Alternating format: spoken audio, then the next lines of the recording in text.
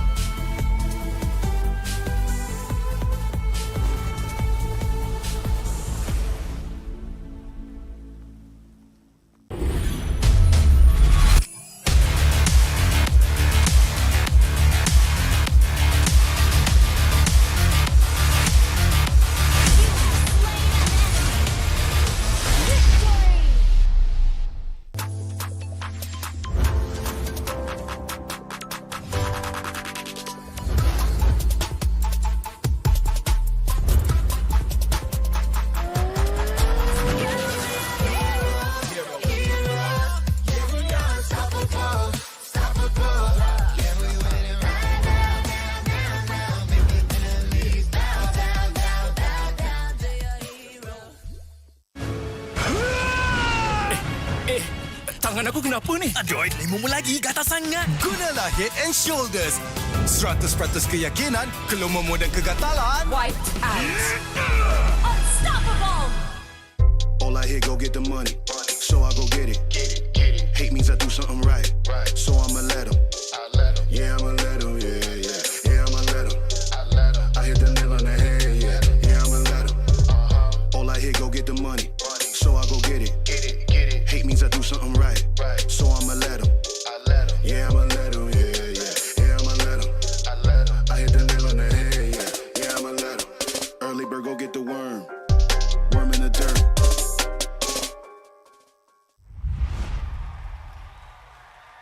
Panas. Itulah, panas gila. Kau ada payung? Ada? Kau tak dengar ke Kak Gura selalu cakap? Sediakan hujan sebelum payung untuk M6. Cik kau. Sediakan payung sebelum hujan. Oh, iya ke? Tapi apa kena mengena dengan M6? Apa kena dengan M6? Ha.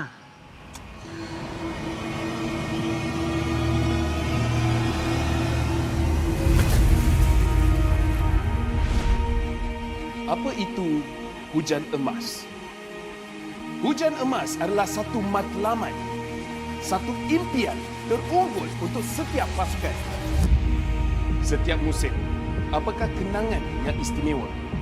Ia adalah ketika juara menjulang piala di bawah hujan emas. Ia juga menjulang dan membanggakan nama Malaysia di persada dunia. New champions of the mid-season. Seperti cuaca, musim baru datang dan pergi. Ia persis dengan MPL MY. Setiap pasukan dan pemain yang pernah menjejak kaki di MPL MY, mereka tidak pernah berputus asa.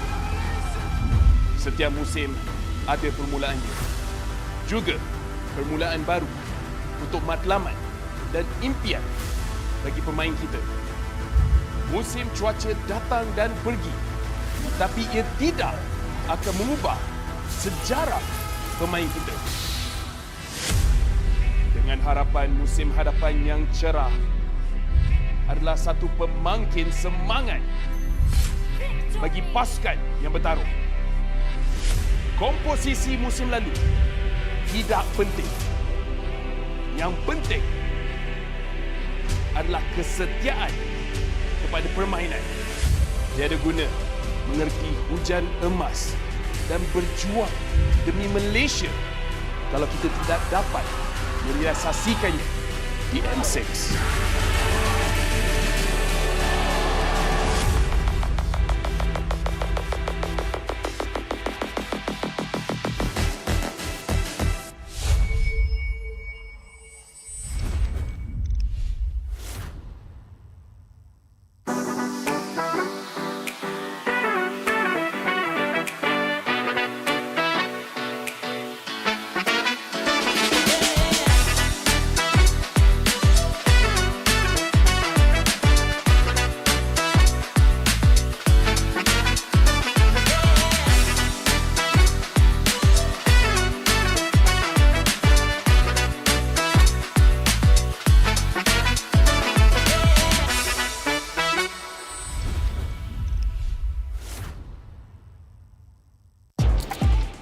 Kisah jago sukan apa jua?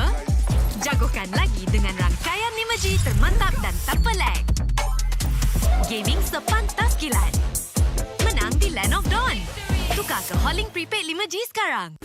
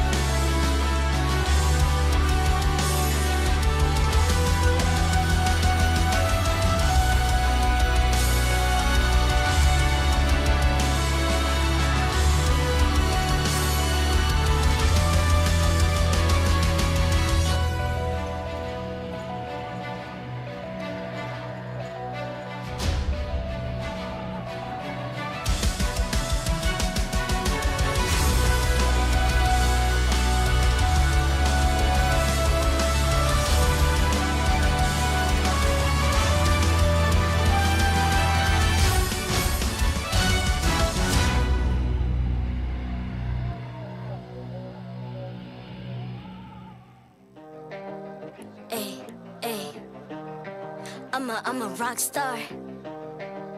Yeah, rock star. Ay, ay, ay. I'm a rock star, baby. I'm a rock star. I'm a rock star. I'm a rock star. I'm a rock star. Panggil aku rock star. Ini kejohanan kita semua orang rock star. Kita rock star, kita buat saja gaya kita. Makin panas apinya sudah membara. Macam mana pun ku menempuh segala. Demi negara ku buat semua bangga. Step into my world, you know I'm always in my zone. You know I got my team, know I'm never alone. Bring out my best, buat yang terbaik. Jadi juara perlahan kita naik. Aku nak push, naik-naik jadi lebih bagus. Jadi hero, ku ada skill. Berapa banyak musuh aku dah kill. Ramai cuba mencabar, cause they envy me. Tiap game aku pasti jadi MVP. Easy. I'm a rock star, baby, I'm a rock star. I'm a rock star, I'm a rock star. I'm a rock star, panggil aku rock star. Ini kejohanan kita semua orang rock star. I'm a rock star, baby, I'm a rock star. I'm a rock star, I'm a rock star. I'm a rock star, panggil aku rock star. Ini kejohanan kita semua orang rock star. Tengok nanti siapa yang juara. Ni peluang kita bawa pulang piala. This is my game, this is my time. Menang semua, everything will be mine. Kalau jatuh kau pasti kembali. Bangun balik ku tegak berdiri. Kuatkanlah tenaga, ganjaran diperoleh. Ni kejohanan kita, Malaysia memang boleh. Rise up to the top, kita buat bersama. Semangat kita kuat di bawah satu bendera. Ay. I'ma go hard for the win. Win. On the battlefield till the end. I'm trying to be the greatest anyone has ever seen. Stand by, I'm coming in for I'm the a rock win. star. I'm a rock star, baby, I'm a rock star. I'm a rock star, I'm a rock star. I'm a rock star, panggil aku rock star. Ini kejohanan kita semua orang rock star. I'm a rock star, baby, I'm a rock star. I'm a rock star, I'm a rock star. I'm a rock star, panggil aku rock star. Ini kejohanan kita semua orang rock star.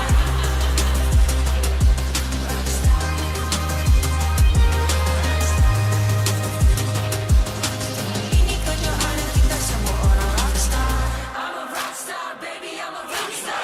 I'm a rock star, I'm a rock star. I'm a rock star, panggil aku rock star. Ini kejohanan kita semua orang rock star.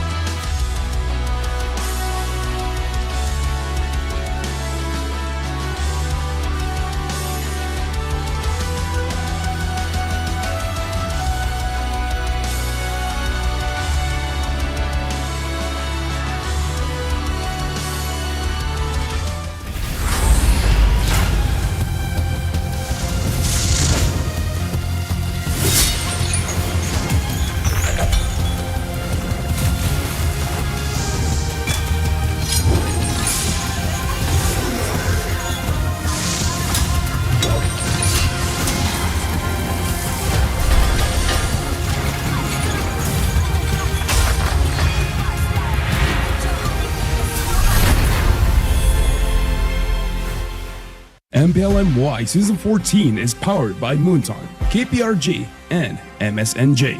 Official 5G mobile internet hotlink. Best 5G for lightning fast MLBB gaming. Official gaming phone ROG Phone 8, king of performance for mobile gaming. Official lifestyle fashion partner, up your game with JD Sports. And thank you to all our partners in esports and strategic partners. Good afternoon, ladies and gentlemen. This is the MPL Malaysia Season 14. It's week number 2, day 1. We're kicking it off with 2 amazing series. Best of threes, of course, and you're here on the desk with us. My name's Husky, and as always, it's a big G, Gin and Q. Yep, it's good to be back once again. Here in week number 2, we already saw how week number 1 progressed. Pretty decent, honestly, considering the previous MPLs. This time around in week number 2, we want to see which team can maintain that momentum, with Team Vamos the only team to be able to 2-0 at the end of week number 1. Absolutely, we got to sample every single flavor of the teams, but of course it comes with the assistance of Hotlink and the best 5G for lightning fast Mobile Legends Bang Bang gaming only with Hotlink. You can enjoy unmatched 5G network with low latency and improved gameplay with Hotlink, as well as 20% off in-game items. So get the best MLBB gaming experience with Hotlink right now. With that being said, let's have a look at today's schedule to discuss about today's games. Here in week number 2, day number 1, we have JP Niners up against Team Vamos, RSG versus Todak. All of these local MY teams, some doing better than others in week number 1, but coming into week number 2, what are some of your expectations, Husky? Well, just for day number 1, I'm looking at how RSG, MY, and Todak are going to turn out, right? Both teams are sort of the fallen empires looking to reclaim their throne. Obviously, RSG, MY ever so close to a grand finals appearance. Last season dropped out in 3rd place. Whereas for Todak, they finished 5th and 6th 2 seasons in a row, coming in with a full 10-man lineup to make it happen in season 14. I mean, both RSG as well as Todak, unfortunately not exactly getting the best of week number 1, but even coming into week number 2, JP Niners and Vamos, both of them winning out their matchups. Let's talk about the lineup for JP Niners with Zach QT, Yethri, Max, Rasi, and as well as Loliel. They were able to get their first series win in week 1 against Team Ray, 2-1. A lot of scrappy moments, but we've said that super glad to see Max in the main 5, right? Really putting work in the jungle. Obviously, Loliel as well from RSGMY to JP9 is also really showing his prowess in that goal lane. Yeah, I mean, overall, I think that the weakest part about this team is during their team fights. Zach QT is very stable, and Rasi may create some opportunities, but we haven't seen Loliel get to that form when he was in RSG, where he's not only just dominating, but confidently taking over the game. Yeah, and of course, their opponents today will not be an easy one. It's going to be from Team Vamos, the ex-Homeboys lineup. In fact, a reunion, a combination of Warlord, Smooth, Chibi, Zorn, and Nets, and Smooth starting in the XP lane so far has been a hot topic. Is he going to be the improvement for Vamos? So far, I'd say it's heading down that direction. Not the cleanest gameplay just yet, but one of the better looking teams after week number 1. They confidently took a 2-0. They are still a very aggressive team, obviously with Chibi on that lineup. He really likes to push that tempo a lot faster. Even sometimes even his team can't keep up with him. And we were blessed to see games back-to-back, one of his signature pick. And the fact that this team has a lot the team says a lot about Team Vamos as well. But at the same time, we got to talk about the headline, because this is what we just brought up. The smooth transition. Is this the key to push Vamos to the top? Well, honestly, I think that Smooth has been a reliable player during his time of Team SMG. And even before that, right? A deadly EXP laner, has a wide hero pool, but more importantly, has 2 different playstyles. Whether he can play damaged EXP laners or tank EXP laners, generally he's pretty flexible. But the meta calls many things of him. Yeah, and right now, I think it puts him in a very comfortable spot, right? No Paquito, no Benedetta, no problem. He's a big Teresa player. You want the Phobius first pick, high loss. Smooth kind of got that covered. And I think it's also great to have that flexibility for Team Vamos. In any case, if they want Sepa to be in the main lineup, I'm pretty sure down the road they will have the chance. I am curious to see whether or not Smooth is capable of playing Phobius, especially into a losing matchup, right? I think that's something we haven't yet to see. But let's not forget, if we're talking about EXP laners, we also got to talk about maybe an EXP laner, maybe a jungler with the new hero, the Mask of the Immortal Shoyu. It will be released on the 21st of September. Of course, when it's released, you can play it in your games, but we won't see it in MPL for another 2 weeks after the release date. But stay tuned, because that means there's a possibility that playoffs we will be featuring Suyo. Yep, Suyo. Shoyu. Can't Short get the name. Watch Worcestershire sword. Boy, don't even. Oh boy, it's a bad start for me. But with that being said, with this upcoming game, hopefully we're going to see the full extent of these teams. Whether it's just a week 1 thing where it's just you're hot, you're starting off because of the season, the cameras, the lights, the action for you guys. But coming into week number 2, whether or not it's going to be the same consistency is a completely different story. With that being said, it's time to get our gloves ready, because we'll bring our contenders to the stage. It's Team Vamos and JP Liners coming on.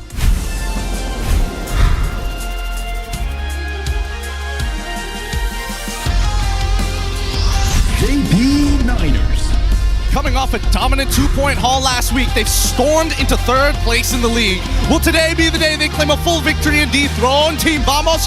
Powered by Max with maximum effort, stand tall for the unstoppable force from Negeri Sembilan, JP Niners! Team Vamos. Dominating with a clean and effortless victory against Red Esports in their first match, Team Vamos strengthens their ranks with the additional power burn to support Coach Pops in the tactical department. Warriors, the reign begins now. Team Vamos!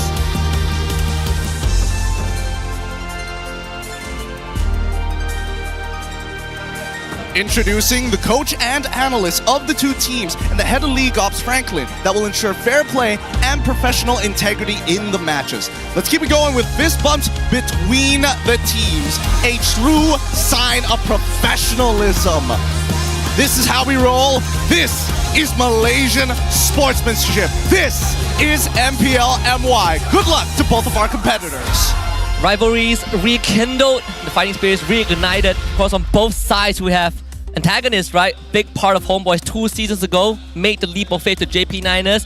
Very rough season 13, but deciding to stay for another season with a new revamped lineup. Obviously, you compare them to Homeboys. It's more of a rocky start in Homeboys Vamos. It's more of a rocky start in week 1. This one is going to be the true test. Well, to be fair, at least for the JP Niners, they've already got their first win of the season out of their way, so there's no pressure to actually achieve that anymore. Whether or not they're going to win this reunited battle between the analysts and tacticians, I mean, good luck to both of them. Last season, didn't go too well for Anja. Yeah, definitely didn't, right? He had a lot of struggles. We've seen it on his face, but of course, looks a lot more glowed up this season. But of course, I want to remind you guys to join the fight now. There's a redemption code on your screen, or you could just scan the QR code and get your hands on some goodies. We're giving it away every season. It's free. Do it now while you still can, while you still have the opportunity, or even screenshot it for a friend of yours down the road. And make sure you tell them that MPL MY sends its regards. Free entrance, that's the most important part, right? If you are around MBSJ Serdang, Dewan Serang Jaya area, just come. I mean, we have a lot of space left, and even if we don't, you still can hang around outside. Plenty of booths, a lot of merchandises, food trucks, drinks, all you could ask for. I mean, as long as you're pretty active into the community, I'm sure you will see some familiar faces. I was thinking whether or not you would recognize somebody if you come to MPL. And now that I think about it, like, honestly, yeah. You probably would, right? You might even meet people who always show up on the screen, you know, all those fan interactions. You might even be a part of that. Or you could join interaction, you know, led by Rose before the show starts. Plenty of things going on. Of course, seeing your favorite players, sometimes meeting your idols. Like Solos came down last week as well. He did. Yeah. He did. Let's have a look at the WhatsApp here with, from JP Niners only, Coach Chico here. Will we see JP bring in the heroes that Beloyski used in MPL ID? He answered, we will see later, because back when I was in Rebellion, I really liked all these cheese picks, so we might bring it here. Interesting words from Coach Chico. Yeah, Isa, for example, in Halkert, Rome, Natalia, Gato Kacha was kind of the latest invention by Beloyski, and he has also kind of cooked up some highlights in MPL ID. The map pack highlight, the allegation against Big Brain Beloy. There's that one as well. See, I mean, JP Niners have shown us surprises in the past. They have really upset some of the best teams. Toda was one of the best examples last season. I think now taking up Vamos will be kind of a cut above. We also want to look at the MVP ranking. So far, Box, Chibi, Max, Sakai's are all tied in first. All 4 are junglers, followed by Ruff in 5th, who is a goal laner. Yeah, it seems to be the jungler's high impact moments for this season until the meta decides to change, or if the next patch does decide to shake things up. And speaking of which, right, the last time we saw JP Niners up against, well, previously the Homeboys with that lineup, including Warlord, they didn't do so well. And a lot of it just came down to just lack of leadership previously. But now, I think that this team seems a little bit more well-suited to take on the current version Team Vamos. Yeah, and I think they also have adjusted pretty well to Chibi, well, not to Chibi, but to Max's playstyle, right? In last season when Max come in halfway through, they took some time to get used to how Max is playing. Can we match up against his tempo? Can we make sure that if our jungler dives in, we are there to back him up? Last season was kind of a testing phase, but right now, feel a lot more cohesive, and even Max feels a lot more relaxed with the squad. I mean, that's just one playstyle though, right? Having a main win condition and a secondary win condition later down the line is always going to be important in a meta such as now, because it's so high impact and it's very easy to shut down a singular win condition. assassins, right? In a nutshell. That's why kind of the red side pick has been so important. We've seen some crazy blue side wins, and best example actually came from a Team Hug against RGMY, which somehow blue side won all 3 games. But in this case, I think for Team Vamos, the addition of a new technical staff, I think it's going to help alleviate some of that pressure for the team. Well, maybe the draft is going to be better, but in what way? After listening to what Chico had to say, maybe some of these cheese picks or special interactions is going to come out live today on in this best of 3.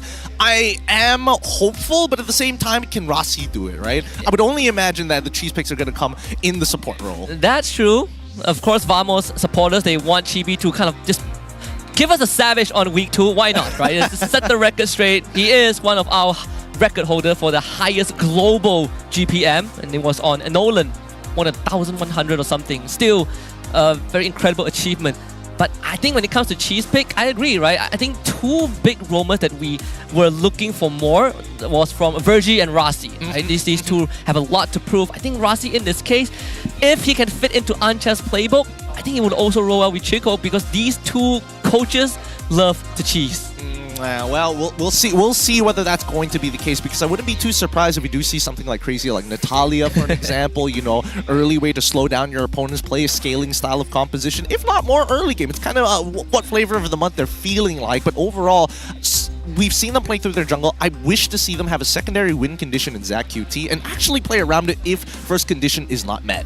Either that or Low Leo. I think Low Leo has been a prime win condition. I don't know about that. That was back then. I don't know about that one. After last week's games was something where I was like, man, Low Leo's, if he could just team fight properly, it could have been a very fast day.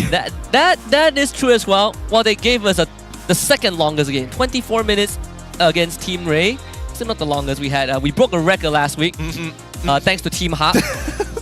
So it's not that bad if you all things considered. It could have been worse. It could have been a lot worse. Maybe if Mimo's playing in the mid lane. he's on the record for all the longest games so far. Every single time we have a long game, Mimo's playing mid. Followed by Zavs. And they Zavs, happen to be enemies like last week. So. It's too funny. It's too funny. But at least we've gotten that out of the way, right? I would imagine the rest of the season is going to be a little bit faster. And honestly, I do think by past week 3, a lot of these games are going to end relatively quick. Yeah, speaking about quick games, Team Vamos actually gave us the quickest game so far in the regular season. It was Game 1 against Ready Sports last week. 10 minutes 51 seconds. Record almost broken by SRG against Team Ray, but they didn't have a minion wave, so that game went on for 3 extra minutes. So I think Team Vam was still keeping that aggressive playstyle, right? If we end the game within the first Lord, we'll do that. Do you think that JP Niners is gonna go for another Deathball comp again? I like know. just one more time. Like this time it'll work. I swear. Last week was a fluke. Yeah, I mean, it's more of a team raid thing, but for Niners, hopefully not. I don't think Lolia would accept playing Ruby. I don't know. He used to play EXP before he got shifted to gold. Yeah, that's true. I mean, I don't think so.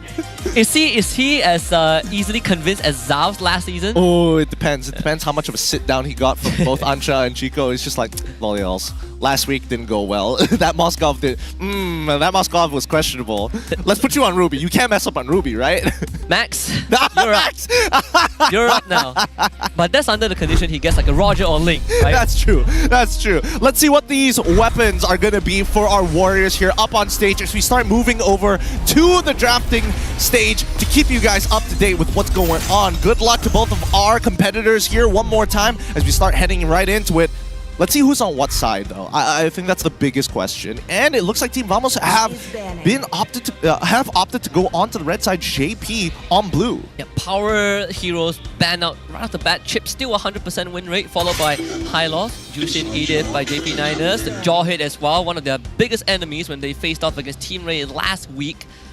We still have Phobias on the table, and some teams have been willing to let it go on red side. We'll see if Push Pops thinks the same.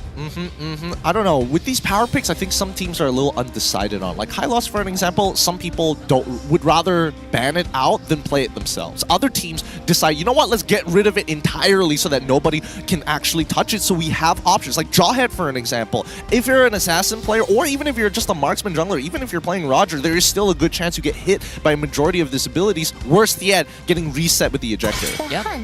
We've only seen we've only seen one team kind of flex the high lows, and that was Monster Vicious last week against Todak, Rome and XP. So Vamos, they do open the Phobias, they ban the Ruby out. So any chances of low Liao on Ruby is now out the window.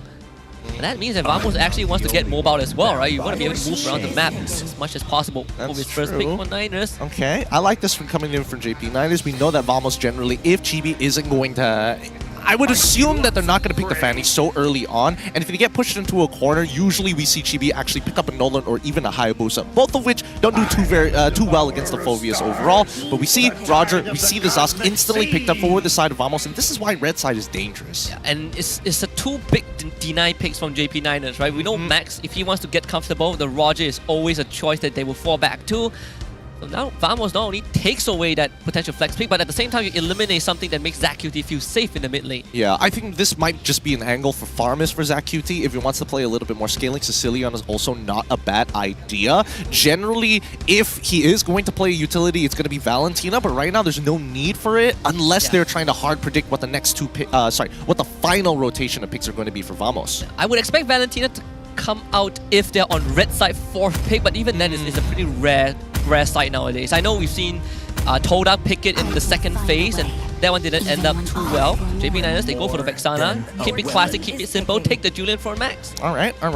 Vexana into the Julian. I think this is totally fine. Julian does pretty well against Assassins overall. He's got a lot of tools in his kit to make sure he can get out of tough situations while still dealing way too much damage. But Vamos, now on their final pick for the rotation, how are they going to start closing it up? Because so far, if we're looking for like hard counters here, I don't think there's a direct one yet. Kufra, rather interesting, so they're going to go for more of a pick-off. I was thinking whether they would pick Zorn or Smooth's hero.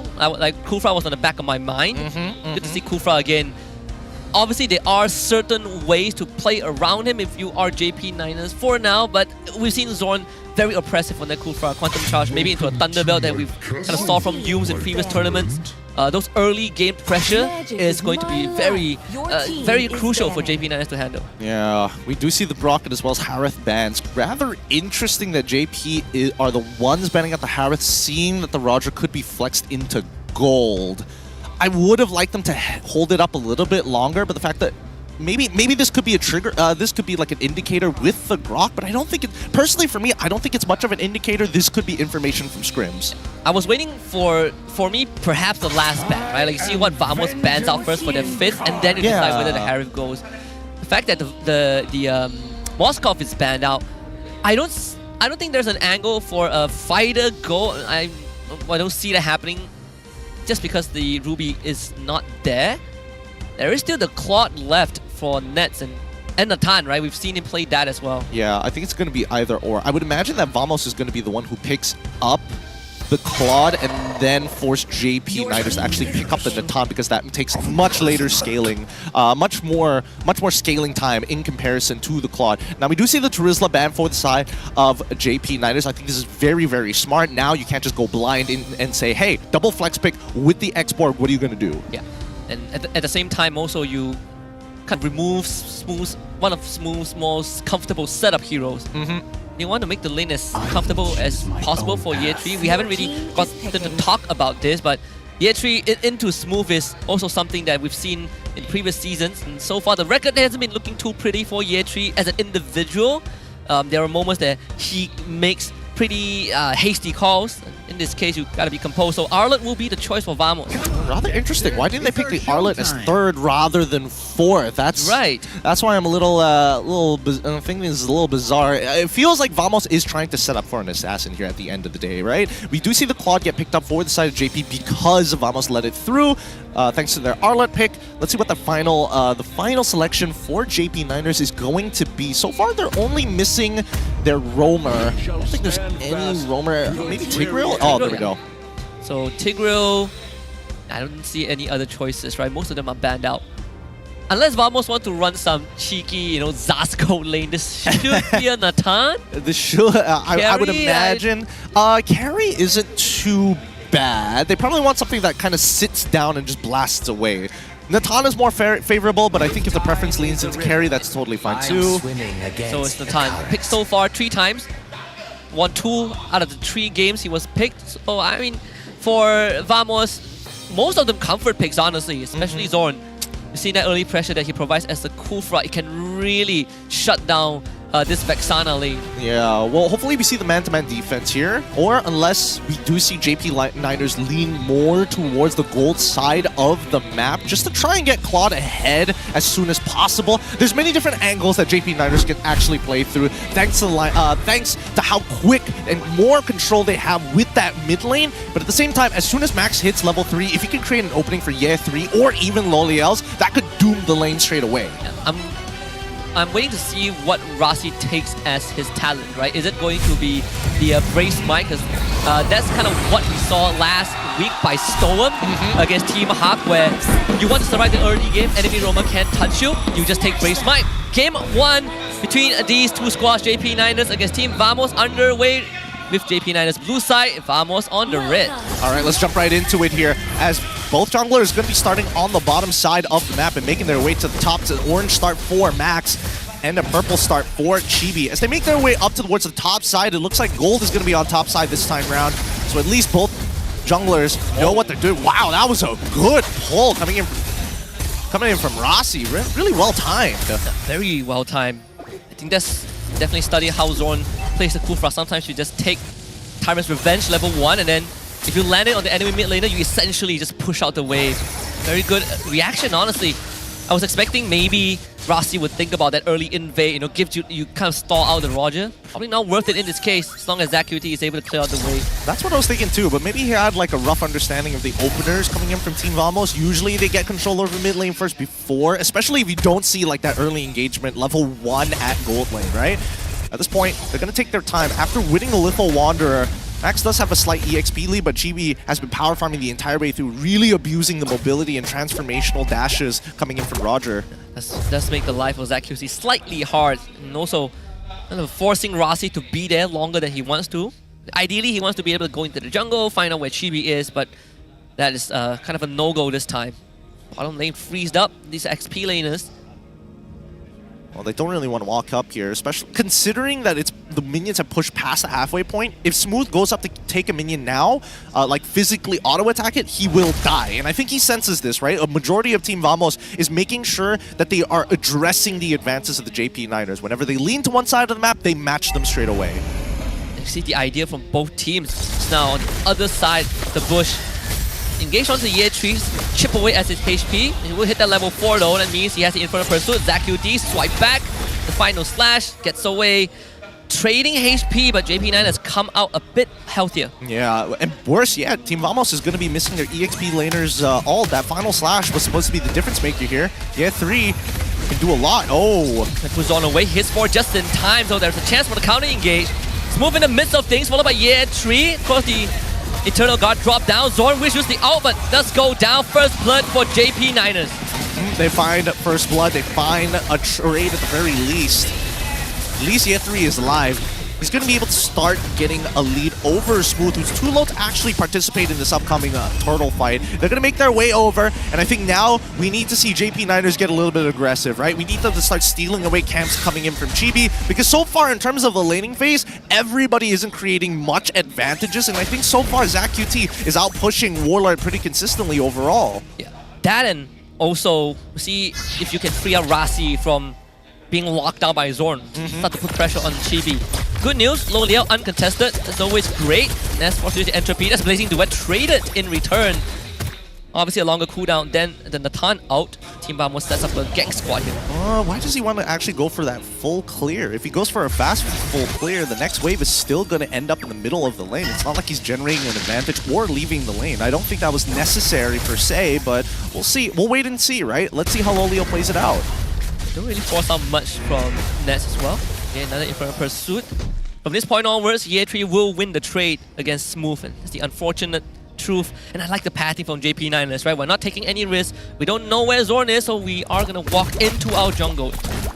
Okay, Loliels. Looks like he traded pretty heavily against Nets on the next upcoming wave that he didn't after he ulted, forcing Nets to actually take a recall. He should lose one minion on his way back. So at this point in time, it's a winning lane for Loliels, and I think that the JP Niners They really need to do something right now because it's too passive and they're giving free time over to Team Vamos. Yes, this is what we should be doing. Rossi already scouting for information, sees that GB is taken to his Beetle camp. They can start to match it, but worst yet, if they start walking in the river, they're still susceptible to getting jumped on by Zorn. That's why they haven't been doing that, taking that path. They know that XP lanes right now favors Year 3, which is in of itself very good news. Top side as well. Nets getting really shoved underneath his turret by Lo Liao. So 2 lanes where they have the advantage. It's also setting up just in time for the turtle. In Year 3, he's going to start running over. Yeah. Imagine both junglers unable to find like gank opportunities, and it's so much worse for Vamos because of that turtle, the EXP lead, and with the kill that fell over to JP Niners, the lanes have been skewed so very much. And I think that at this point, Team Vamos might just want to give this away. And Year 3 in a very good position as well. Just spot out Smooth. Instantly commits the ult, does find the reset. Smooth is the sinner, final slash onto Rossi, flickers into a big implosion! And Rossi sets it up for JP Niners. They get the turtle. Vamos on full retreat. They were able to get out. Chibi also saved. They want to get Year 3, but Year 3 has the ult. Constant reset. JP Niners secures the objective. Dear Lord, Phoveus buys a lot of time. Great motions coming in for the JP Niners. Rossi finding an amazing ult there to kind of change the landscape. That's what they're looking for. A big group up from the side of Team Vamos as the lanes start to collapse. Man, Smooth almost killed his entire team with that ult. Yup. You gotta be a lot more careful with your final slashes. Miracle they lost no one in that fight. Yeah, I'm surprised they didn't lose too many people as well. I thought maybe Zorn might have to like throw himself into the backline, maybe get a Tyrant's Revenge and Tyrant's Rage to try and slow down that fight and give up his life so the rest could live. But the fact that they walk away with all 5 is already a miracle. At this point, we do see that GB is trying to make an effort towards that top side of the map to pick up just the side camps. Whatever neutral creeps he can find along the river is the way that he's keeping up with Max so far. I wonder if JP Niners kept track of the battle spells, because Zorn didn't even have to use his flicker just now. Same for Warlord. Gold Crab going over the net. Lo Liao still, despite not having any sizable gold lead, he is really putting the pressure onto Nets, freeing up Year 3 to walk around the map as well. Smooth shows up. Final Slash is ready, but he is crowd controlled. They just dunk on him. Second kill for ZachQT. Really good stuff. Smooth, really not having much of a game here.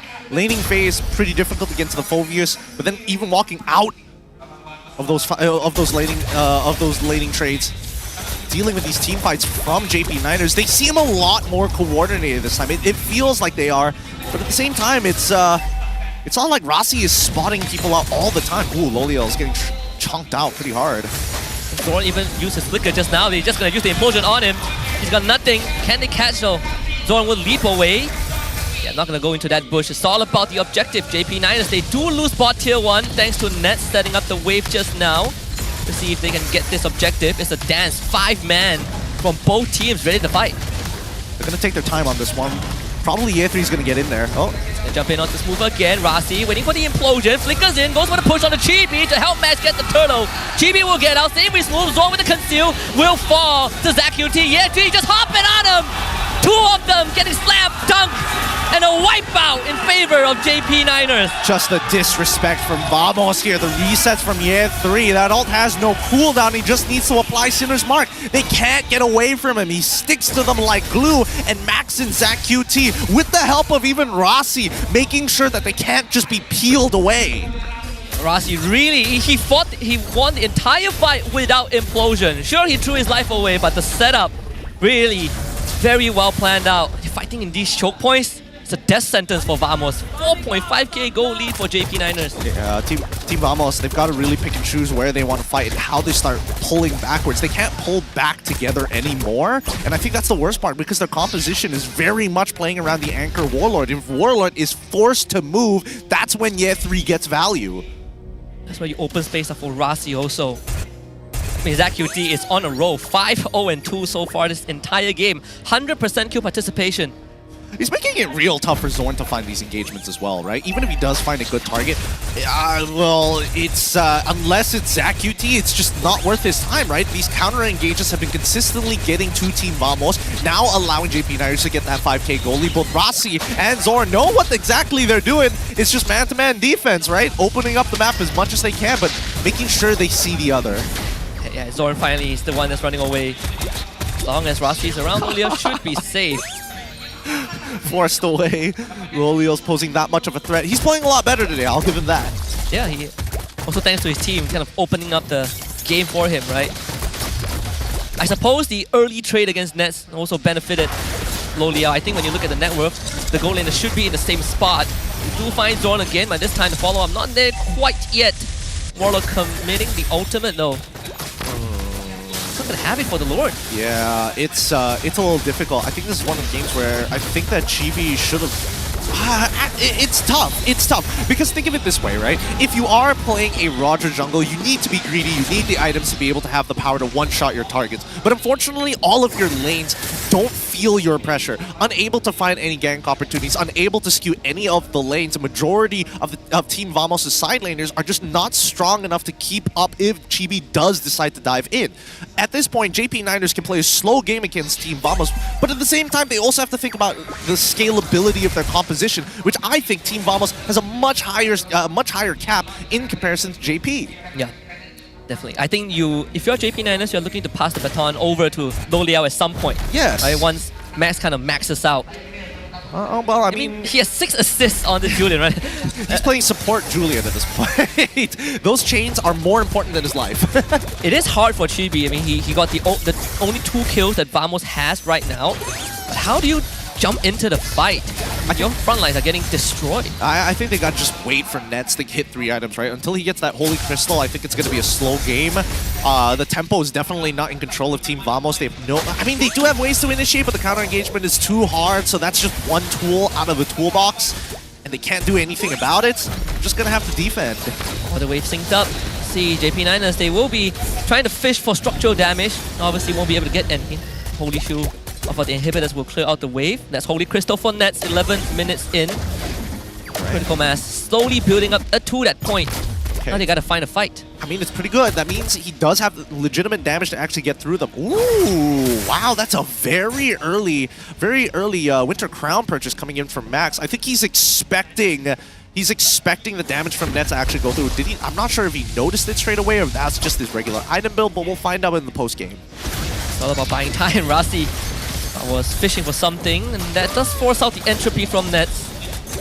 I think he's starting to feel the heat as well. Look at the item build, right?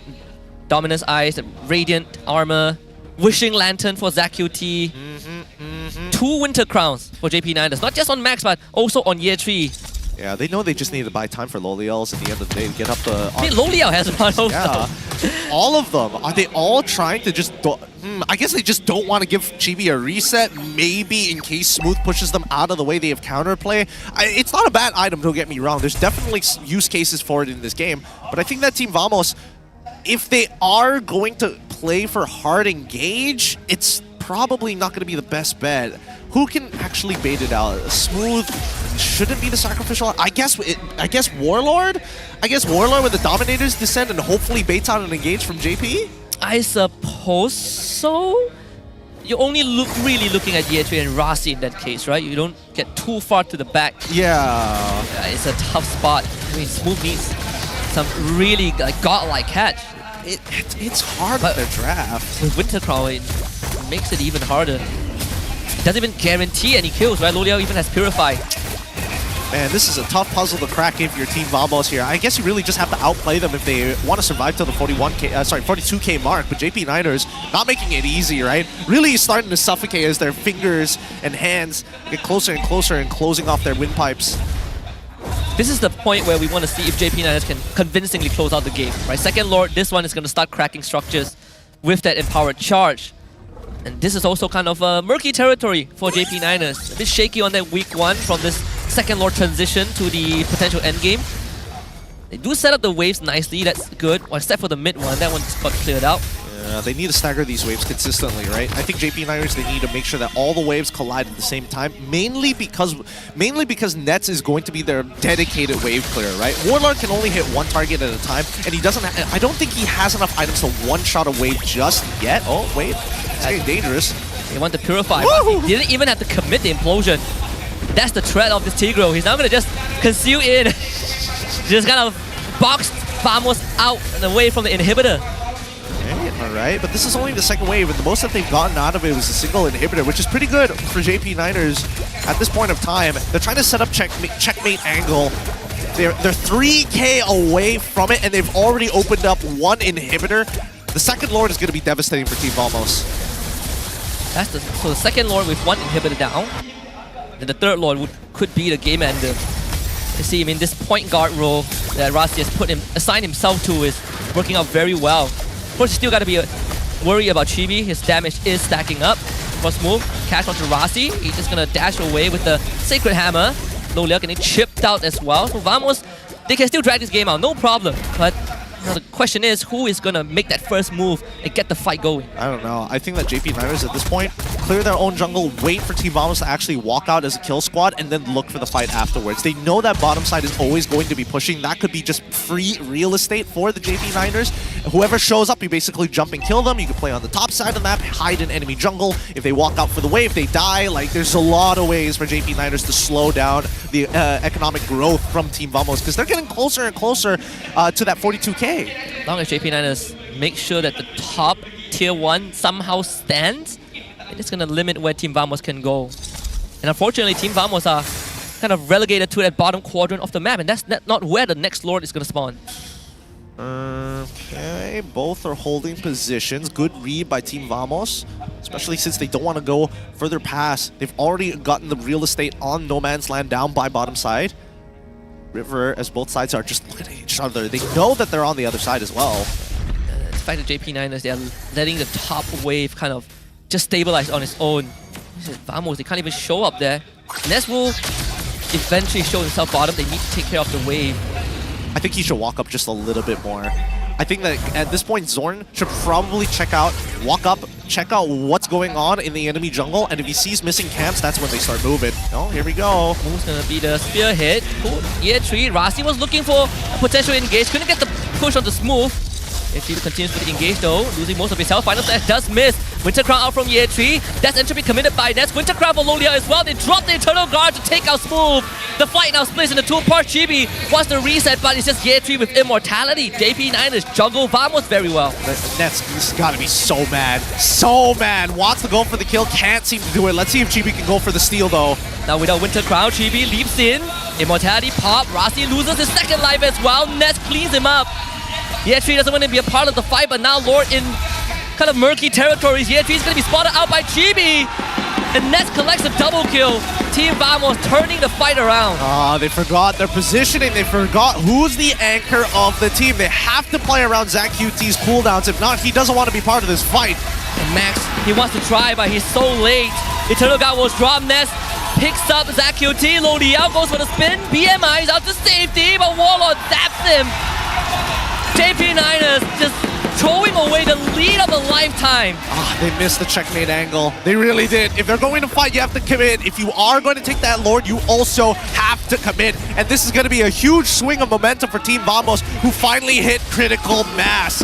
2 mid turrets already destroyed. Give them an inhibitor while you're at it. More than a 7k goal swing. And Rasi is going to vacuum 4 of them. Put them under the crystal and now Year 3 turn.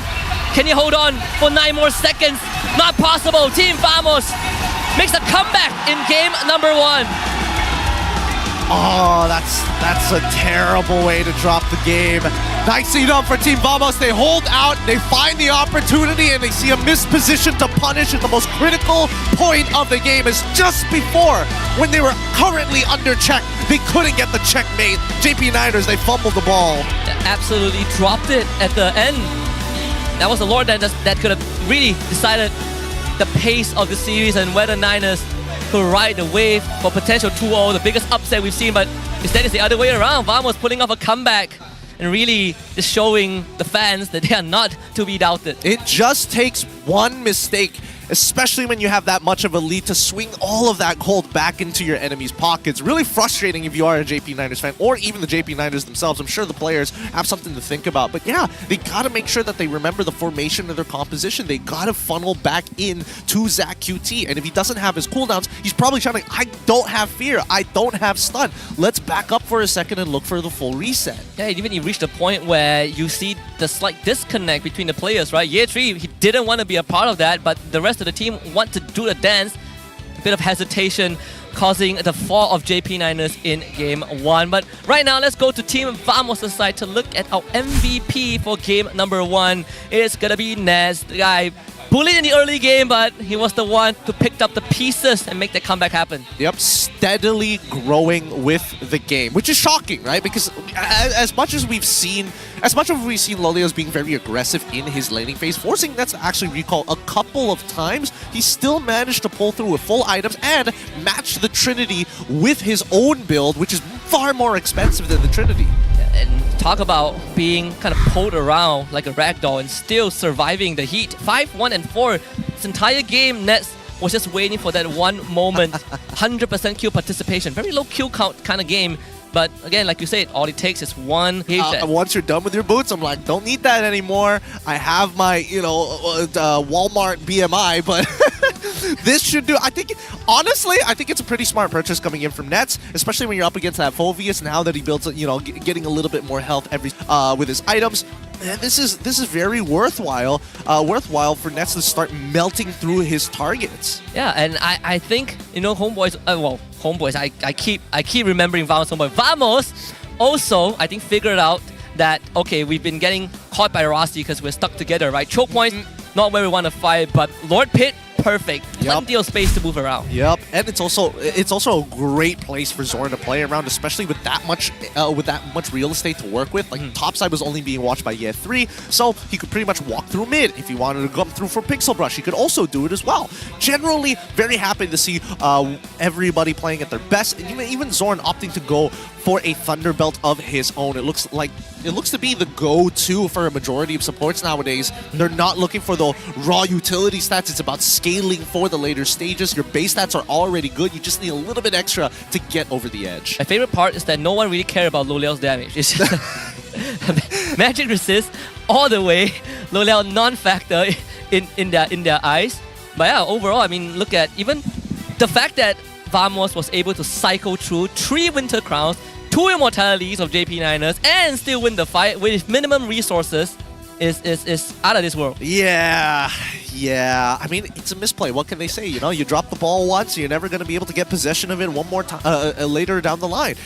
I wish that Ye 3 got a little greedy with this item build. I did see that he was going for the traditional Thunderbelt into almost full tank situation for the Phoveus. I think he definitely could have been more aggressive with the War Axe or something like that, just to make sure that if he does get a bit of a snowball leaf, he can sustain with the extra spell vamp. But then again, it's preference more than anything else. Yeah, and he took Flicker and not Vengeance, right? So maybe that also kind of makes a difference. It's not able to stay in the fight as long as the Phoveus is with a Vengeance.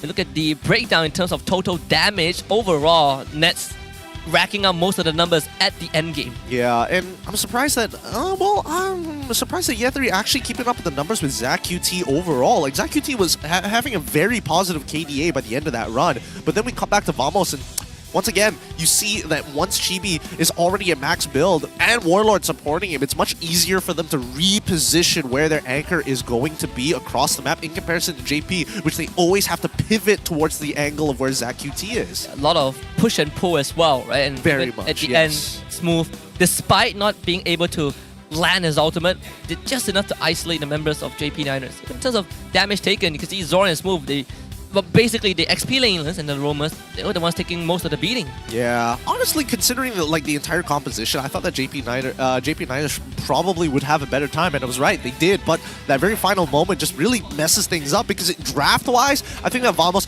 naturally has a weaker draft, with the only win condition being that unless Chibi gets a snowball in the early game, or if they start scaling the late game. And that's kind of what you kind of predicted did come true, right? The Nets hit critical mass, Chibi hits his items, and JP Niners they needed to pass it over to Lo Liao, but they just were not able to provide the support system. It's tough. It's really, really tough, right? You can't one-shot the Zas because of the Dominator's Descent. Zorn is just not that worth it of a target, and the more that you commit on Smooth, the higher the chance you might accidentally walk into his final slash. Moments like that is why you see JP Niners going to be a little bit more hesitant on the engage rather than Vamos, who doesn't mind playing this game of push and pull. And they did it incredibly well. It's something that has been their staple, their signature, even when they were back in Homeboys.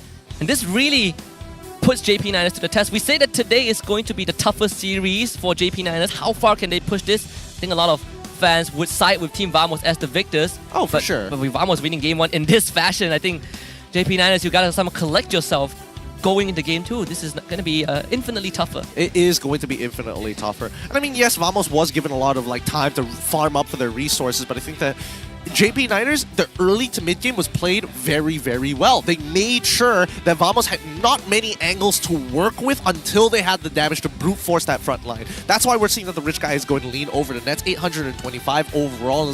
Honestly, it's good to know that 825 is the minimum number to get to hit 3 items at consistently 11 to 12 minute, right? Yeah. The carry, Zach QT, obviously. Sandbag going over to Year 3, no questions asked. Best wingman going over to Zorn. Yeah, just waiting for the one moment to get the perfect set, right? Early to mid-game turtle fights, not easy. Smooth caught up plenty of times, kind of almost killed the entire team. Zorn also not able to get the engage, but the Athena shield, I think I want to look at that timing because the Athena shield made quite a difference in surviving the burst from JP9ers. That's a good point here. Let's look at the Athena shields then. From the side of JP9ers, I am not seeing it. I am not seeing it at all. No Athena shields across the board. It's only from the side, it's only actually from the side of Team Vamos here, where we do see it later down the line, specifically from Zorn, closer towards the 15th minute. Yeah, it's quite late, all things considered, right? I mean, even look at Chibi, he went for the Windtalker first, so for the faster Thunderbell into War Axe, so bit of a mix and match, and that's why even as far as Lo Liao is in terms of his item progression, he's not able to really man-to-man fight Chibi. Yeah. Well, I guess with the way the Chibi built as well, the fact that you go Windtalker to increase your farm speed, but then afterwards, the fact that he did decide to rush the Thunderbell made sense why I guess he had the foresight to see that next 2 turtles were basically impossible to take, so I might as well start poking out my opponent. I suppose so. That could be the approach, right? I mean, he did take up kind of the space in the river. He did. I mean, if he was going for his traditional build, he likes to go for War Axe almost immediately after the Windtalker. But that's out of speculation here. Maybe he was giving the heads up from the rest of his team. This is not going well. Go for the Thunderbelt. We need to scale. It's like, guys, we just need to buy time. We kind of messed up the first 2 turtles. Can't do much about that. But right now, Team Vamos in the lead, 1-0. We're gonna throw it off stage to Rose. Brought to you by Hotlink for another off stage segment. Rose, take it away. Selamat datang ke MPL Offstage yang dibawa oleh Hotlink. Dan sekarang ni, saya ada dan bersama dengan special someone daripada Indo. Untuk korang yang tengok MPL ID, mesti tahu dia adalah Aul, satu orang caster daripada MPL Indonesia. So Aul, what are you doing in Malaysia? Being support system. Support system untuk siapa tu?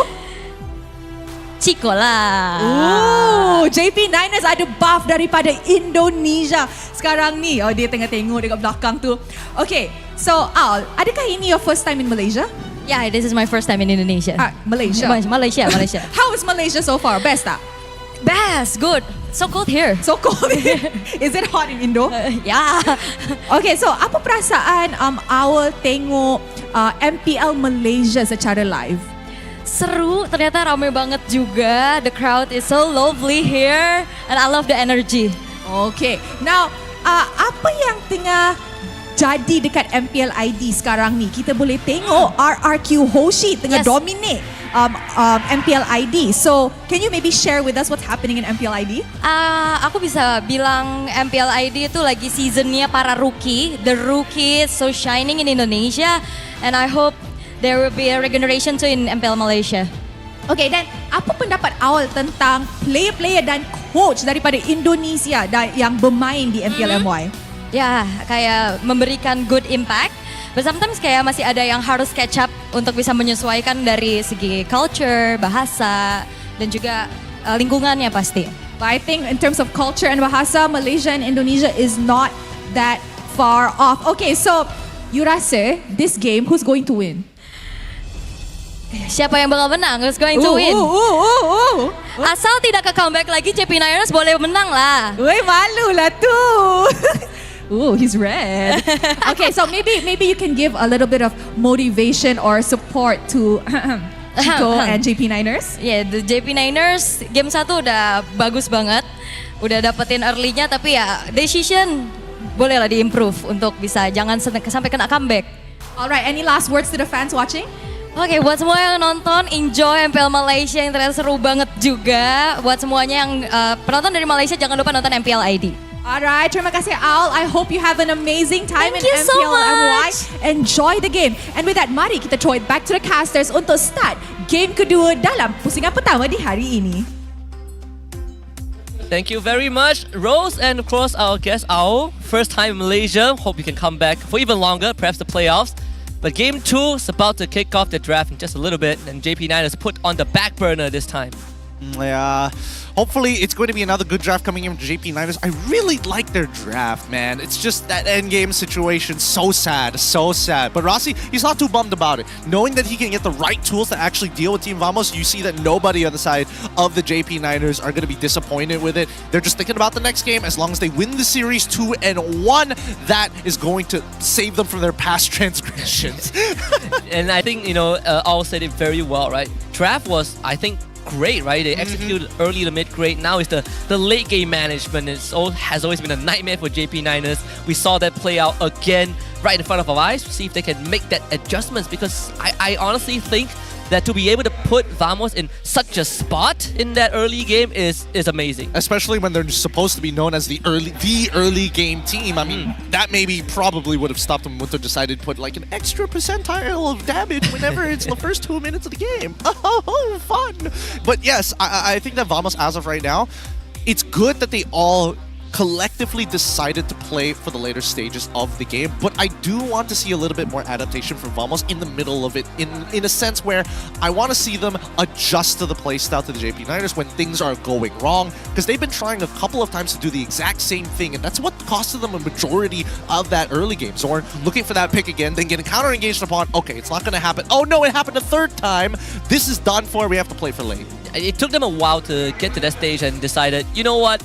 JP Niners, as much as the lead that they have, they're not really pressing it on us, right? Yes. So we just take out jungle, we just push lanes.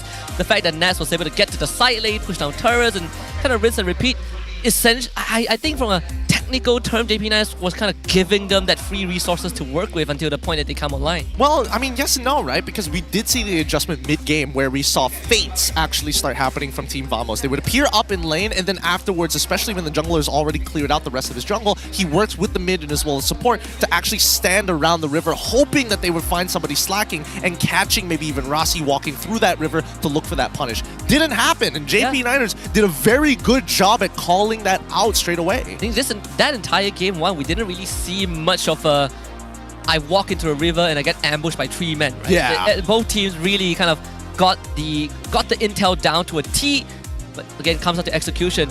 This time we will see JP Niners on their red side, and perhaps that's going to change up how Vamos wants to deal with them in kind of the banning phase. Honestly, I don't know, right? Considering how teams have been going into this drafting phase, opting to go for blue side and still getting wins, like anything is possible here as we are starting to make our way into the land of dawn. Let's see what the weapons are going to be to arm our players here, our warriors up on stage. Good luck to both sides. If we start heading over into the draft, let's see who goes where. See, what? I told you! What? I told you! What? I knew it! This is why! This is why! I get excited for half a second and I'm like, there's a good chance they don't do it. Why? Did they win on blue side last week? I actually don't remember. Did they? Yes, they did. Wait, did they win on blue side last week? Against Team Ray, did they win on blue side? It is not something. No, they won on red side. I don't have my notes. I don't have my notes this time round. They might have cracked something against Team Vamos. It's a little hard to say, but let's see whether Vamos is going to ban out the Phobias this time round. Maybe it's going to be a better laning phase for Smooth. They did kind of shaft him by saying, "Hey, we saw the Phobias. Here, take Arlet." Let's see if that trade is worthwhile. So far, the bans are the same. I mean, High Loss, Chip, Jawhead, Edith. We did see the Ruby ban from Vamos in that third phase. JP Niners taking out the Jushin. It's the same. I can't. This kid's just like, you guys got trash. Oh, lost early, still trashed you in late. Throwing up peace signs. He's like, If you cut away the first 10 minutes, sure. The statement stands true if you don't look at the first 10 minutes. But a win's a win. That's what they say. A win is a win, but we do see that Vamos have adjusted, decided to get rid of the Phobias, causing too many problems in lane and outside of the lane. They ditch it straight off, and now JP Niners, what is that first pick? And what is the plan for year 3 in his lane? Game 1 has been given an extremely strong pick, and now game 2 they will take the Roger a bit more flexibility for Loliao and Max. I like it. I like it. Let's see how Team Vamos is going to answer. Because now that they don't have to worry about Phoveus anymore, a lot of the dash heroes that Smooth can play in as well as Chibi are going to be optimal in these types of situations. At the same time, we could expect to see some of the early pick flex. Some of the flex picks that we should expect. Oh wait, sorry, Edith is already banned out. I mean, there's still the Ruby, Arlet, they're both available. This early on? Ah, yeah, there we go. Okay, So alright. Ruby Zask. Ruby Zask. I was leaning more into the Zask. The Ruby, I'm not so sure. We've definitely seen games where like Ruby struggles so much, unable to kind of like match the distance. Like I get the logic, right? Roger rolls in, you lock him for as long as possible, you sustain so you don't get one shot by the Lycan Pounce, and then maybe get a pick later if he tries to roll back out. But it is a big deterrent to any assassins, right? So we'll see where this Roger goes. I figured either Go or Jungle would not be the most comfortable spot to be in. But Vexana is a constant. So far out of 5 games, only 1 win. 4th loss was contributed in the previous game, unfortunately. They gave Year 3 to Terizla. That was banned out in the previous game by Vamos in the second phase. Yeah, at least Year 3 is the one holding on to it. Not a lot of counters against the Terizla, unfortunately. They are, but they're so conditional that it affects your team composition. Like Vamos, for an example, it's like, yeah, I smash you in lane, but I do nothing in team fights. That's why it's more of a 5th pick, right? It's more like a red side thing. So Ling goes over to Vamos. JP9ers. I mean, this one is more expected. The fact that you have that Roger first pick. Yeah. Let's see what Vamos locks down. Dude, it's been so long since we've seen Chibi on the lane. Like, since forever.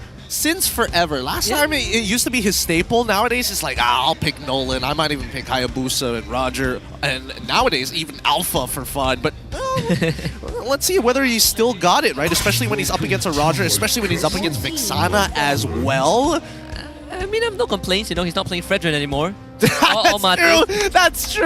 Oh man, Martis would have been good. I would like to see his Martis again. That's always a fun time. Perhaps the next patch, right? Maybe Martis will be brought back. Who knows? Yeah. I do know if you buy Sky Piercer on Martis, you could just ignore the ultimate threshold. You could kill someone at 50% health, which is in of itself ridiculous. But, yep. You know, it's more of a gimmick than a game-winning factor.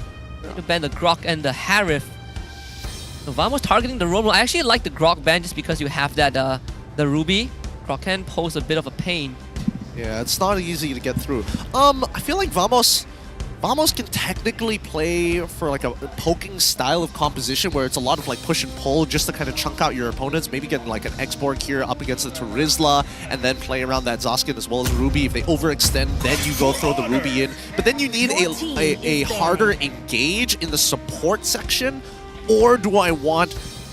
Wait, is there any other EXP laners that could find that big engage that's a little bit more on the tanky side? Probably not Benedetta in this case. Yuzhong, I suppose? But then it becomes a full dive comp at that point, and Zask won't be able to keep up. Unless you want Barrage. We've seen Team Ray play it once. Oh, you're right. Arlen. Yeah. Something like that. I mean, it's really not much trust. Unless they kind of put Smooth on that Ruby, right? It's still a flex. Yeah. They still have Zorn's, Cho, Kufra, couple of choices left. I like the Natan ban that leaves Moskov open. They do lock out the Nets' hero. This one's tough. I mean, to be fair, Nets can still pick up the Roger and they can pick up a regular assassin for Max if they wanted to. I think it's very doable, but there's just too many deterrents. I think Max is still going to hold on to that Roger no matter what. They're probably going to give Lolios like a Moskov or something. And so they do pick up the Kufra. But they put Smooth on the Ruby. Vamos has been really taking red side whenever they can to give Nets one of the kind of perfect matchup, right? Let him see the whole draft and then pick a gold laner. Basically, the last one, yeah. That's how the Natan kind of slipped through as well. Well, to be fair, the fact that they were doing this really goes to the testament of Coach Pop saying that this is the most efficient way to win the matchup. Maybe they're working on other things like playing through Smooth in a damage-dealing role, but maybe they haven't gotten the chemistry yet and that they need some time to work on that. So for now, let's get the wins. Let's play around Nets. Let's call it a day. I mean, it's good to see that you no longer have most of the responsibilities skewed towards Chibi. So, well, Loliao gets the Moskov. And also the Arlet in the support role for Rasi. Arlet so far won 3 out of 6 games, but But Moskov is a bit on the downside. 33% win rate out of 6 games. Yeah, hasn't been finding too much success so far. Honestly, a majority of our gold laners here in the league haven't been doing too well. Yeah, unless you are Harif, right? Yeah. I mean, Harif has the highest win rate, also the highest ban rate. Or if you're the Ruby, which is It has a 0% win rate so far. Abysmal win rate in the goal lane. You gotta give context. In the goal lane, 0%, but everywhere else, is wins here and there. Please, Ruby One Tricks, don't take away my Instagram. Vamos now on their final pick. What's it going to be for their boy Nets? It's gonna be the CC. Huh. Wait, it's their turn to play Fighter Gold. Why though? Why does Vamos want to play the game on hard mode? I guess they really... Well, I mean... I guess they really want to play around smooth and chibi this game. I suppose so. I mean, good luck. Good luck to this. Good luck to Maybe they'll be the first team to make it work. They're gonna win with a fighter comp, you know? I mean, this is definitely the match they can try to do so. It's gonna be tough with that Vexana. They really have to play around that fear. That's such a big deterrent for them, right? A number of things can happen in this game. Really, we're going to see who outplays who, because JP9ers have so many tools to outplay their opponents, knock them away, keep them at a distance, being able to disengage and even a finals slash to deter re-engages. But Vamos, if they get an early snowball, I'm not sure whether or not JP can actually deal with them. Vamos did show us the push and pull in game 1. This draft does exactly that as well. So jump into game number 2. Both teams on the same side. JP9ers decided that they want to take blue, so Vamos will remain on red side. Oh boy, it's time here. Game number 2 here for week number 2, day number 1 between JP9ers and as well as Team Vamos. Going to be starting on the same side of the map once again. I would only assume that the gold lane is going to be at the top. And yes, it is. It'd be pretty stressful if you're on the side of JP9ers, kind of playing it with the clock. But yeah, so let's see. Year 3 into smooth. This is going to be quite an annoying lane, honestly. Yeah, this is going to be pretty obnoxious for Year 3. Every time he goes in, he knows he's going to lose some life. CC can always maintain the distance against him. Wouldn't be surprised if Smooth just ignores the boost and goes straight for a War Axe, right? So you could really bully Year 3 when he shows up. You could. I still think that there is relevance in getting just even a Thunderbelt, right? It really depends on how well this lane is going. But so far, wait a second. By the way, this is Rates Tarisla at Rome. I just realized. I was like, why is the Tarisla invading the jungle? I guess took a page out of what we saw from Red Esports. See if this works out, because he's in a horrible spot. Tempest of Blaze drops on Rasi. Picks up 2 of the Blaze. Interrupted by the Fear. So good save by ZachQT. Yep, good save. Good save. Zach's still as consistent as ever. One of those pillars that you can just rely on so far. Look, I have no answer for the Tarisla in the support at this point. I'm not gonna lie. Both matchups do particularly bad against the CC. Maybe it's a little bit better for Year 3 on this Arlet. I guess you do have a bit of sustain when the wave does decide to crash on you. You're able to close the distance to set up ganks in case your jungler is nearby. Alright, I suppose it makes sense. But even so, Rasi has a lot of work ahead of him. He cannot miss any of his engages, and he really needs to abuse those base damages. He's not going to get his item as fast. That means he's not the most durable one. It takes a lot longer for him to reach that stage where he is basically a tank. That's kind of the value of this Tarisla. He needs that level 4 and he's not getting it anytime soon. They're probably going to drag this out until Rasi hits level 4, right? I mean, if Zorn gets level 4 as well, it's not too big a deal as long as... He's already 4. Wait, that was the final slash out. Rasi is going to jump into it, just eat up the Roger engage. Well, the Zorn engage. Chibi on the wall, sees low health targets, goes on the Rasi first, there's penalty zone, 2-man lockdown, Tempest of Blaze committed by Chibi, but Smooth will die despite having vengeance. So crazy patient from ZachQT. So crazy patient. I can't believe how long he held up his abilities. He was just harassing them, and then eventually it's like, nah, I'm not going to throw out the fear. Even Chibi is waiting to dodge that fear. Wait. Entry does flicker. So, again, first turtle over the JP9ers. Not bad, not bad. This might be a repeat of game number 1, but Team Vamos, this is a death ball composition. It has multiple ways of actually playing the early game. So let's see whether they find the setup. Oh, wait, no. No, that should be fine, right? No, he shouldn't be. Wait, Nets did commit the I'm offended. I'm surprised that Chibi didn't actually go for the fight. Chibi didn't have ult and Lodia still has Purify. I suppose that's why. I would have all right, sure. I suppose you would look to force a recall at least. Yeah, right? that's what I was thinking. Like, force an early recall. I guess maybe Nets is the one who called off the fight.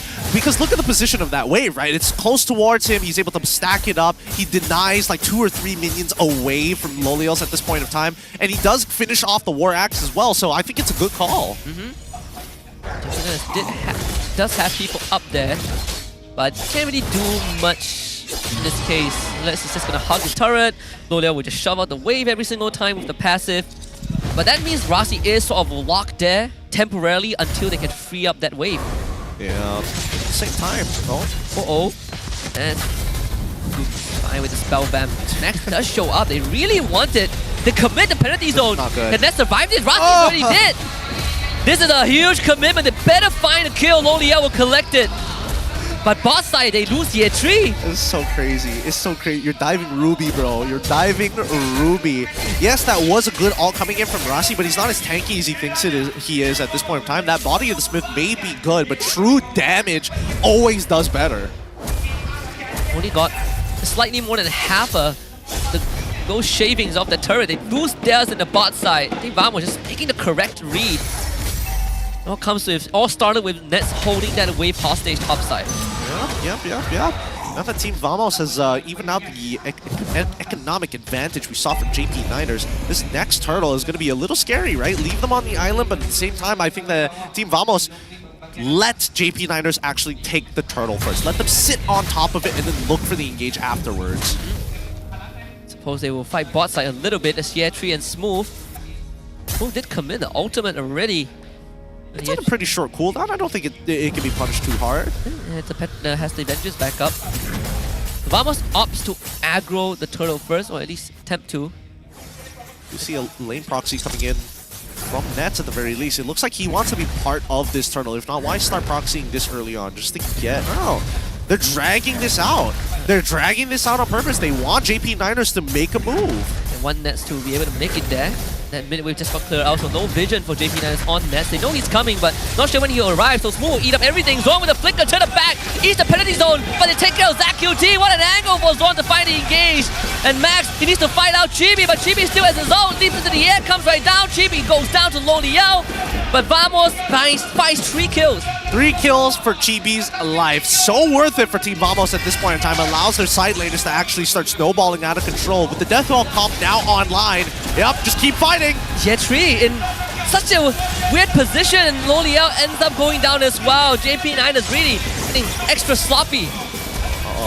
That's the way you need to play Deathball comps, man. Attack them from every single angle, and when you are online, continuously look for these fights. Be aggressive with your fights, steal resources. Commit Eternal Guard as Shibi takes the purple buff away. Nets will not be able to stand there for long. A penalty zone for Rasi. Team's not able to follow up. Max wants to get in there, but there's the Nightmare respawn to keep them away.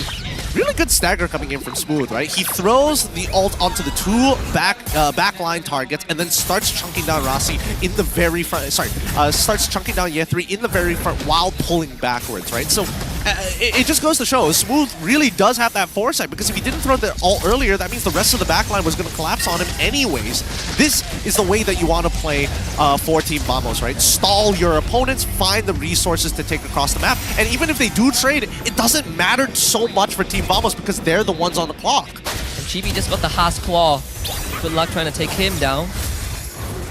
So almost a 2,000 gold lead for Team Vamos, all things considered, still not an insurmountable one. You see Rasi gets the Queen's Wings. Team Vamos putting extra pressure on that mid side. Maybe Niners, they know where Zorn is, but can't really do much about it. Loliao needs the space to farm. It looks like he's been finding space to farm, right? He has been finding more farm than Nets throughout this game. Yetri now finally getting the Thunderbell purchase on the side. It's going to be a slow time to scale for JP. Team Vamos, they're doing everything that they can to bait JP into a fight. They're throwing out baits, they're throwing out just dangling pieces of meat, and hopefully they'll get a catch. See if Zorn can catch one. That's Rasi in his sight. At least JP Niners get the purple buff for Max this time. The previous one was stolen by Chibi. Not sure if this is a fight that JP Niners want to take. Even committing the final slash. Okay. Not even getting that extra 10 gold from the spawn. trying to make a hard prediction that the Dominator's descent was going to come out from Warlord. The hardest prediction Yeah, just in the league. It's just the most, just clear foresight, clairvoyance. They clear up the mid wave, and I think the GP9ers, they're doing well at just stalling for time. Team Vamos hasn't been really pushing their buttons that often. Chibi is not finding too many angles because now we're seeing that JP9ers are clumping up a lot more to make sure that they aren't able to find these individual picks. A lot of respect given to each other by both teams. You expect Team Vamos to really step on the gas and just accelerate the game pace, but I'd say good job JP9ers for being able to stop that. I mean, even Zorn's damage is starting to stack up. That was essentially one passive band-aid onto Year 3 with a Thunder Belt. Yeah, I wasn't expecting that much damage, I'm not gonna lie, but Uh-oh. Catch Rasi. Surely they'll force something out of him, right? He's trying to hold on. Yeah, that's Flicker gone. Dude, just penalty zone out of there, right? You got a Flicker for it. He could have penalty zoned like so many times just to get away. But I guess he wants it as a deterrent for the Lord, right? Yeah. Now that Team Vamos knows that he doesn't have Flicker, they have a rough idea of what that penalty zone range is gonna look like. What? Year 3? Hello? What was that? What was that move? But they're gonna end up going down again. ZQT, he's gone. What is happening? It's all falling apart. It's all falling apart. And it didn't, I think there was a bad call there for the side of JP9ers. It didn't look like they were being lazy or anything. And now they're going to catch another one. Rossi is going to go down too. They ain't going to pull Max in. It's just the trickle effect. And they get him! Oh wow. My god. No way. It's not even an unforced error. That looked intentional. That looked so intentional, but it was such a questionable call from JP9ers. It has to be a bad call, right? Well, I think 2 calls were made and they couldn't decide on which one it was supposed to be, and that's why Year 3 was in that moment of like hesitation about going in and also trying to get out. I suppose they could at least get smooth. Alright, consolation prize, right? Everybody else is getting the hampers, you're just getting the cookies for free. All things considered. Now this is where we see that lead balloon for Team Vamos. JP9ers did such a good job. They even, were able to stagger. I suppose you keep the penalty zone. It's all for that Lord fight, but I guess it doesn't really matter now. They get rid of the Lord, keep the inhibitors alive, and now they are put on the back foot. Hey, talking about ballooning in terms of gold, Smooth has a ridiculous amount of gold on his side, right? He may be level 12, but Chibi currently at 1.6k ahead of his opponent. Smooth is just dumpstering, absolutely dumpstering Year 3. Like, he is not having a good time, and he's even opting to make sure that he's going for Encourage as an added bonus for his boots in case maybe it triggers later down the line. If he makes it to that point, I mean, JP9ers are still quite far away from the 42k mark. Zorn even takes the tier 2 bot, why not? Deathball composition difference, right? That's the extra bit of confidence your supports need. This is a tough spot. You get locked out of your jungle, you can't really show up into lane. JP9 is sticking as 5. Don't even have the damage to finish off anyone. I suppose if you want to get a catch, the best possible target is you either find Zask or the Link. They find Zorn is a tough one to crack. JP9ers realize that is not who they want. Lo Liao out of the fight already. Chibi still going on. Ness with the pull on the 2. And that's going to be Rossi going down. Year 3 makes it out with his life. Interesting. JP9ers have no real solution to this. It really is which team is able to pull the trigger first and effectively find their target, right? Honestly, it doesn't even matter the target anymore. It's any target. It doesn't matter who it is. Team Vamos will take anybody for free charity. They will fight anyone. Zorn and Warlord so far deathless. Zorn the 007 of Vamos. This Lord should be uncontested. I don't see any way for JP9 to steal it unless the Spirit of Destruction is not going to even come up. Oh no, Year 3 caught. Forced to fight this. They drop everything on the side of Vamos. They lose ZQT and Rasti. Year 3 all down. Vamos finding 3 quick kills. This should be the game ender. And Vamos knows it. Man, They keep doubling down, and I think it's a bit of a mistake. Yan3 as well as Rossi need to communicate how they're going to engage their fights. We see Rossi jump in with the penalty zone, and then afterwards Yan3 with the final slash, but the angle isn't even there. Are you trying to pull your targets away, or are you trying to pull your targets closer? And if so, what is the priority target? You can't just be throwing people in looking for targets like Soren and as well as Nets. If you are going to commit on Nets, you have to put all your damage in. If not, he's going to sustain through it. They have one last chance. JP9ers, the full squad alive. Rossi needs the penalty zone of a lifetime. Well, final slash from Year 3. First, they gotta start with the Lord first. They keep one inhibitor alive. Vamos looking for an angle. Year 3, he's the one getting caught. Throws his life away. Final slash under the crystal. Chibi goes into the air. Year 3 goes down. Chibi somehow leaves the fight with his life. Sniped by L'Oreal. No way! Exactly what Niners needed. Oh my god!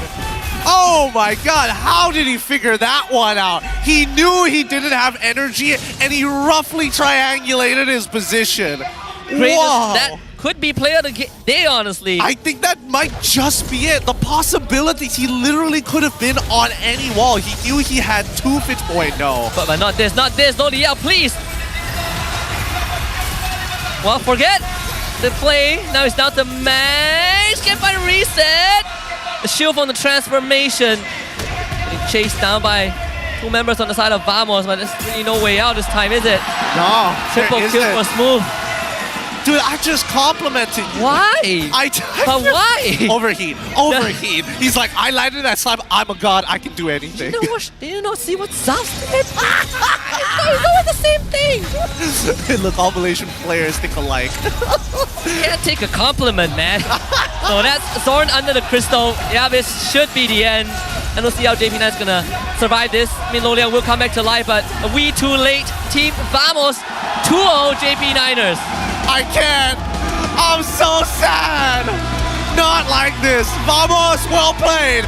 2-0 against JP9ers and showing off that they can actually play from behind. And more scary yet, they have a death ball composition in their back pocket.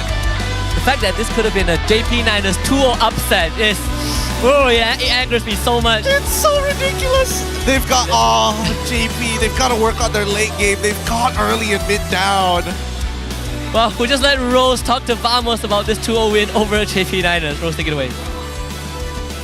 Kemenangan 2-0, 3 mata penuh untuk pasukan Vamos. Masih lagi mengekalkan 100% win rate mereka untuk musim ini. Guys, a round of applause for Vamos. Alright, let's get down straight to this. Zorn, apa yang terjadi di game pertama tadi? Kenapa early game the lead was so big for the side of JP9ers? Rasanya akibat daripada kita orang punya drafting juga kot yang buatkan kita orang susah sikit nak main. Cuma mungkin disebabkan kita orang punya disiplin, kita orang punya keserasian buatkan kita orang boleh comeback untuk game pertama. Alright, so are you saying that you rasa dengan lineup ini you guys are more disciplined? Sebab ramai orang kata, I baca comments daripada community and ramai orang kata dan cakap memang problem you guys ialah discipline. So are you saying that you guys have worked on it and slowly improving? Kalau tengok daripada game 1 tu, itulah kita orang punya tahap training kita orang untuk disiplin kali ni. Alright, I like that. Can we please pass the mic to Warlord? Alright, Warlord, Vamos masih lagi kekalkan rekod 100% win rate. Adakah win rate 100% ni sangat penting untuk korang ataupun kalah menang? Tak apa, janji you guys have some sort of like a final goal in mind. Kalau bagi kita tu win rate tu tak penting. Intinya kita have fun aja pas main. Macam tu. Alright, okay, I really like that. Sebab I rasa kalau team yang jaga win rate, dia akan buat lagi pressure kepada players dan dia akan boleh kacau mental. Alright guys, kita tengok game yang agak seru untuk first match minggu ini. So korang rasa siapa buat game ni sangat-sangat seru? Siapa yang MVP? Semut! Uish, semut ke? Okay, apa kata kita tengok MVP perlawanan ini in 3, 2, 1. Uish, dia betul. Semut yang jadi MVP. Bahaya ni. Okay. English, Malay, Tagalog. Chinese. Pandai je kau ni. Okay, Nets. We rarely see you play fighter in the gold lane. What was that Ruby pick all about? Yeesh, dia ni. Bihira ka namin nakikita naglalaro ng Ruby or actually fighter sa gold lane. Anong nangyari? Ba't Ruby ang pinik mo kanina? Coach Pau. Coach yang suruh. Ya, coach yang suruh. Coach yang suruh. Tapi kenapa? Nets kau main Ruby? Ya. Main. Memang susah nak cakap dengan semut ni. So, ada fighter lain tak yang you nak main dekat gold lane? Ada. Wow. Okay, I like that. Can we please pass it to Smooth? Alright, Smooth. Kita boleh nampak daripada performance Vamos sekarang ni, EXP buat banyak kerja yang sangat penting. You rasa untuk Smooth sendiri, you rasa this team's punya chemistry is somewhere on top or still ada macam room for improvement? Untuk masa sekarang ni, saya rasa dah 90%. Tinggal lagi 10% lagi kita orang kena isikan. Alright, maybe we can give Chibi. Alright, Chibi. Last words kepada fans Vamos yang hadir ke Dewan MBSJ untuk tengok match pertama minggu ini. Untuk fans-fans yang datang ke venue, terima kasih sebab datang dan support MPL MY Season 14 dan memeriahkan lagi. Dan untuk fan Vamos ataupun fan JPN, terima kasih juga sebab support team favourite kalian masing-masing. And then, so korang doakan kita orang menang untuk game esoknya. Alright, terima kasih dan congratulations to Team Vamos. You guys may now go celebrate your victory. Ada sound effect pula dari Chibi. Alright guys. Match pertama yang seru. 3 mata penuh untuk pasukan Vamos. Selepas ni kita ada satu lagi perlawanan to wrap up our day 1. Tapi sebelum tu, mari kita dengar mic check daripada pasukan Vamos. Julian. Sabar. 5 second. Tengok mid juga Jadi. Aku tembak. Aku jual boleh start. Ready guys. Sabar aku. Ganti. Nice one. Itu yang Keluar outside. Guys, tahu B. Sabar. Wawan tenang. Maka bro. Masa je. Tahu pas kawan. Nah, kan ada minion. Boleh. Orang je guys. last one. Besan lagi jawab. Macam tu. Dapat dua. Dapat Besan. Aku Besan lah. Roger. Aku Roger. Mati Roger. Mati. Nice one. Mati kau aku. Aku tak kira tu. Nice one. Kita orang boleh tetap untuk kau. GG guys. GG guys. Wow. GG guys. Oh nice ah. Nice. Aduh. Aku cut. Ya, yang tadi jauh sangat. Ni, lasi. Boom. Dapat je lasi. Lasi. Aku nak bomba. Aku. Moskow up. Moskow up. Tower. Moskow up. Moskow, nice. While the Team Vamos supporters are celebrating, leaving the Niners in despair and absolute shock. Congratulations again, Team Vamos. Second win in the regular season, 2-0 as well. Yeah, honestly, this is such a brutal. I'm in disbelief still. Right? 2 good compositions, both of which, honestly, if we were just playing with bots at the highest difficulty, 9 out of 10 times I would have expected JP Niners composition to come out on top. It's just the way that they played. Unfortunately, in that late game did not make it happen because there were so many good early moments, right? Early to mid was where we saw JP Niners making all the great decisions, but the outplays. And then finally the late game, Team Vamos hands down. Yeah, just a lot more discipline, identifying kind of win conditions and playing to that. And you saw the collapse of JP Niners. The fact, the moment one of the pillars start falling, there just seems like no recovery. They just kept falling all the way until the crystal blows up. Yeah, no, exactly, man. Again, you can even hear it in the mic check that the majority of the Team Vamos members are worried about getting hit by specifically Zach QT on the Vexana. So it's just like, all right, we just gotta have to play around him. As soon as his cooldowns are down, that's our window. And finding that window is so important. And this game, Ness, just like Game 1, really showed up big time. Game 1, he finished with a 5-1 KD. Game 2, 7-1 KD on a fighter, Ruby go. So setting the initial win for Ruby Go lane. Yep, the initial win here. Man, I really like JP9's overall lineups, but I definitely think that unfortunately there is a bit of a problem when it comes down to like the drafting section between Roamer and as well as EXP. Or from what I've noticed, right, one or the other usually gets shafted. In this case, both sides got shafted. Wasn't expecting the death ball comp, which I think is one of like the outliers here. I wonder if the CC pick.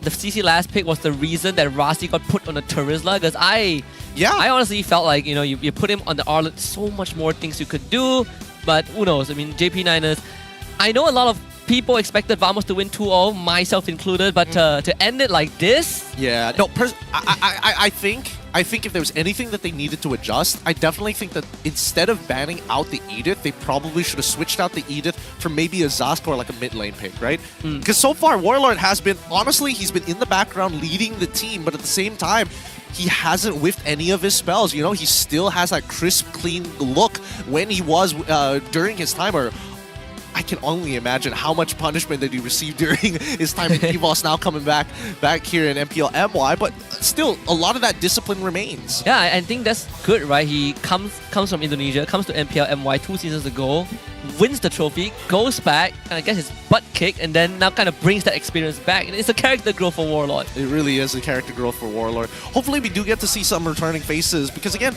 I think that Warlord definitely can grow even more here at MPL MY. It's not as rigid of a structure, and it's not as cutthroat as MPL ID, because again, their tier 2 scene is booming. Yeah, it is brutal to play in that scene, right? But even Smooth had a fantastic game this round on the CC. So good. 8-11. He was so rich this game, like unbelievably rich. Like Ye3 was not going to play the game no matter what. There's just too many things that deter him from actually diving in, and the most that you're hoping for is like a 4-man final slash, and even then, that might not necessarily get you results. Even if you look at the damage dealt, I mean, I suppose Silver Lining Loliao is putting out quite a lot of damage, but a lot of them not really converted into much. Everyone else on the side of JP9ers, the fact that it's a draft that, innately has a lot of raw damage, you would think that they could do a lot more in that mid game. Well, I think that JP, the way that they needed the fight was mainly manage the enemy front line, right? Because I feel like they waste too many resources on the initial dive, right? That's why we see a lot of the times Chibi is really, really low, like 1 HP. Nets is able to out-sustain their opponents because they try to go on people like Zorn as well as Warlord, and they commit too many spells when honestly they should be holding their key spells for primary targets like Nets if Zorn is jumping in, and only if he's jumping in, Chibi as well. I wonder if it would go a bit better if JP9ers had just kind of switch their focus instead of trying to shut down Nets, which inevitably will scale up. Maybe look for Chibi a lot more in that game, right? Because we saw the attempted dive onto Nets. I feel like perhaps it's limited by the roam Terizla. You can't really invade. I think.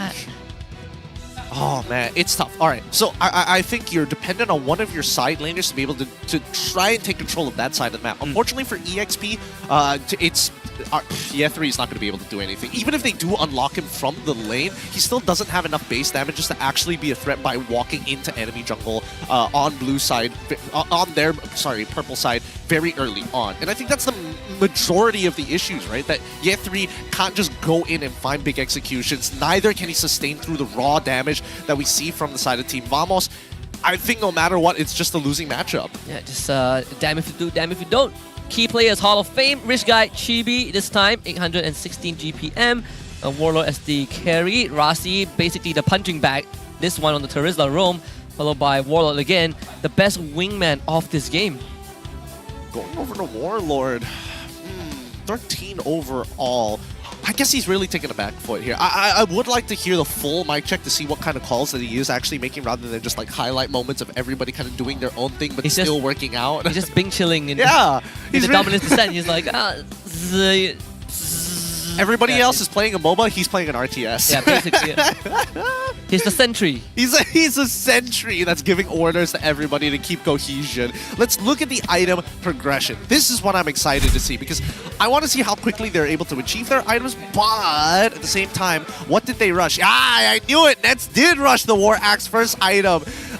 This guy. He did, okay, so he does buy the boots first and then eventually pumps all of his economy in the early game for the first 4 minutes, bleeding into almost the 5th minute, gets the War Axes as soon as possible, and the moment he has that War Axe, it doesn't matter what Lolios does. He's able to out-sustain him every single wave, and if Lolios doesn't take away the River Crab, even more ways for him to sustain. I'm looking at Zach QT's build. He starts with a glowing one and then instantly transition into a wishing lantern.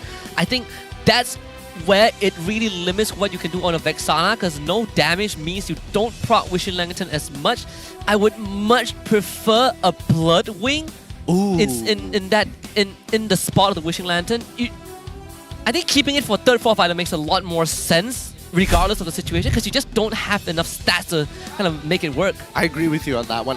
It could have been switched out for either, you know, like you mentioned, Blood Wings, or even a Lightning Charge, both of which would have done pretty well to give at that extra burst depending on the utility. But that's just our very first series of today. We still have one more, but congratulations, the Vamos maintaining their perfect win streak so far, 2-0s all the way through at 6 points with SRG just under them at 5. Unfortunately, that does mean that the JP Niners will drop their position. Only at 2 points, still tied up with Team Hakan as well as Monster Vicious, but they've played more games. Yeah, the aggregate points is starting to affect JP Niners in this case. But that concludes our first series. We still got one more coming up, and this one is going to be exciting because those two teams are basically tied at the bottom, RGMY and Todak. One of them is going to break free from that spot. I don't know. I've heard that Toda is playing the same lineup as last week, so for Zine fans, he's gonna be in Rome again. Well, but whether he gets to play the Grok will be a different story. Probably. I think now that most teams... I mean, he is known to be a Grok player every time he goes into the Rome position. He's done it for a very, very long time here. But I don't know. I don't know what's going on with Todak, but what I do know is that consistency is key. And if you're looking for some of the best, look at Snapdragon Mobile Challenge Finals MLBB Season 6 because it is opened right now. It happens every single year. This time it's going to be happening another time, and you can sign up for it right now. September 8th is when registration closes. And there's also a second qualifier happening on the 15th. If you win, you can share a part of the prize cash pool at 150,000 cash prize, and you get a chance to qualify for the first Mobile Masters for MLBB. Absolutely. So Q2 is still open. If you haven't signed up just yet, please do so because that is where we scout for the best talents. And the fact that you could earn a slot potentially to go to Mobile Masters is crazy because previously all of our champions, we stop at Challenge Finals. There's no continuation after that. Even when Falcons AP brand won the recent one, there's no Mobile Masters. That's just Challenge Finals. That's just Southeast Asia. That's the problem. We want to look further and beyond. The rest of the world is going to get involved, so please come and sign up. With that being said, that wraps up our very first best of 3. Don't go anywhere. We still have one more to finish off today here at MPL MY. Stay tuned.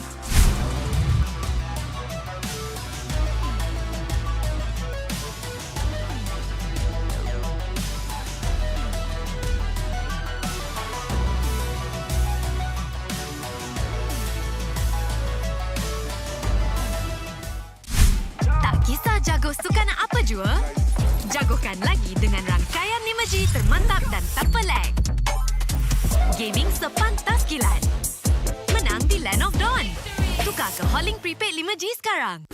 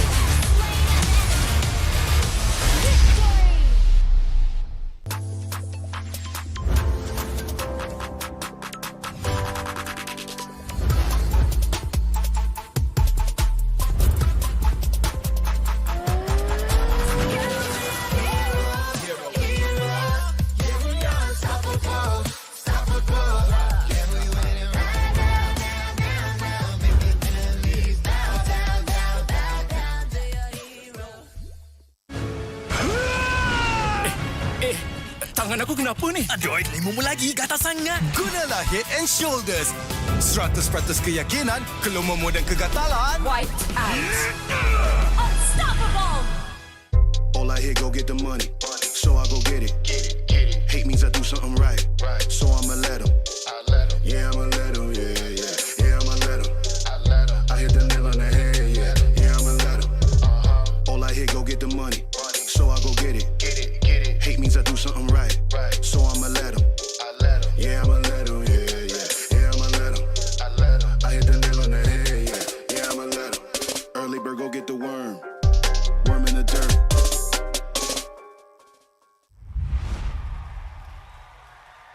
Panas.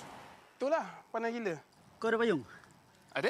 Kau tak dengar ke Kagura selalu cakap? Sediakan hujan sebelum payung untuk M6. Hacik kau.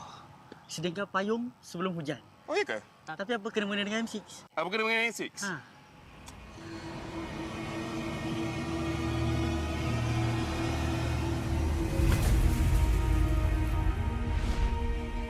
Apa itu hujan emas?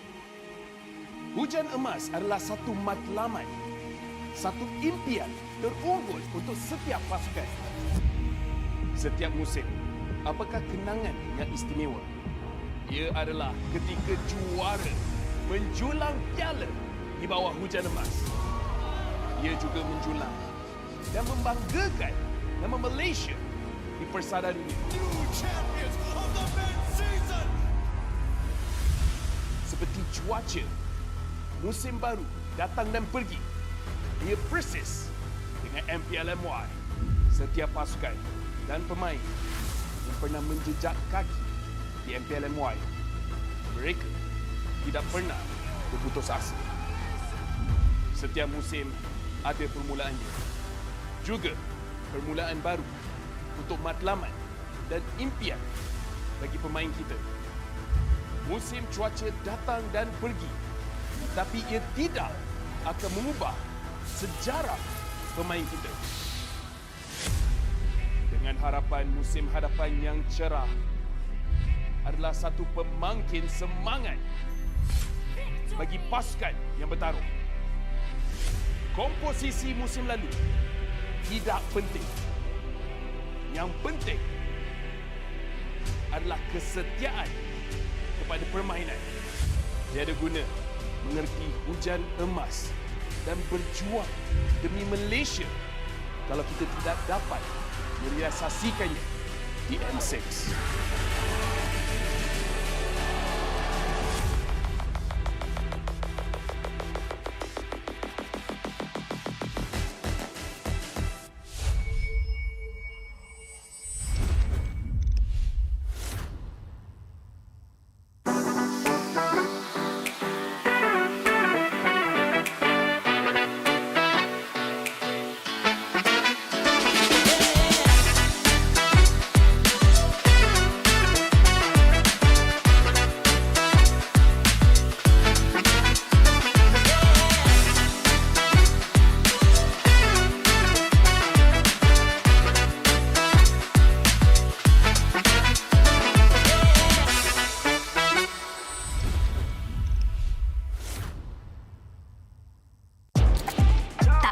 Jago sukan apa jua? Jagokan lagi dengan rangkaian imaji termantap dan tak pelik. Gaming sepantas kilat. Menang di Land of Dawn. Tukar ke Holling Prepaid 5G sekarang.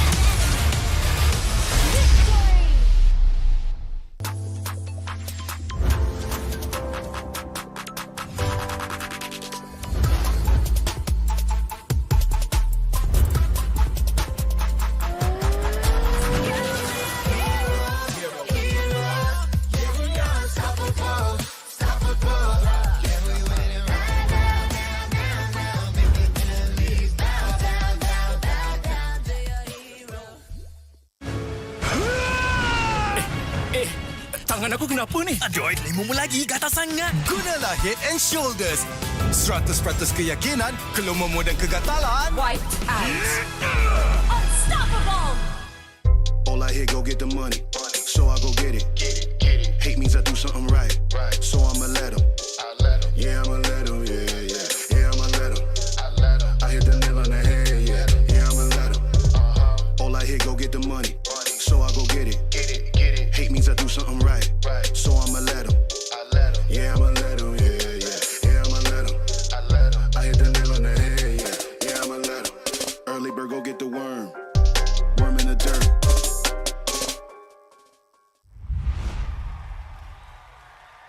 Panas. Itulah, panas gila. Kau ada payung? Ada? Kau tak dengar ke Kagura selalu cakap? Sediakan hujan sebelum payung untuk M6. Cik kau. Sediakan payung sebelum hujan. Oh, iya ke? Tapi apa kena-mena dengan M6? Apa kena dengan M6? Ha.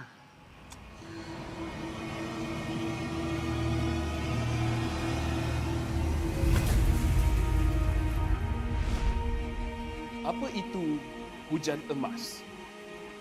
Hujan emas adalah satu matlamat, satu impian terunggul untuk setiap pasukan. Setiap musim, apakah kenangan yang istimewa? Ia adalah ketika juara menjulang piala di bawah hujan emas. Ia juga menjulang dan membanggakan nama Malaysia di persada dunia. Seperti cuaca, musim baru datang dan pergi. Ia persis dengan MPL MY. Setiap pasukan dan pemain yang pernah menjejak kaki di MPL MY, mereka tidak pernah berputus asa. Setiap musim ada permulaannya. Juga permulaan baru untuk matlamat dan impian bagi pemain kita. Musim cuaca datang dan pergi, tapi ia tidak akan mengubah sejarah pemain kita. Dengan harapan musim hadapan yang cerah adalah satu pemangkin semangat bagi pasukan yang bertarung. Komposisi musim lalu tidak penting. Yang penting adalah kesetiaan kepada permainan. Tiada guna mengerti hujan emas dan berjuang demi Malaysia kalau kita tidak dapat merealisasikannya di M6.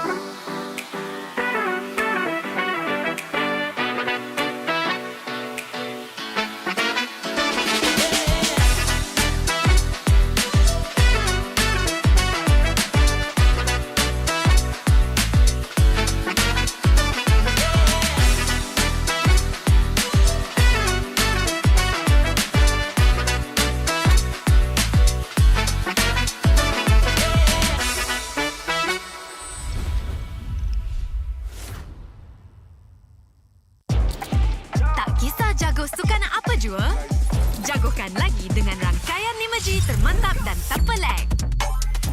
Gaming sepantas kilat. Menang di Land of Dawn. Tukar ke Holling Prepaid 5G sekarang.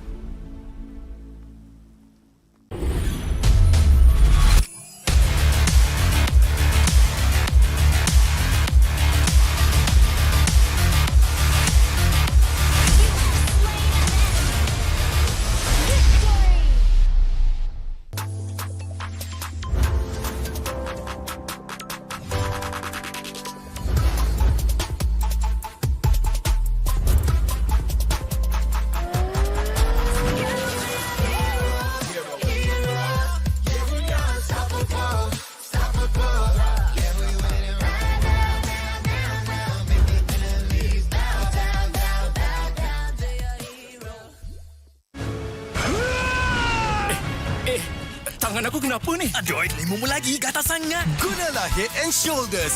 100% keyakinan, kelumamu dan kegatalan. White out. Unstoppable. All I hear, go get the money. So I go get it. Hate means I do something right. So I'ma let him. Yeah, I'ma let him. Yeah, yeah. Yeah, I'ma let him. I hit the nail on the head. Yeah, yeah, I'ma let him. All I hear, go get the money. So I go get it. Hate means I do something right. So I'ma let him. Yeah, I'ma let him. Yeah, yeah. Yeah, I'ma let him. I hit the nail on the head. Yeah, yeah, I'ma let him. Early bird, go get the worm. Worm in the dirt.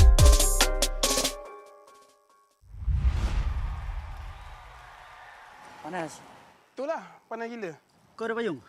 Ada? Kau tak dengar ke Kagura selalu cakap? Sediakan hujan sebelum payung untuk M6. Cik kau. Sediakan payung sebelum hujan. Oh, iya ke? Tapi apa kena-mena dengan M6? Apa kena dengan M6? Ha.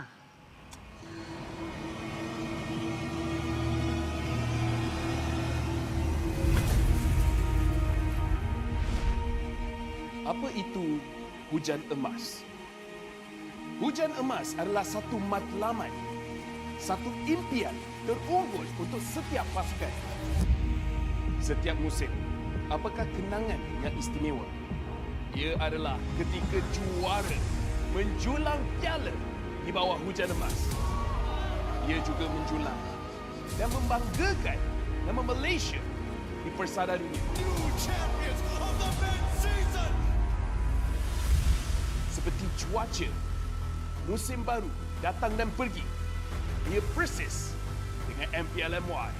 Setiap pasukan dan pemain yang pernah menjejak kaki di MPL MY, mereka tidak pernah berputus asa. Setiap musim ada permulaannya. Juga permulaan baru untuk matlamat dan impian bagi pemain kita. Musim cuaca datang dan pergi, tapi ia tidak akan mengubah sejarah pemain kita. Dengan harapan musim hadapan yang cerah adalah satu pemangkin semangat bagi pasukan yang bertarung. Komposisi musim lalu tidak penting. Yang penting adalah kesetiaan kepada permainan. Tiada guna mengerti hujan emas dan berjuang demi Malaysia kalau kita tidak dapat merealisasikannya di M6.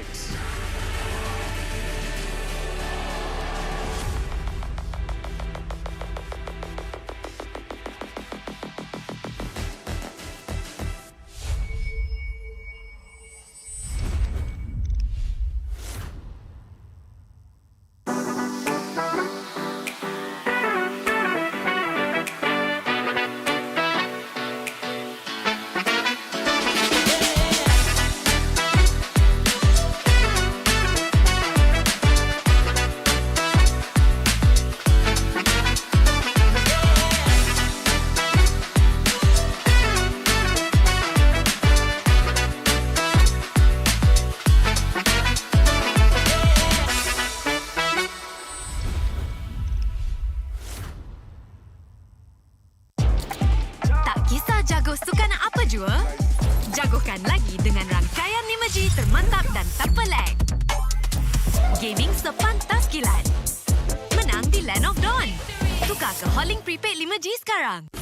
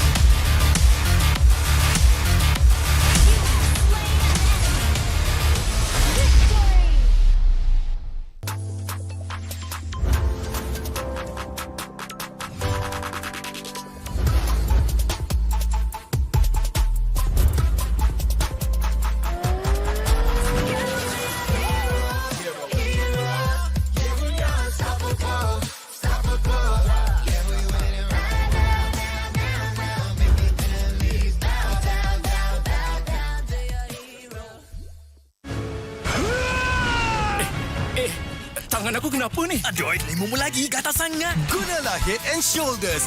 100% keyakinan, keluarmu dan kegatalan. White out. Unstoppable. All I hear, go get the money. So I go get it. Hate means I do something right. So I'ma let him. Yeah, I'ma let him. Yeah, I'ma let him. I hit the nail on the head. Yeah, I'ma let him. All I hear, go get the money. So I go get it. Hate means I do something right. So I'ma let him. Yeah, I'ma let him. Yeah, I'ma let him. I hit the nail on the head. Yeah, I'ma let him. Early bird, go get the worm. Worm in the dirt.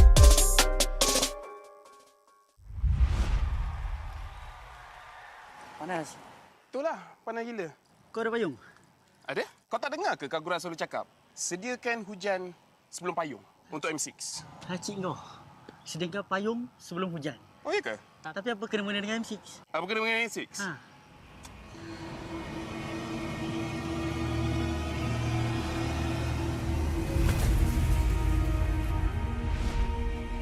Apa itu hujan emas?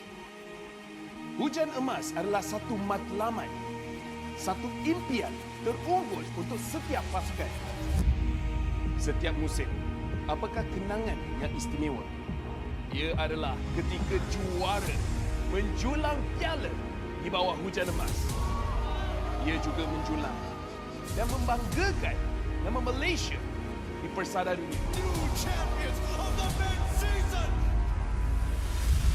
Seperti cuaca, musim baru datang dan pergi.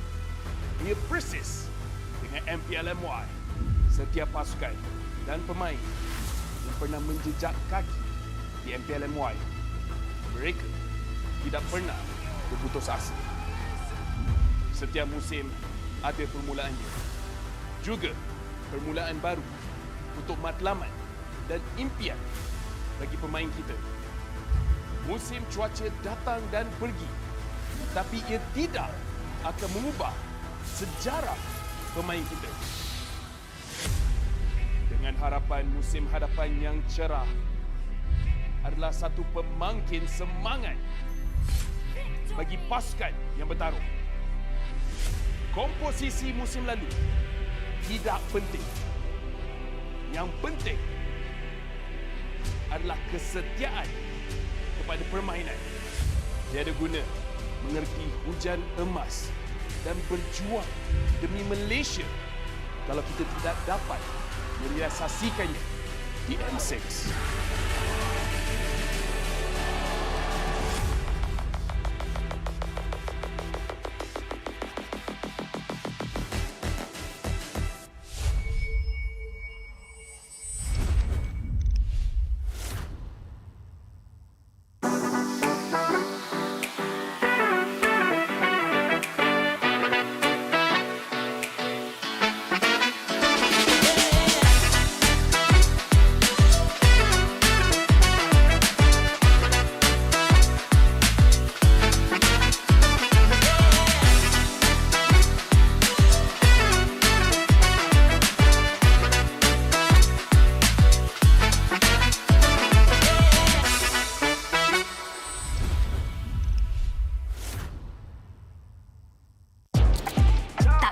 jago sukan apa jua?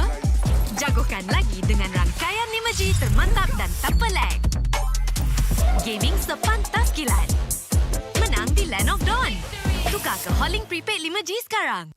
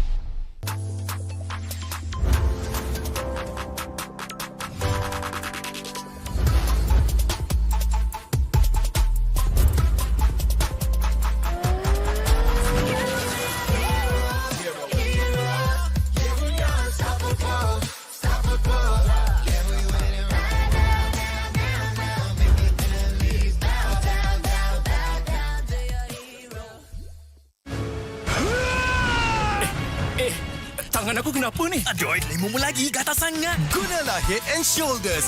100% keyakinan, keluarmu dan kegatalan. White out. Unstoppable. All I hear, go get the money. So I go get it. Hate means I do something right. So I'ma let him. Yeah, I'ma let him. Yeah, yeah. Yeah, I'ma let him. I hit the nail on the head. Yeah, yeah, I'ma let him. All I hear, go get the money. So I go get it. Hate means I do something right. So I'ma let him. Yeah, I'ma let him. Yeah, yeah. Yeah, I'ma let him. I hit the nail on the head. Yeah, yeah, I'ma let him. Early bird, go get the worm. Worm in the dirt.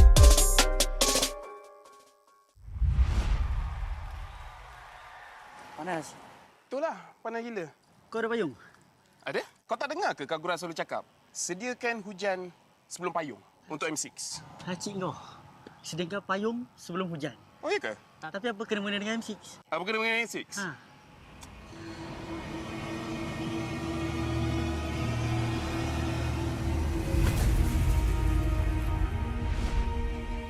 Apa itu hujan emas? Hujan emas adalah satu matlamat, satu impian terunggul untuk setiap pasukan. Setiap musim, apakah kenangan yang istimewa? Ia adalah ketika juara menjulang piala di bawah hujan emas. Ia juga menjulang dan membanggakan nama Malaysia di persada dunia. Seperti cuaca, musim baru datang dan pergi. Ia persis dengan MPL MY. Setiap pasukan dan pemain yang pernah menjejak kaki di MPL MY, mereka tidak pernah berputus asa. Setiap musim ada permulaannya. Juga permulaan baru untuk matlamat dan impian bagi pemain kita. Musim cuaca datang dan pergi, tapi ia tidak akan mengubah sejarah pemain kita. Dengan harapan musim hadapan yang cerah adalah satu pemangkin semangat bagi pasukan yang bertarung. Komposisi musim lalu tidak penting. Yang penting adalah kesetiaan kepada permainan. Tiada guna mengerti hujan emas dan berjuang demi Malaysia kalau kita tidak dapat merealisasikannya di M6.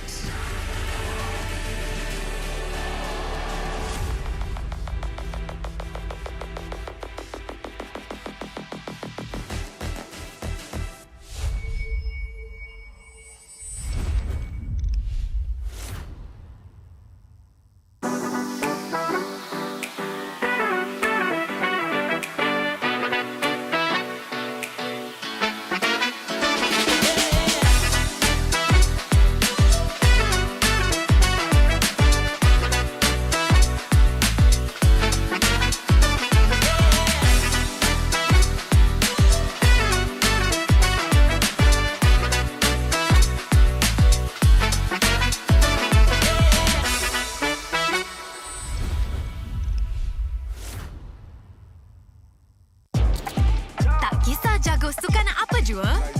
Jagokan lagi dengan rangkaian 5G termantap dan tanpa lag. Gaming sepantas kilat. Menang di Land of Dawn. Tukar ke Holling Prepaid 5G sekarang.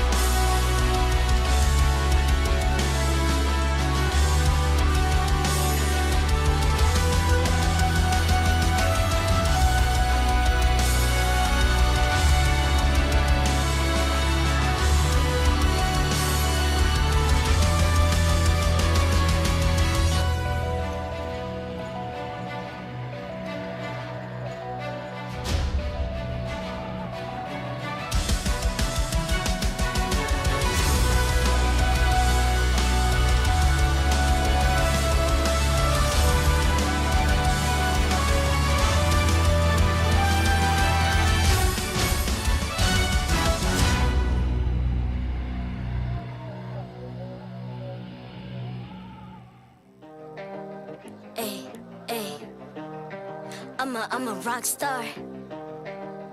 Yeah, Rock star? Ay, ay, ay.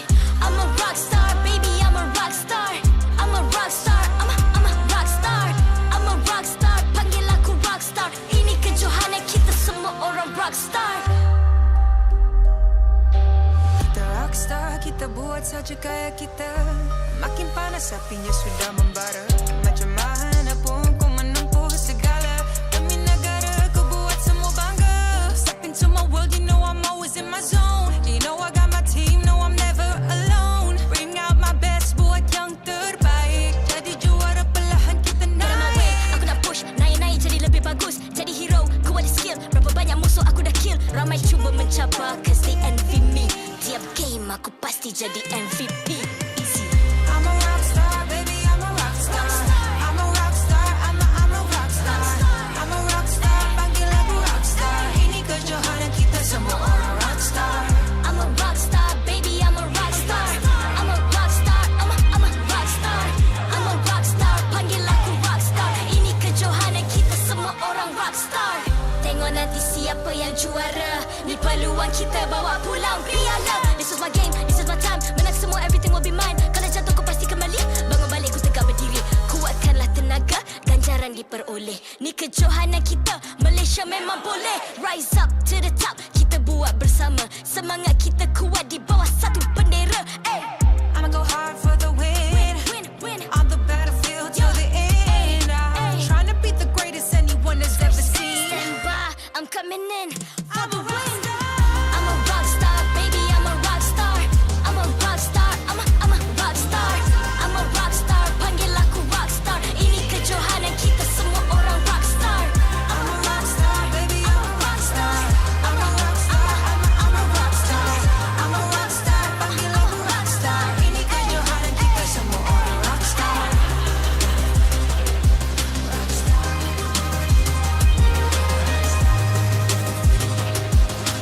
Ini kejohanan kita semua orang rockstar. I'm a rockstar, baby, I'm a rockstar. I'm a rockstar, I'm a rockstar. I'm a rockstar, panggil aku rockstar. Ini kejohanan kita semua orang rockstar.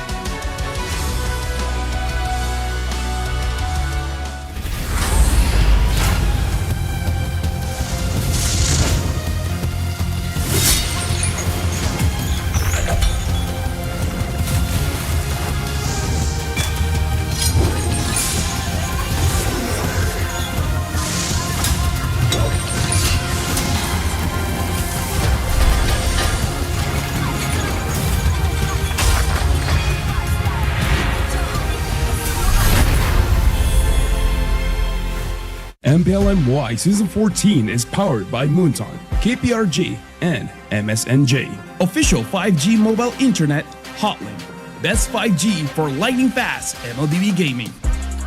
Official gaming phone ROG Phone 8. King of performance for mobile gaming.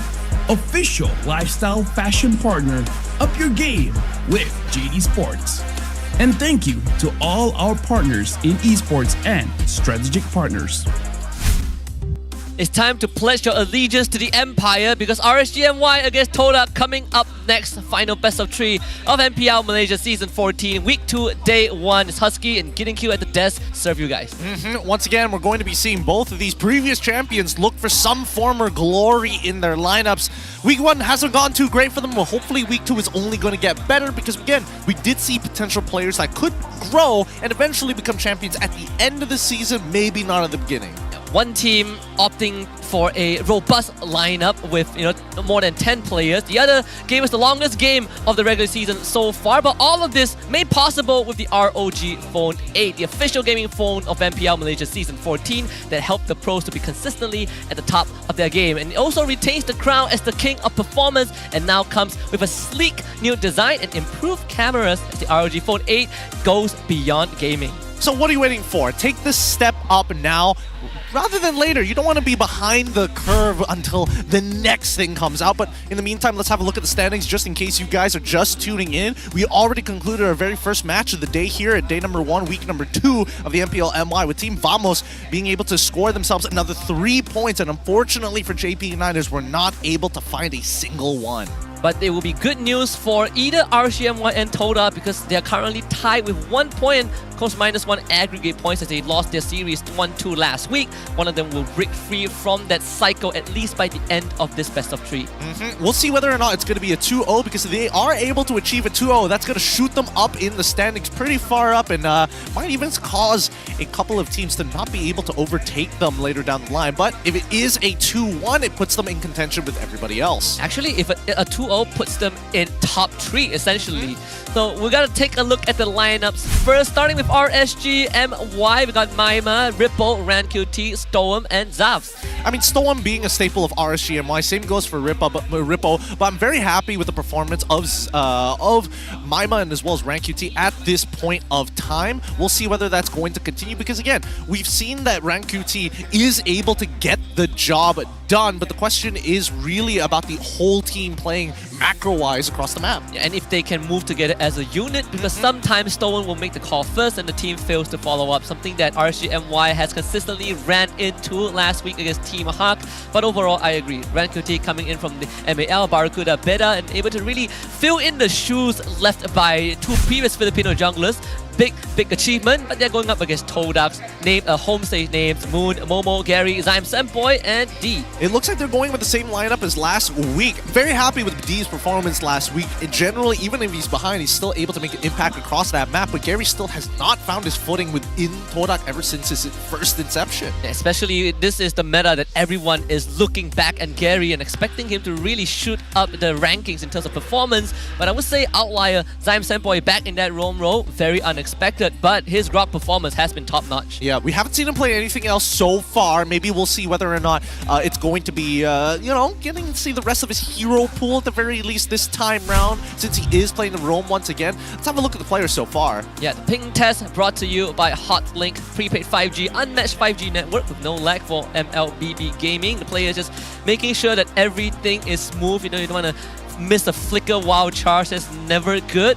But the fact that both teams now share very similar hero pools, especially in the roam role, which is the more open role in terms of hero selection. I want to see if Zyme can play other roam heroes to the efficiency of Grok. Well, we'll also see whether or not they actually get red side or blue side, which has been a very big thing since week number 1, having an abysmal win rate on red side so far. But yes, let's talk about the redemption of the fallen empires. Who will be victorious? Is it going to be RSGMY or is it going to be Todak? I will say Todak has much better odds considering their showing last week in comparison to RSG. I would say RSG played relatively weak. Yeah, both teams have some varying track record, right? Todak 3-time champion, RSGMY just 1.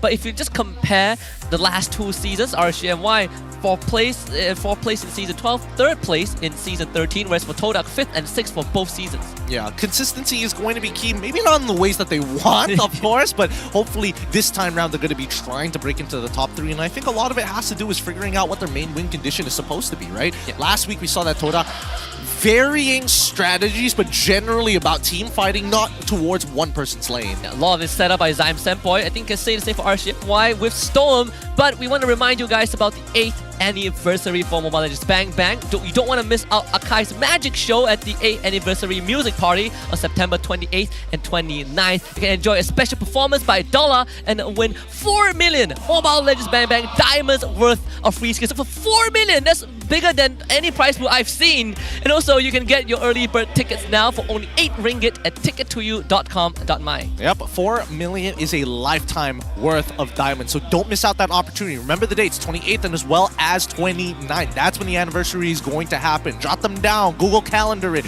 set reminders if you have to. Yeah, you can meet your favorite KOLs there. Well, I'll give you a hint. Rose will be there. And Dollar. And Dollar. And Akai if you love Panda. And just straight up a live panda in cosplay. That's what you're expecting at the 8th anniversary. And then it's Rose behind the costume. Yeah.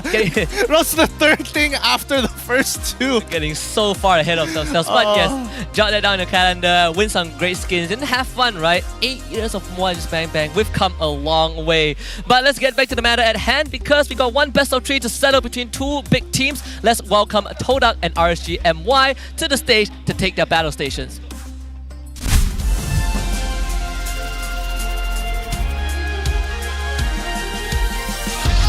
RSGMY. They managed to secure only 1 point last week. Will they rise today and triumph over their old rivals? All eyes on the jungler Rang QT to become the difference maker. Here we go. It's RSGMY.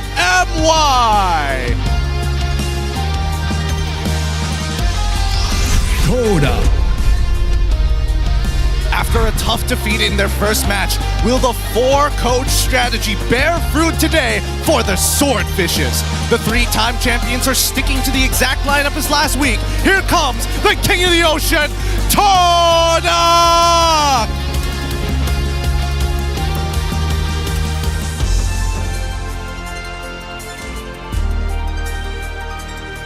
Now introducing the coach and analyst of the two teams and the head of League Ops, Franklin, that will ensure fair play and professional integrity in these matches. Let's keep it going with fist bumps between the teams, a true sign of professionalism. This is how we roll. This is Malaysian sportsmanship. Good luck to both of our teams as they head on over to the battle stations and then to the Land of Dawn as they show each other respect for the last time. One empire will be on its way to regaining former glory while the other will be back in that rebuilding phase. So much excitement building up, coming up to this. And when you look at the way that they lost their first series last week, it's a complete opposite, right? Complete contrast. Toda played a close game against Monster Vicious, but RSGNY series, that one is a different tale. That one is a very different tale. At least MV did homework against Todak before that matchup, and it was very clear in the showing in the Land of Dawn to just prove to everybody else, hey, even Todak is susceptible. RSG, it didn't look like they had a plan. It looked like their opponents were just playing their own games, and that's why I think that Todak is going to be the victors this time round. I know Lofel is doing restream. I'm not sure it's the Barca or the English broadcast, but he did bring up a few points, I think, yesterday or the day before, talking about RSGMY. Massive disappointment, of course, with the week 1 performance. Hopefully, this is the reinvigoration of the team.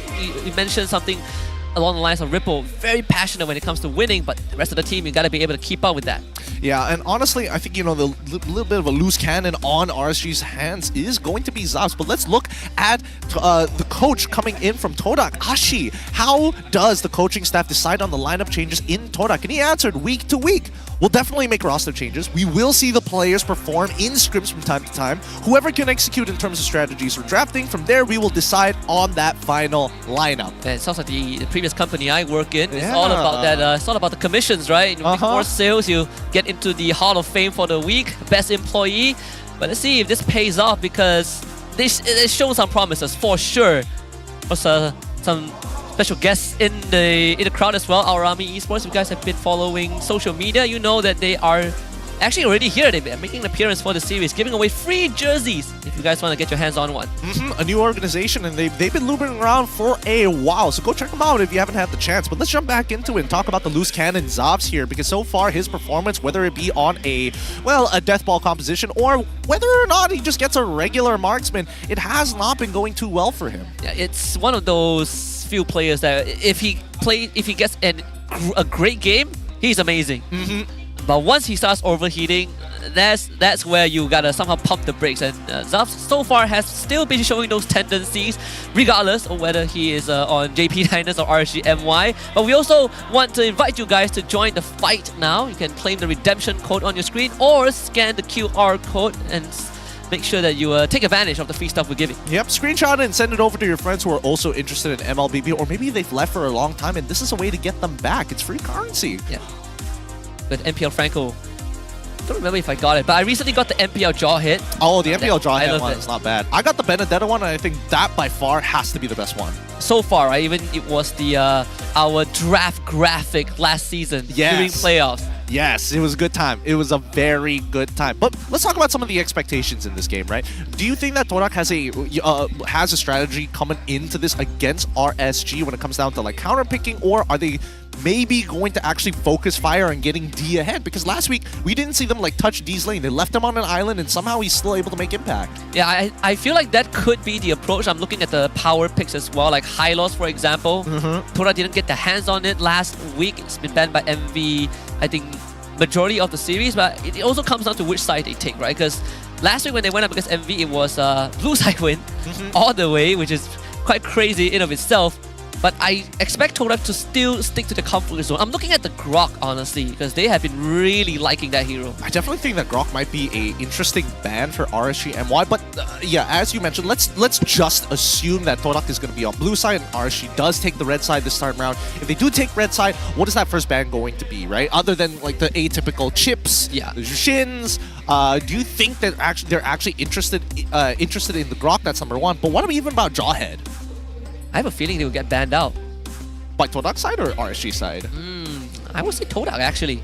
I'm looking at Chip Hylos RSG, and the third one, it could be a Ruby, could be a Phoveus.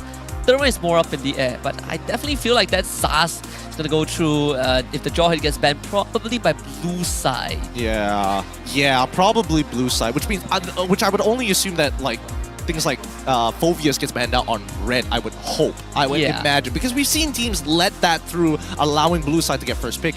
And, well, I mean, if the matchup serves him well, he usually dominates the lane. Yeah, but I would say you only take Jawhead on blue side if there really isn't too much of a choice.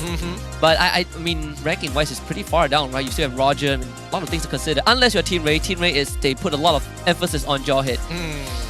Todak, I don't see that, honestly. Nor for RSG, I don't think that's what Stone is looking for. You much rather have the Cho. Well, here's the thing. We are seeing that Ashi is going to be, you know, the coach on stage. Yeah. That could change up the draft. Seifel is still there, so there's some level of consistency. Maybe Seifel is only there just for the drafting stage of the game. Okay, now we know who won the scrim last week. Seifel and Ashi. Seifel's like 2 for 2. 2 for 2. Let's keep up the win streak. Where's Arbox? He's still missing. He's probably in the back waiting. He's probably in the back waiting to be deployed. We still have 44 seconds left. Are there any other notable... Oh yeah, we didn't see Arlet that much from Storm last week, huh? Oh, he went on Cho and Grok, if I'm not mistaken. Yeah. I mean, even in the jungle, it's a quite interesting matchup. The Fanny, it's going to be a huge contest. I think seeing how RanQT pull off a Fanny last week against Team Hawk, I would expect Torak to show a lot of respect for that. Yeah, hopefully that's going to be the case, but that means a lot of limited spots for this drafting phase. As we start heading in, let's have a look which side both of these teams are going to be going to. Just have a rough idea of how this draft is going to play out. Good luck to both of our teams. Let's get armed up. Let's see what our warriors are bringing into battle. Let's see, starts with the side selections. Let's see where Todak gets it. Blue side for Todak. Interesting. RCNY on red side, that's the Jushin chip. This one kind of telegraphed from the beginning. Still waiting for the high loss ban. We going to discuss about blue side Jawhead. Let's see if Todak goes for that. Yeah, a lot of like well, I wouldn't even say off-meta picks, but just general picks that a lot of teams just find super annoying. The high loss and the Jawhead, as you mentioned before, those are the ones that we're going to be looking out. Phoveus as well. Anything to really deter a certain category or set of heroes. But we have seen Phoveus being dealt with, of course, with some very specific situations, as is Phoveus without vengeance. Todak showing respect to RanQT, takes out the Fanny instantly. I like that a lot. Means that Todak at the very least did their homework for RSG this coming week. Ling gonna be the follow-up ban for the side of RSG. don't want assassin junglers with high mobility. Are they going to play something a little bit more lane focused or mid lane focused? This could end up being a Roger first pick for Todak, depending on what RSG MY bans out, right? Because Yeah. we're left with Nolan, Roger, Julian as the only 3 prime choices. Hayabusa as well, we've seen Gary play that, one of his favorites. Funny enough, we haven't seen too many teams actually pick up the Hayabusa overall, now that I think about it. And then we've seen Team Huck do it. They've touched it, but it's not as common as I would imagine. Oh, the Angela ban from outside. It's a complete pivot. Oh. I mean, it's an open market now. It's so many picks are kind of left out in the open. Yeah, I guess there's no bad pick, but definitely they have to start considering whether or not they want to leave Phoveus through, right? Because the fact that Angela is missing, I would only imagine that Todak is a little afraid that RSG is going to be playing around rank QT, something like hyper snowbally. It'd be funny if it was Leomord, but finally we do see the high loss ban here as we go into that first pick. Todak, what's it going to be? Is it going to be Roger? Yeah, it's Roger, Phoveus, Jawhead, Zask. Plenty of choices for Todak. Edith, if they want to go flex, Ruby, if they want to go even safer. That would be mad though. Yeah, that would be a little crazy considering how many power picks there are. If you open up with an Edith, you deserve a salute. Just for that opening pick alone. Just for the opening pick? Yeah, so Phoveus was not going to deviate too much from that. Okay. Right, who's this? Wait. Wow, from last season. Oh! Well, he stood up to the camera just to show. Wait, but what's the context? Did he lose weight? Was that his friend? That's what I'm trying to figure out here. I can't put 2 and 2 together. I'm not designed for it. Unfortunately, we do see Zaskin as well as Roger be the pickup for RSG. A very strong opening. So that still leaves the Jawhead open. Todak, is this where the Grok comes out? It could be. There's a possibility if Zyme still feels comfortable with that hero. You also take it away from RSGMY. If they want to go mid-side, there's the Vexana. We've seen Valentina from Moon also. Or the X, the least seen will be the Mulvara pick. Nolan as the response from Todak, and Aurora. Very safe. Very, very safe. I was thinking maybe Todak might lean into Moon's Vexana over the Aurora, but I think this is a much safer option. Knowing that RSG in general, right, if it's going to be rank QT playing, it's most likely going to be an assassin style of jungler, so might as well make the hard read now. Nothing wrong with it, and better yet, at least with the extra bit of CC, you could bail Phoveus out of some tough spots. At least Maima gets to play a different hero instead of Aurora. He's been stuck on Aurora last week. He was on Aurora duty for so long. I blame Ling Xiao, man. He always gets that Zaz red side. He does. But let's see how they're going to complete this, right? Because at this point, RSG could just mirror the role picks that we see from Todak's side. If not, pose a different question, right? And it looks like that different question is going to be the Julian. So they are just matching it. They reveal it out in the open. So they just let Todak know that this Roger is going to go to the gold lane. Some fans for Sunfrost in the crowd. Shout out to the Sunfrost on the BM side. Second phase though, this is going to be a little tough. A lot more difficult for Todak, but at the very least they know for a fact that, hey, they've shown their jungler, they've also shown their gold laner, there's nothing much to worry about, we just have to figure out what that EXP is supposed to be.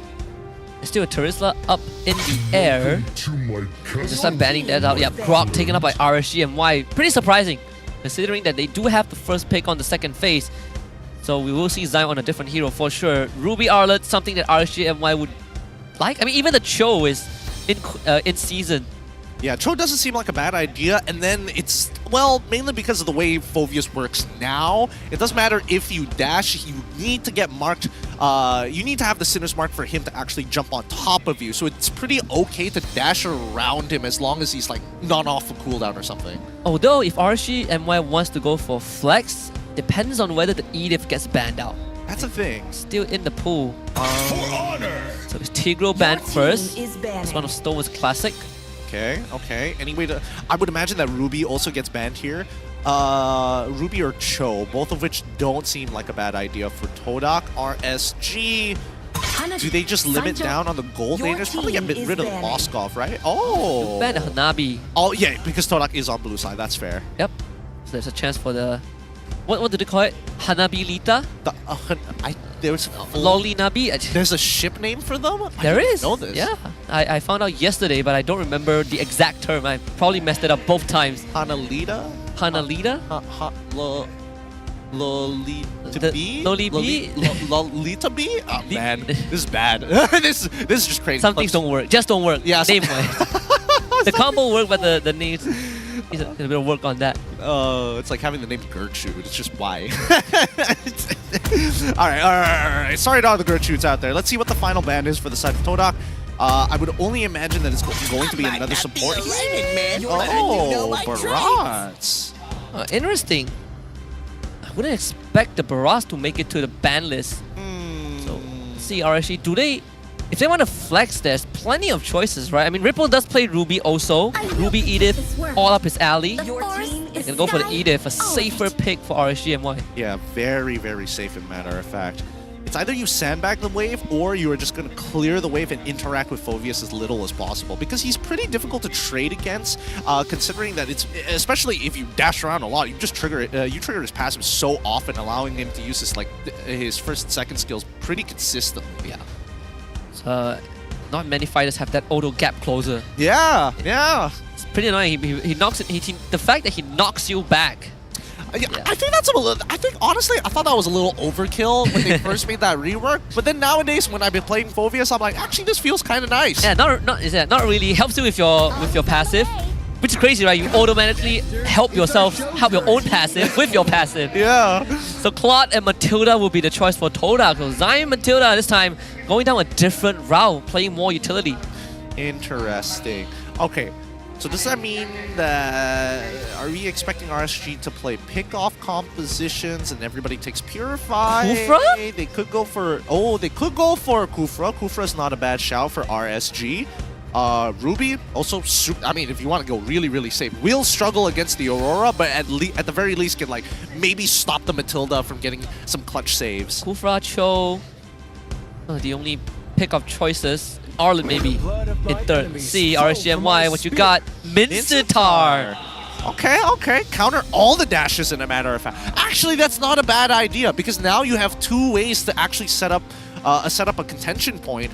Very good zone control from the side of RSG. Overall, it's going to be difficult to get past the Mincitar plus the Zask as well. Yeah. This is an interesting combination. Don't get to see Mincitar often. It's a trip down memory lane. Todak showed us that last season. It's a direct answer to a Harith pick. So we'll see if they still remember the old tricks of the boats. Game 1 about a kickoff just a little bit. RSGMY showing us some surprises. Yeah, a lot of surprises indeed. I'm curious to see how Zabs and D are going to play in that gold lane, but generally, Todak has an advantage when it comes down to the 5v5. If anybody jumps in too soon, especially when Rippo has his ult available, that could cause so many problems with the King's Calling. But good luck to both of these teams. It's time to head to the Land of Dawn. Let's see how these junglers are going to start as they battle it out in this best of 3. Excited to see how this is going to turn out for RSGMY. Is this when they make that resurgence to the top? Game 1, RSGMY on that red side, Todak blue side. So junglers starting on the same side, essentially parallel jungling. All right. Let's see which lane they're going to be ending up in. They're going to be ending up in the gold lane once again. I am interested to see how Rippo is going to manage. I think he does have a bit of an advantage against Momo in lane, but that's under the assumption that he doesn't trade at level 1. I suppose as long as you have your second ability, you can sort of farm the wave without letting Phoveus kind of get close to you. You just keep him at an arm's reach always. And also, you don't want to really be in his face, right? You don't want to get kind of hooked under the turret.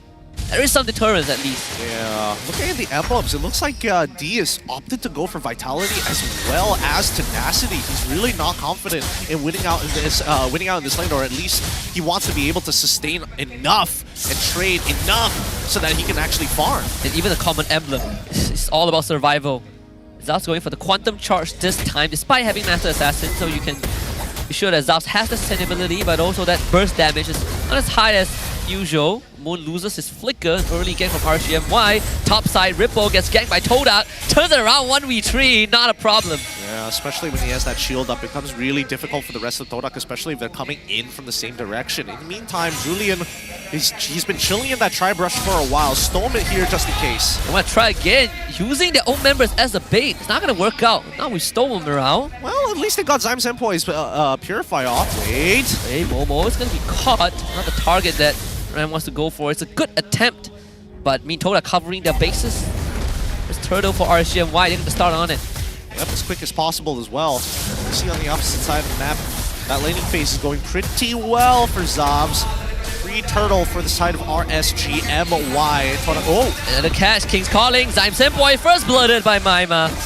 Ripple making the first move. That's such a disgusting combination. Dominator's Descent plus King's calling. Even just with the regular spawnlings, it's a bit frustrating when you get slowed down to basically a crawl. It's going to be so difficult to leave that perimeter. Yeah, it's a kill box, essentially, by Ripple. The first blood going to Maima would definitely help him.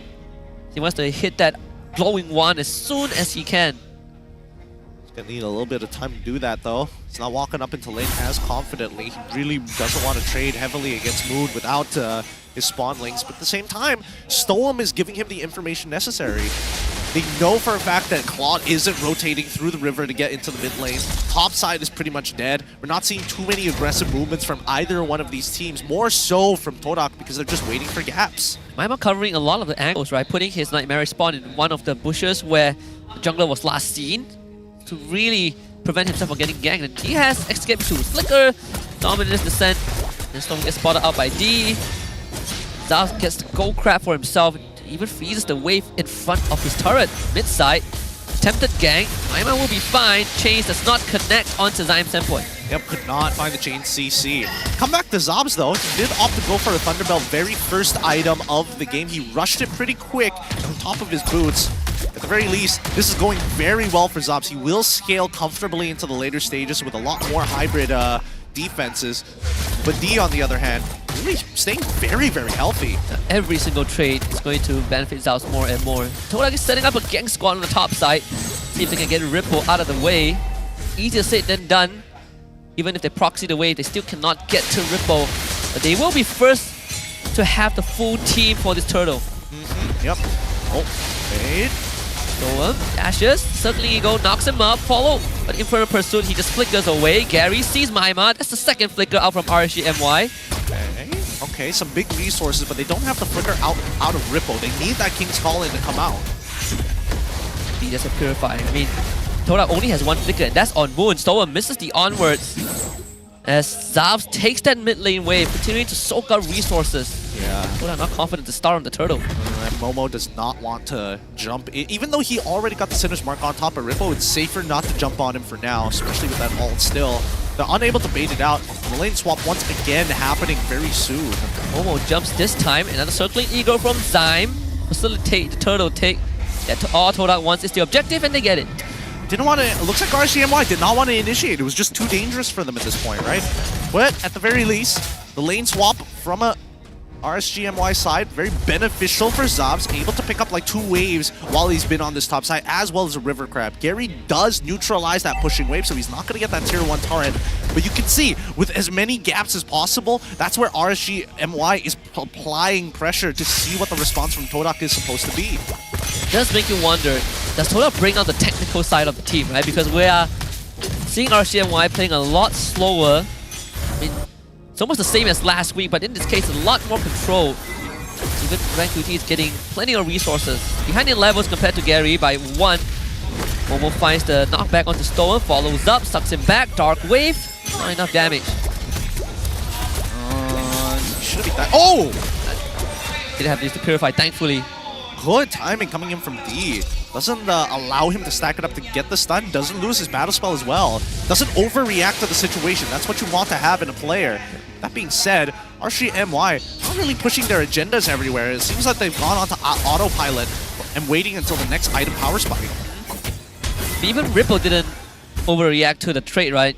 He'll instinctively drop the King's Calling. So it's a neutral state, 6 minutes plus in. No structures down just yet. I mean, structures are barely scratched. Most of them are healthy. Another lane swap. Zavs brought down to the bot lane. That's where the turtle spawns.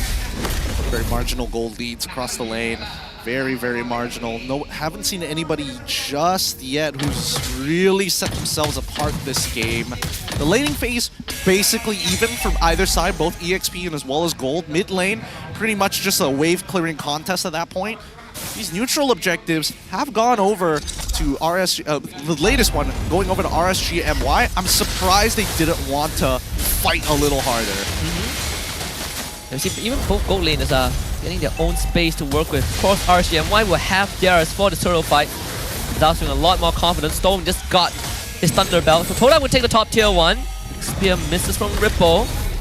Momo taking point, circling eager from Zai. Momo with the engaged 2-man knockup. Gary from the side looking for Mima. Goes into Dominance Descent. Rank QT takes a turtle. Gary goes down. And Momo forced to pop the Vengeance and run. But Ripple pulls 2 of them back. Momo the first one to drop D. Wants to fight this but cannot survive. And RSGMY cracks it open with 2 kills. Zav looking for number 3. Zav sleeping at the wheel and punished by Zav. Tier 1 mid goes down. And Rippo opens up this game. 2 perfect hooks catching the correct members. Yes, he didn't find the cores like Dean as well as Moon, but he's already done so much damage, so much deterrence. Todak really have to think about Rippo as a legitimate threat. Everybody else doesn't matter until that King's Calling is out. And Toda had a pretty decent angle, right? Zyme, 2-man knockup, both the cores and the backline exposed to the Nolan, and in the end, it was Gary who went down. And Mima surviving without even having to use his flicker. So RCMY getting a 3k gold lead just off of that. Is still growing. Yeah, I'm surprised that they're not actually managing every single one of these waves. These tier 1s should not go down for free. Top side especially, right? With that being said, this gold lead now developing into 3k, now going to be 4k in just a bit. 50 seconds until the upcoming to the next neutral objective, but this mid-tier 1 causing a lot of problems for Todak. Not making it easy, honestly, with the Dusk around.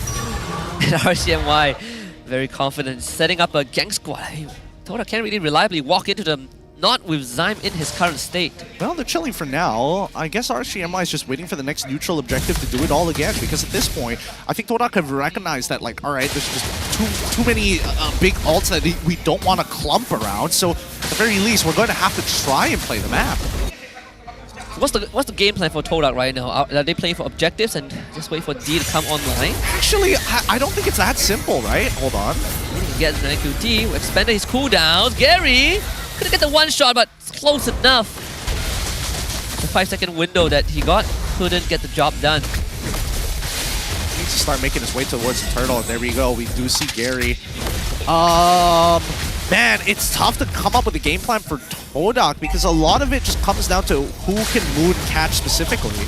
Oh, actually, thankfully there's Zyme. Thankfully there's the guiding wind. That would have been the death of Momo. So RCMY just gonna blitz the Lord unless Todak can make some crazy steals. With Mima guarding the bush, it's just not possible. Momo getting forced back by Ripple. RCMY just dangling the Lord out. They're trying to bait Todak into a committed all-in. Oh! D, yeah, he's not aware. That's the Purify out. And this BMI. I mean, now they're looking for the full rush. Now he just rushed it. Momo dragged in King's Calling. Where do you go? He pops the Vengeance. Aurora ult, but Zaf leap to the back as a 1v3 for Zaf. Looking to flicker the safety. Makes it out alive. RGMY with the Lord and Momo to boot. They're going to be losing so much here. Oh, the stun! And Storm gets the purple buff. Oh. And Gary gets nothing out of that. Yeah, a little sad, of course, a little sad, but still, RCMI finally getting that 4k lead in their back pocket. Everybody's getting closer to max level at this point of time, but so far, Todak has not been able to break them, and to be fair, can they even break them? Even if Zyme is able to go with Circling Eagle to try and open up some space, unless we see an overcommitment from RSGMY, this is how they're going to play. They're going to choke out Todak every single neutral. Does feel like Momo's position right now feels more like a disadvantage than an advantage, right? They bait him with the Infernal Pursuit. If he commits, then RCMY just turns on him. You can't use your ultimate in the King's Calling. Going to be clearing these waves. If they can get an inhibitor off of this, they might be able to set up a checkmate, but we'll just see in a little bit. They are at 34-28, and we've seen after what we've learned from the last best of 3 series is that anything is possible, whether you're in a good position or bad. Oh wait, the stun lands! And that's gonna be Stoem. Surely gonna go down. Good pick up by Todak. Blazing duet, commitment from Momo to the back. The Zav jumps in like and pounds, but there's a vengeance. As RanQT does trade Momo back, but at least Todak finds more. 2 for 1 in favor of Todak so far as they put up a successful defense to make sure that no other inhibitors will collapse while they are still alive. RSGMY, yes, they did lose 2, but at the end of the day, it doesn't really skew the economy anywhere. Not really. Even the waves are pushed towards Todak's base. They're gonna spend the remainder of the time doing housekeeping. But that also means time for D to continue scaling up. It's items, right? Yeah. Yep. Trinity build done. He's got the Trinity. Definitely has the Trinity. Zomps, on the other hand, now going into the atypical Roger build. He's got the Thunderbelt, very first item, but immediately after, goes for the Wind Talker as well as Endless Battle. GDS as his 4th item. Great Dragon Spear for the extra movement speed. It's all about the fight. I mean, Zaus has the dog in him. He does. Fortunately, he's only 121 gold down on D as of right now. They're catching up. I mean, both gold laners have been dead even for the longest of times. The only thing separating them is that Zaus is a bit more active in some of these skirmishes that we've seen. Toda, they really want to crack this mid, but it is so tough to get Maima out of the way first. But even RSGMY, they are reading the moves correctly, right? Look at the bush. You can't really walk up. You can't really escort the minion wave without putting yourselves at risk. Yeah, I think it's safer to not do that. Oh, wait. We see a 3 for 3 position here. Both waiting on the other for this upcoming Lord at the 13th minute. RSGMY, they need to start opening up the map, but it's also too dangerous to walk up. Matilda doesn't want to be in those types of positions. Maima just got the Holy Crystal also. Oh my goodness, the damage from Zyme. Man, if Rimbo landed that hook, he just got the fleeting time, I think, on this Minsata. Okay. Always wants to be a constant threat. Yeah. Really taking his time with this. You can see that RSGMY, they don't even care about the Lord. It's more so, can I get these kills off with Todak? Can I get a pick with maybe the Spear? Once the King's Calling is up, it is a pain in the backside for Todak to even do much, right? How do you land all your combos? I mean, it is a relatively small kill box, but still, if it's enough to take you down, that's what RSG wants now. The blitz onto the Lord. Momo, he sees this happening, but Gary's he's not going to be in position. So RanQT grabs the Lord. They use the King's Calling to zone it out. Zav, he is so far from home. Tries to for the flicker. Zyme Standpoint chases him. Zav repositions with the Lycan Pounds. Redirects his escape. Not bad. Not bad. Everybody gets to walk away happy. Honestly, another nothing fight breaking out here while the bottom side is pushing out. RSG definitely want to drag out these fights to build up that wave on bot. But since they have the Lord now, the endgame scenario is very doable. There's not a lot of wave clear on the side of Todak. And if they do, they have to walk up to the wave and fall within poke range of RSGMY. This is RSGMY's first big opportunity to really put themselves in that winning position. We said the same about the Niners in Game 1 just now. Let's see if RSG can do better. That's the catch. Onto Gary. Absolutely slaughtered. So it's a 4v5 right now. Rippo eats the Blazing Duet. Turns around, stuns up D, and survives as a result of that. As the rest of his team takes the top inhibitor. RSGMY, good management so far. Lord will be taken care of, but RSGMY breaks all structures in Todak's base. Yep, they're looking for an answer here. They need to trade back, and if they can end the game, that would be the most ideal, as RSG are knocking at the Crystal. Dominance Descent used over. RanQT splits up the fight. They take care of Momo. D forced away from his own base. RanQT on the Crystal. Zav joins in. Moon freezes them in place. A couple more hits will do the job. RSGMY opens it up with a win. They take game number 1 against Todak so far, and they do it in a very delightable fashion. Just chill out. We have the lead. Wait for Todak to make that mistake, and then we pounce. Really cleansing the palates of last week. If you missed out last week's game, don't worry. This game 1 would really make you feel the fresh look of RCMY. A lot more cleaner, of course. The game slow and steady. So a pretty interesting pick with the Mincetar, but at the end of the day, it did work out. I love it, especially when you have like two ways to actually look for these picks. If they know where one person is, they might not know where the other is. So really good stuff from both Stoem as well as Ripple for cracking this game open. If not, it would have been a stalemate. Yeah, and I mean, they were the ones that rightfully did that, right? Really, we talked about, Stoem being the one who makes the call, who makes the move. This time, Ripple really followed up. I mean, even though people talk about his inconsistencies, when he's on his game, when he's on his top form, this is what you get for RCMY. But I mean, for Todak, no answers in game one. Yeah, no answers. I wasn't expecting the Mincetar, to be fair, and that really put a lot of stops in their composition when they locked in that Nolan. Puts him in a really awkward spot. Maybe he has counterplay if he was playing a different assassin, but unfortunately that just wasn't the case. So something to keep in mind for the upcoming battle. Maybe a swap of sides as well. Blue side definitely not looking too good today. Yeah, so far 0-3. Blue side has not won a single game. Let's take a look at the highlights of game one as well. This game, Ripple MVP. No questions about that. Really setting himself up for success. Even surviving early multi-people gang on the top side without any help. He held on his own very well. Oh, what a great hook there. Being able to hook more than one person is always a nice time. But yeah, as mentioned earlier, Ripple definitely has some of the highest heights, but definitely has the lowest lows as time goes by. Similar to the gold laners, right? Feels like a lot of these players have very similar play styles and similar mistakes.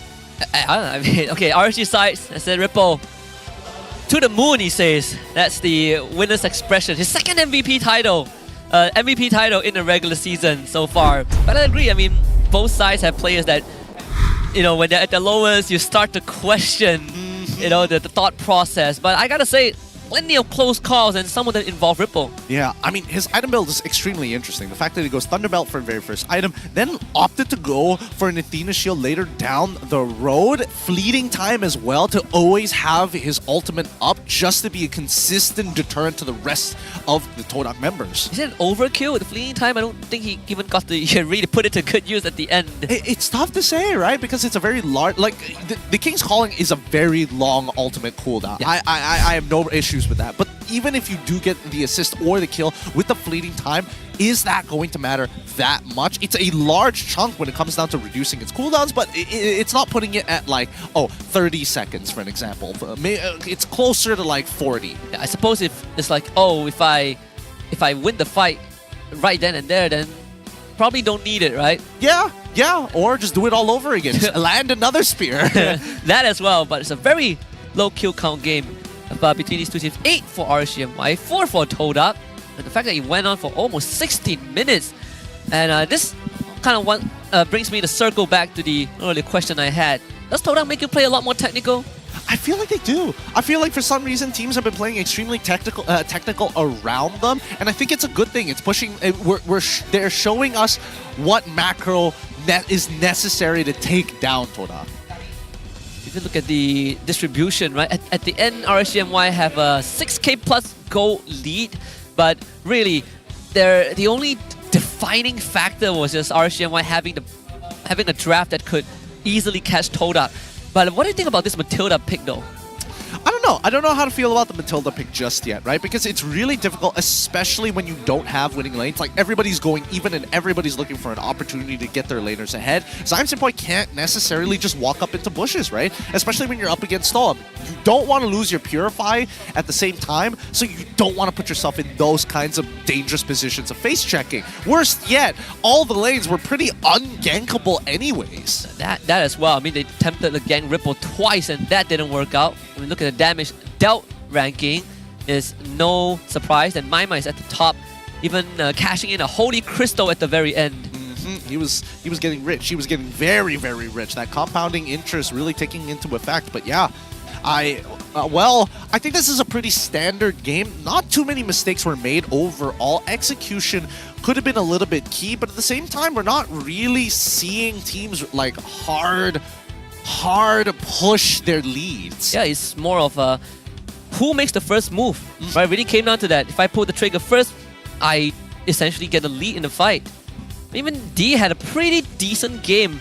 Couple of close calls, almost wiped the backline, and you kind of wish that he had a slightly more support, but RCMY, to their credit, really was able to split up the fights. I think that was a very big defining factor in this game. Yeah, man, especially with that Dominator's Descent, it's difficult to walk away from it, man. When Ripple pushed 2 guys in, yeah, and Maima zones out the other. Yeah, Zaps is fighting his own battle. Exactly. I mean, yeah, Zaps is definitely fighting his own battle. I think even during those team fights, so, like, it's really difficult for him to get in specifically. So, like, doing the pokes and everything makes sense.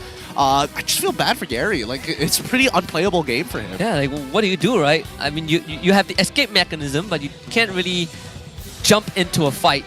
Like, you really need your team to commit like a lot of resources for a pickoff. Yeah, you do. I would have imagined that maybe Gary should have gone to Momo's lane a little bit more often than he should, because I feel like that's like the only gankable lane. Maybe Roger's side, but you know that RSG was leaning more towards that side, right? Yeah, I suppose prior to level 4 you could try once, right? I mean, they tried 2 times. Yeah. Yeah, it didn't work out. It's and I think Stoem at one point realized that Ripple is getting focused. He was also parked in that top side. Oh, great coverage, great reads, great understanding coming in from Stoem. Maybe they're able to 2-0 this against Todak, right? If things keep on going in this direction. That would be a pleasant surprise. It would be. For me, I was expecting 3 games. I mean, judging by how Todak played last week, I think a lot of people would favor Todak. But right now, at least RSG showed us some signs of life. Hall of Fame for Game 1. D still at the top of the chart when it comes to a GPM. Maima being the carry, Momo the sandbag, and Stoem being the wingman.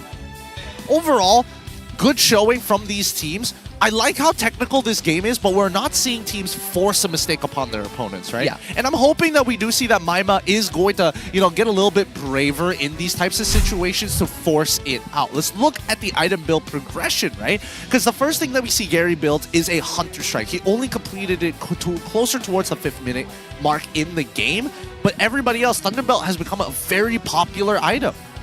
And you even see the acceleration of Zap's item build, right? First Thunderbelt took him a bit longer, but afterwards, after the Windtalker, he is just farming up a storm. Like, being given 2, even 3 lanes at a time and ending the game with a full build. Stoem, Thunderbelt for him. I mean, everyone has a Thunderbelt. 3, in fact. 3 Thunderbelts, as a matter of fact. Interesting that Momo switched out from Encourage into Conceal. Does that mean that Zyme Senpai was... oh, yeah. He's running Favor, of course. What am I saying? That, I never really got to use it, unfortunately. You see, that's game number 1. Wonder what RSGMY has in store for game 2, right? I mean, if they can come up with Mincetar as one of their final picks, I think nothing's off the table, right? If they get red side, right? Now we want to see them on blue side. If Todak switches. If they switches, maybe that could be the counterplay.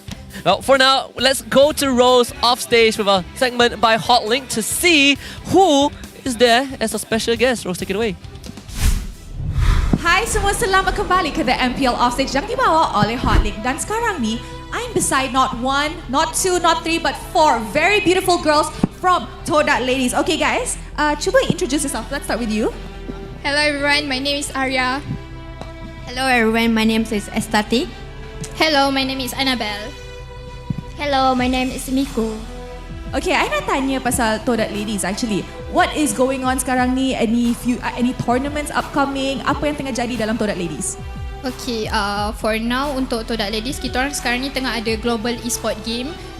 Kita orang main international under Malaysia. So, doakan kita orang 21st September nanti menentang Laos. Alright, now I'm pretty sure ramai orang yang tak tahu tentang scene ladies ni actually. It's quite underrated. So, maybe you guys boleh share dengan kita orang. Siapa yang tengah dominate scene sekarang ni? Yang tu maybe Arya boleh jawab. So, actually for now macam kita tahu untuk MWI memang kita tahu squad Omega which is dari Philippines, and the second one is from Indo which is Vitality. And kita orang akan prepare yang sebaik mungkin untuk lawan 21 hari bulan nanti. Do you guys feel that you guys macam boleh bagi saingan bila korang lawan team besar yang macam tu? I'm pretty sure on screens you guys would have met each other, kan? I think that if we hardworking and then training harder, I think we can fight them as good as them. Alright, I like that. Okay, apa target Todak ladies untuk line up ni? And maybe you guys boleh share untuk tahun ni apa yang goal korang? Okay, kita orang punya goals adalah untuk jadi top 1 ladies dekat Malaysia and also international lah. So, untuk tahun ni punya target, kita orang nak target untuk KBSMY ladies and also tournament international yang kita orang cakap tu, Global Esport Game, and also maybe ada Olympic, I think. Yang tu lah setakat ni yang kita orang tahu. Alright, let's wrap this up. Anything you guys nak cakap dekat Todak players on stage right now? Okay, untuk korang dekat atas stage, good luck, buat betul-betul. Kita orang datang support hari ni, korang kena buat yang terbaik lah. Alright guys, jangan lupa saksikan Todak ladies on the 21st of September to support our Malaysian female team. And with that, mari let's show it back to the casters untuk start game kedua match terakhir hari ini. Thank you, Rose and Cross Todak ladies. Remember, guys, mark down your calendars. 21st September, support our ladies squad. And I gotta say, it's not just about That's Chico and Yanlord. Okay, look. The way that I see it, they're up in their style. Yeah, they're up in their styles for sure, right? You gotta win in terms of your performance, but also in terms of your style. So you up your game in style with JD. Go down to any one of their stores, you need a new pair of shoes, you need some of the athletic wear, you know the place to go to bump up that style. And even Todak switching out some of their players. We have player swaps. We're getting Chiku guys in the gold lane, swapping out for D this time round. Finally, truly utilizing their 10-man roster. Yeah, finally a full local roster. I'm just messing, but good to see Yanlord there though. Like, I think a lot of people were wondering, well, they took Yanlord, but they never play him. From Bounty to Todak, Zai also coming in. Gary is also swapped out. Gary is swapped out. Is this one, version 2? I think so. I've heard some rumors, but I suppose this is the one. I also didn't realize I had spelled his name that way. It looks like he's I casted a full season of MAL and I didn't know it was spelled that way. Now I know. Oh, now we know. We know. All right, interesting. This is gonna. I don't know what to expect from this from a composition like this, right? I would imagine that Yanlord wants to get a little bit more aggressive, but I haven't seen Zayed for the longest of times. He was in the MAL. Was he hyper aggressive then? Is he a little bit more reserved? More on the aggressive side, I would say, for sure. But also, you have a very good supporting cast, right? For example, Hazelnut was there. You also got a Martizi, very stable mid laner, and now I think the environment is a lot different. Really comes down to what Yanlord can provide. I think I'm keeping my eyes on him simply because he's the one that has been making a lot of first steps when he was back with Bounty last season. Does Todak allow that, right? I think that's the important question. Yeah. Let's see what RSG Zabs has to think about the whole thing. Because again, we asked him, how'd you feel in your 4th season compared to your 1st season? And his reply, kind of interesting. We feel like we did player swaps in this season week to week. We will see players' performance from scrims and from time to time. Hey, wait a minute, that's not what he said. Hold on a second. That sounds like Zabs, as if Zabs is a coach. What? Yeah. What did they do to the real Zabs? Yeah, what did they do to the real Zabs? Pretty sure that's is that Amox? Step up. It's a Scooby-Doo scene where it's like, you meddling kids, zips on, it's Amox. Amox wearing a Zabs mask. That's funny though. Oh, that would be funny. That would be funny. But yeah, as these teams are going to prepare, I don't know if RSG is more prepared for this draft. Like, is the draft going to change, or is it going to be the exact same draft for Todak, except now it's a different playstyle? If you know what they say, never let them know your next move. I don't even think they know what their next move is supposed to be. Coach, hey, prepare for this? Makes you wonder. It does get people excited, especially Todak fans. I mean, you're excited enough to see Chiku back on that main stage. We haven't seen him touch professional play for a long time. He was back like last season for a while. For a while, all right? But that was, I don't know, whenever he comes on for like that one moment, it's more like a show match than anything else. But then again, I mean, his team, during that time, his team wasn't exactly pushed back into a corner. They were still 50-50. Now it's kind of like, well, let's have a better start. If you can get us a win, that'd be great. Yeah. You need to win the series, most importantly. But Todak fans fired up. If this lineup wins the series, which there's always a chance, not series, but this game, maybe they retain this for the next one, right? You can't be swapping out players every single game. I mean, I'm pretty sure there's a rule to that. I mean, it's a best of 3. They could if they wanted to. If it was a best of 5, that would be pretty frustrating. Man, they looked at the KD of Zyme and they were like, you're out. Yan Lord. You didn't hit your KPI, out of here. Next person. Maybe that's what Ashi meant. we're always looking at the results. Oh boy, I don't know. Is that a good thing or a bad thing? I feel like there are some tactical advantages to it, but like, how do you perform scrims, right? I don't mean Todak has been. Todak's the team that's been doing this the most often, right? But we haven't seen the return of investment just yet, That's right? True. Not as blatant as this one. Well, yes, of course. But at the same time, I don't know. I feel like it might be a little ineffective because there are moments where, all right, if we talk about just scrims, you have five players playing all of the scrims, and then you technically cut it in half to allow the other half to play it. So that's 50% efficiency. Or do they play a full scrim and have the other team play a scrim against another squad? I don't know. I mean, from what I heard, they're taking all the scrims. Yeah, like, all the scrim timings is just Todak. And then they're setting out like 2 different squads. But then how do you achieve the balance, right? How do you know who performs better? They probably got a system. They've got a system. You know what? We gotta wait for the next Abang Lord Todak podcast. You know what? That's a good point. Maybe he'll answer that question. It's a burning question. Since the roster announcement before the league started, I think right now we're still in the phase of trying to figure out what Todak is trying to do. Yeah. Maybe they are also trying to figure that out. I suppose. I think, building chemistry amongst 10 players can be particularly difficult. Some are going to work better than others. This is quite... I would say this is a rebuilding phase for Todak overall. A very similar situation to MPL ID and for a lot of the teams that we have here locally. Yeah. But I'm happy to see, Zayed be on that stage, at least playing his debut game. I mean, Yanlor is his debut game in Todak for the first season. I think some of the fans, their wishes are finally granted. People were asking for him last week. But let's see how he handles the pressure. We are seeing 3 out of the 5 quote-unquote OGs, obviously with Moon and Chigu being the ones that still remain since the very first inception. The draft is going to be ready in just a little bit. We just got confirmation. I want to see if Todak is going to remain on that blue side. Yeah, that's what I'm curious to see as well. Let's start heading into the drafting phase. We'll see what plans that they have in mind, or at the very least, how this draft is going to shake up with some fresh new faces to give a new look on the battlefield. Hopefully that's enough of an edge. It's time to go into the draft. Good luck. You can't outplay them with the draft, you outplay them with the subs. Let's see. Todak this time going to be on the red side, and RSGNY on duels. So the master same. It's going to be Fanny, Ling, Chip, Jushin. No difference. Yeah, I don't think there's going to be much of a difference here in terms of the bans. We're seeing that a lot of teams aren't really adjusting to enemy bans overall unless they absolutely have to. Like to keep to their own plans, like to keep to their own game style. If they can force their opponents to go out of their way for maybe 1 or 2 picks, that's worth the win.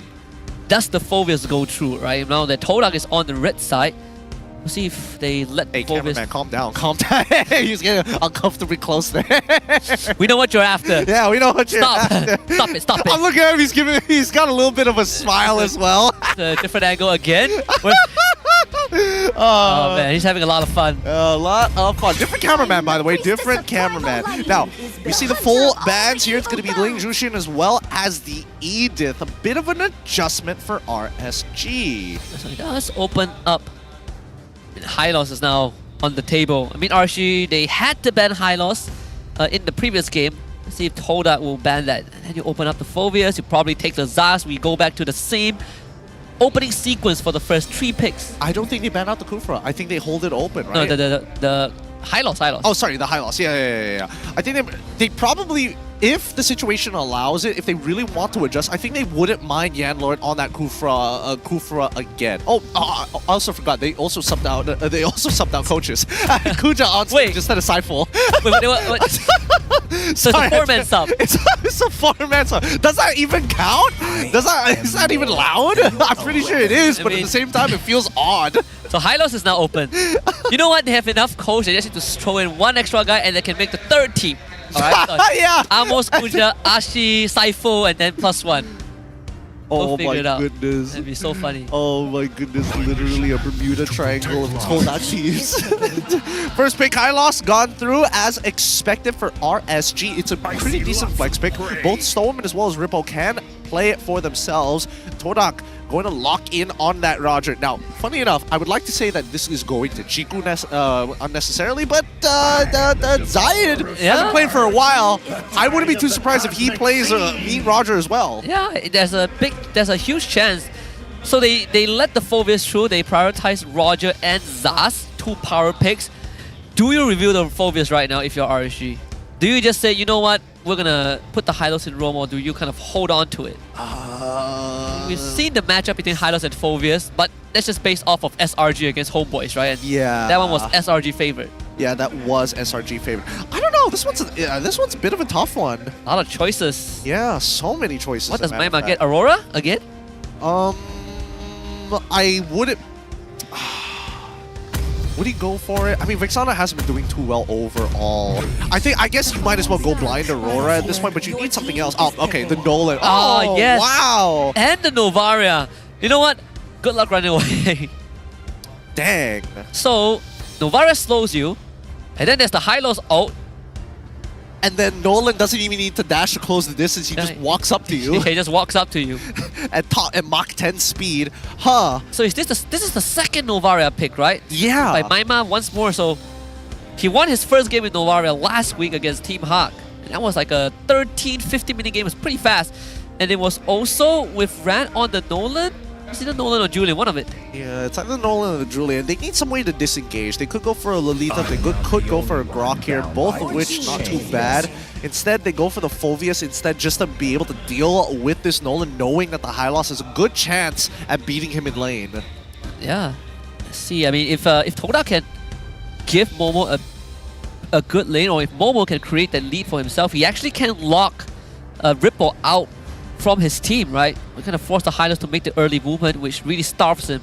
Yeah, it does. So second phase. I mean, we saw RSG ban the Hanabi to prevent that blue side Hanabi Lolita. You think there's a possibility for this to happen right now for RSG? I think the Hanabi ban might work. I'm not gonna lie. I feel like getting the Lolita is more ideal for Todak's side, but we'll just wait and see, right? Harith going to be a very safe ban. Both sides still missing out on their gold laners. I think this is more beneficial to Todak than it is for RSG. Who do you ban out from RSG side? Perhaps you go ban out the Grok. Yellow does play the Grok and Ruby. He does have not more success on the Ruby so far. Grok, Ruby. I suppose Tigro also can be considered. But they ban out the Hayabusa, so they're not confident that Zayed is going to be on the Roger. Yeah, again, some of Zayed's like signature picks has been the was the Hayabusa. I was gonna say is the Hayabusa, but we haven't seen him in a while. So again, RSG definitely did a little bit of homework. Are there any more worthwhile bans here? I suppose that one is also to protect the Novaria. Right, it's one of the few assassins that can get on top of her. Now with that out of the way, I can't think of anyone else. Might end up shafting the Roger into the jungle. I don't think that's going to be the case, right? It really doesn't seem likely. I feel like Todak's fourth pick is going to be their support pick, and then they're going to decide where this Roger's going to go at the very end. They ban out the Jawhead. I respect that. It's really annoying to deal with, and it's better banned than picked. So all 5 of the main junglers are already here. Actually 6 of them, right? Yes. So who else is in the pool if not the Roger? I mean, hypothetically, if the Roger is gold, Lancelot? Julian? Julian's banned out, right? Yeah, it's banned out by Todak. It's banned out by Todak as well. All the main ones are banned. So Julian, no Fanny, no Lane, no Haya, no Nolan. I suppose Lancelot is kind of like your 7th choice. I mean, Lancelot in this case doesn't really do much, right? Because if you're trying to get on top of Novaria, as long as like he misses a dash or Novaria goes over a wall without having the Phantom Execution, it's really tough to stick on top of her. Yeah, support pick coming in from Todak. It's going to go into the Cho, single target lockdown for either to kick Hylos out of the way or to lock down the Nolan, both of which is totally fine here. Let's see, RSG. So now it's Roam, potential Roam, and gold lane. If you want to play Hanabi Lolita, this is the chance. There's still Moscow for Zavs. He loves that pick. Yeah, is it even worth going for Hanabi Lolita in this particular case? I guess there are extra bodies with the Nightmaric spawn as well. It's not much of a need, right? Unless you just want to do it for the sake of it. Yeah. We've seen the example from what's that team again? So it is Hanabi Lolita. All right, and why not, right? Why not? Why not?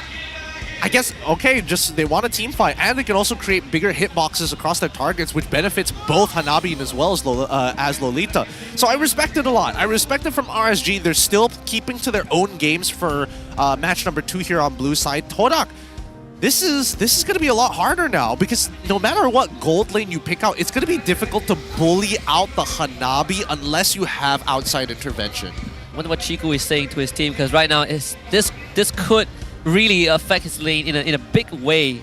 Does he get the Roger, or does Zai get it?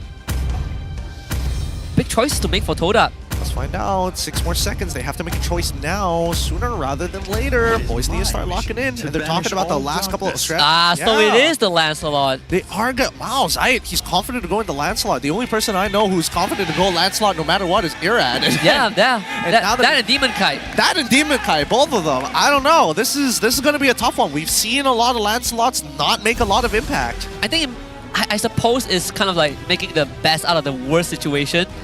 No marksman feels good. I mean, Roger can do a better job handling the Hanabi Lolita. I mean, I guess, but then you could have gone into like things like Hellcurt, for an example. I suppose so. I mean, I guess you don't have to worry about your projectiles being reflected, right? That's true. That's true. I mean, there's a lot of things that could happen in this game, but it's very straightforward. The RSG just wants to pincer through like a spear against flesh to break through their ribcage and go straight for the heart. Todak, on the other hand, have to be very meticulous by cutting off their tendons and making them slow down in this game before they hit that killing blow.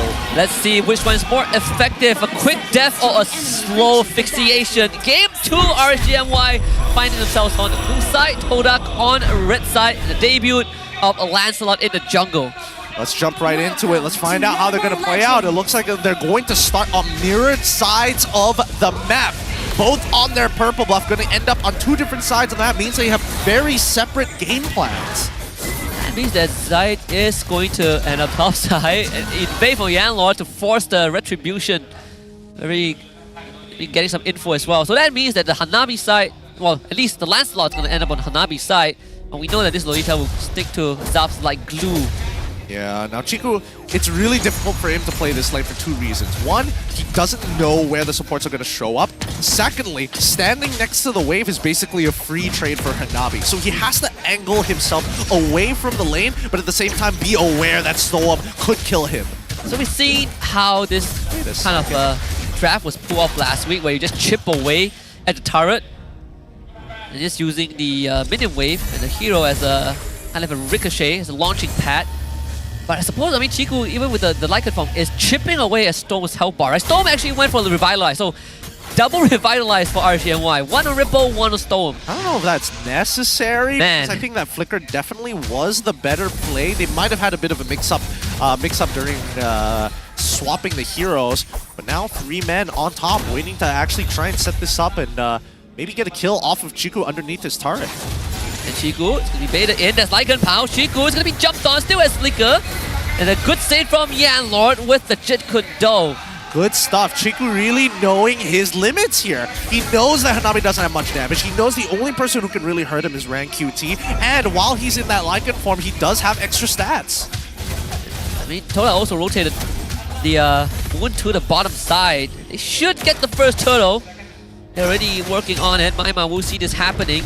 And no contest from RSGMY. It's a trade that they have to take. Yep, and Zayat will be able to take this turtle basically for free. No contestants whatsoever. They need to threaten that purple buff though, but in the meantime, they're going to really slow down here. Going and invading the enemy jungle this early on is pretty dangerous still, especially when Novaria has revealed you all. At least they don't have to worry about that ult. Good coverage from Maima. Yanlord should find Ran QT again at this orange buff. It's going to be potential steal. Doesn't find it. Yanlord will shunpo the safety, causing a lot of problems for RSGMY so far. But I suppose as long as Zaps and Storm gets a decent laning phase, I'm not too worried. But you can say the same for Chiku, right? He's really soaking up a lot of the pressure. Yeah, I'm surprised that Rank QT doesn't actually want to go for the kill on Yanlord or like force out a flicker, right? They just need to do it one time. If they get his flicker out of Yanlord, he's probably not going to go for an invade again. It could be that time.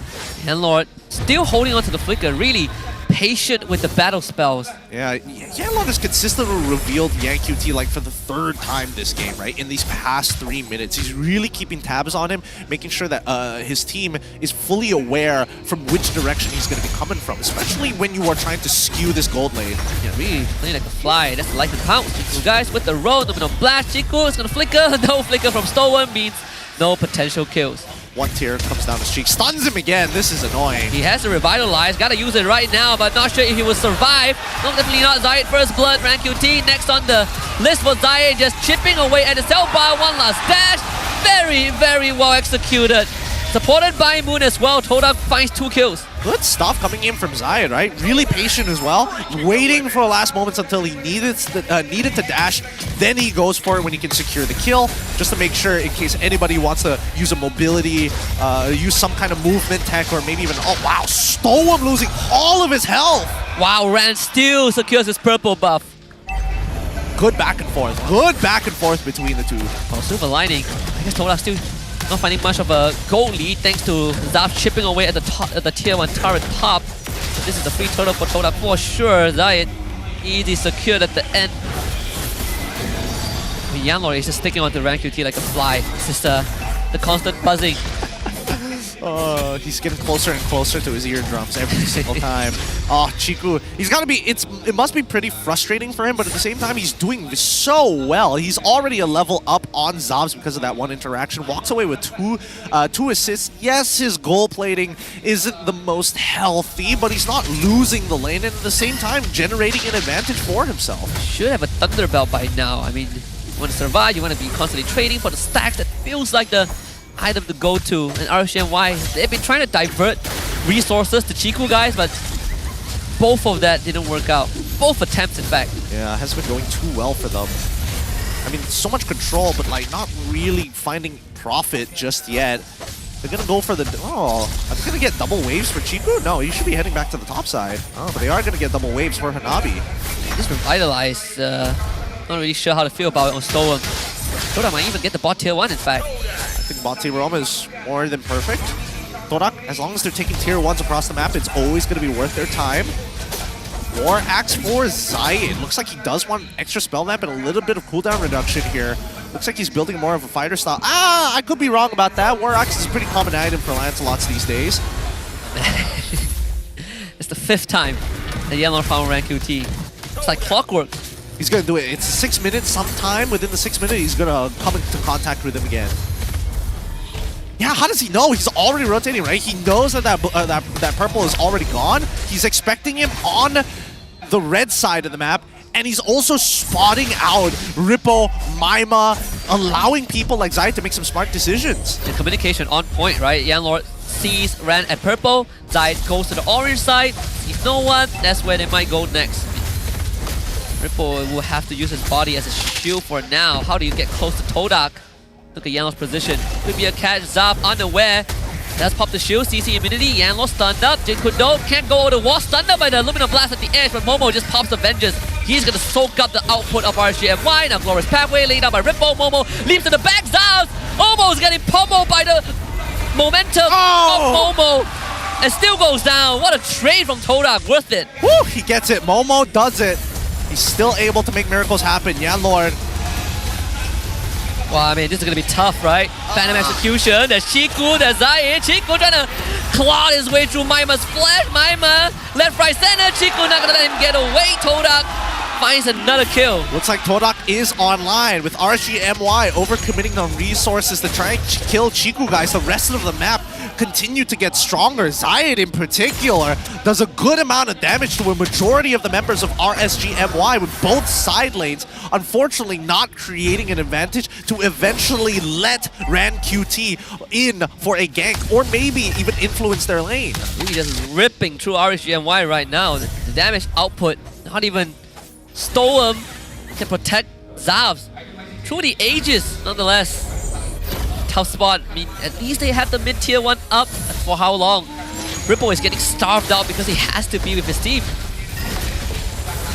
It's not looking good. It's not looking good. It's just one bad fight and Todak is going to have full control over the game, right? It feels pretty unplayable for RSG MY now, but they still have the stats that actually go toe-to-toe in a full-on team fight. When we look at the items, second items are already starting to come through, right?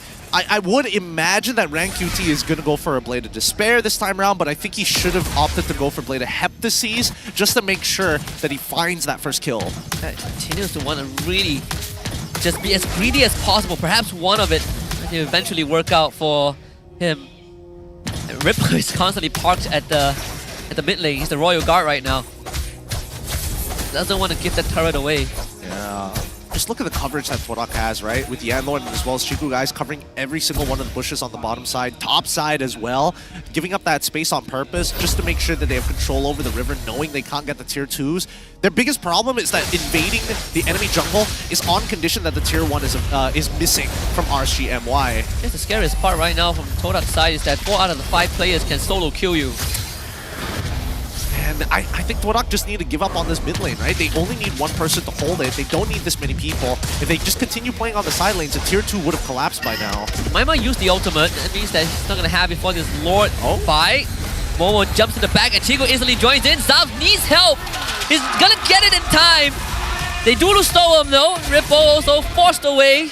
Todak essentially locking RSGMY out the Lord pit. Yep. It costed them 2 flickers though. Yanlord making a really good catch on towards Stoem's side, knowing that the rest of the RSG members chasing them down is not too beneficial, especially with the Lord already spawned and having full control of the pit. Good stuff coming in from Todak. Lord secured. And right now, Zion hasn't made too many mistakes all across the board. He's been playing mechanically perfect. Yeah. A lot of it also comes from his team, right? The calls, very clean. And Momo is starting to become a big problem for RSGMY. He buys way too much time, especially with the guarantee of that vengeance. He's not looking to just get onto the back line. That's why he's not taking Flicker. He's looking to buy that time. Oh, face checking and spots him out once again. Yanlord doing a really good job at making sure that Rank QT cannot flank them. How do you even take out Todak? I mean, just look at the coverage, right? Even if they're not covering bushes, they're still using the Nightmaric spawn as a means to kind of open that map and leave it lingering there as a vision sentry. And with... Oh, wow, Aima, what a preemptive flash. So they catch Ripple, Yellow goes down, that's revitalized number 1 from Stoem. It's a bit of a hasty movement. And now, Glorious Pathway, Chico guys, that's the target, stunned up. Ripple really just holding his ground. Rankyote finds the kill. And gets out with his Slime Moon, wants to go for him. Phantom Execution was Zion, the puncture dash, stunned up by Stoem.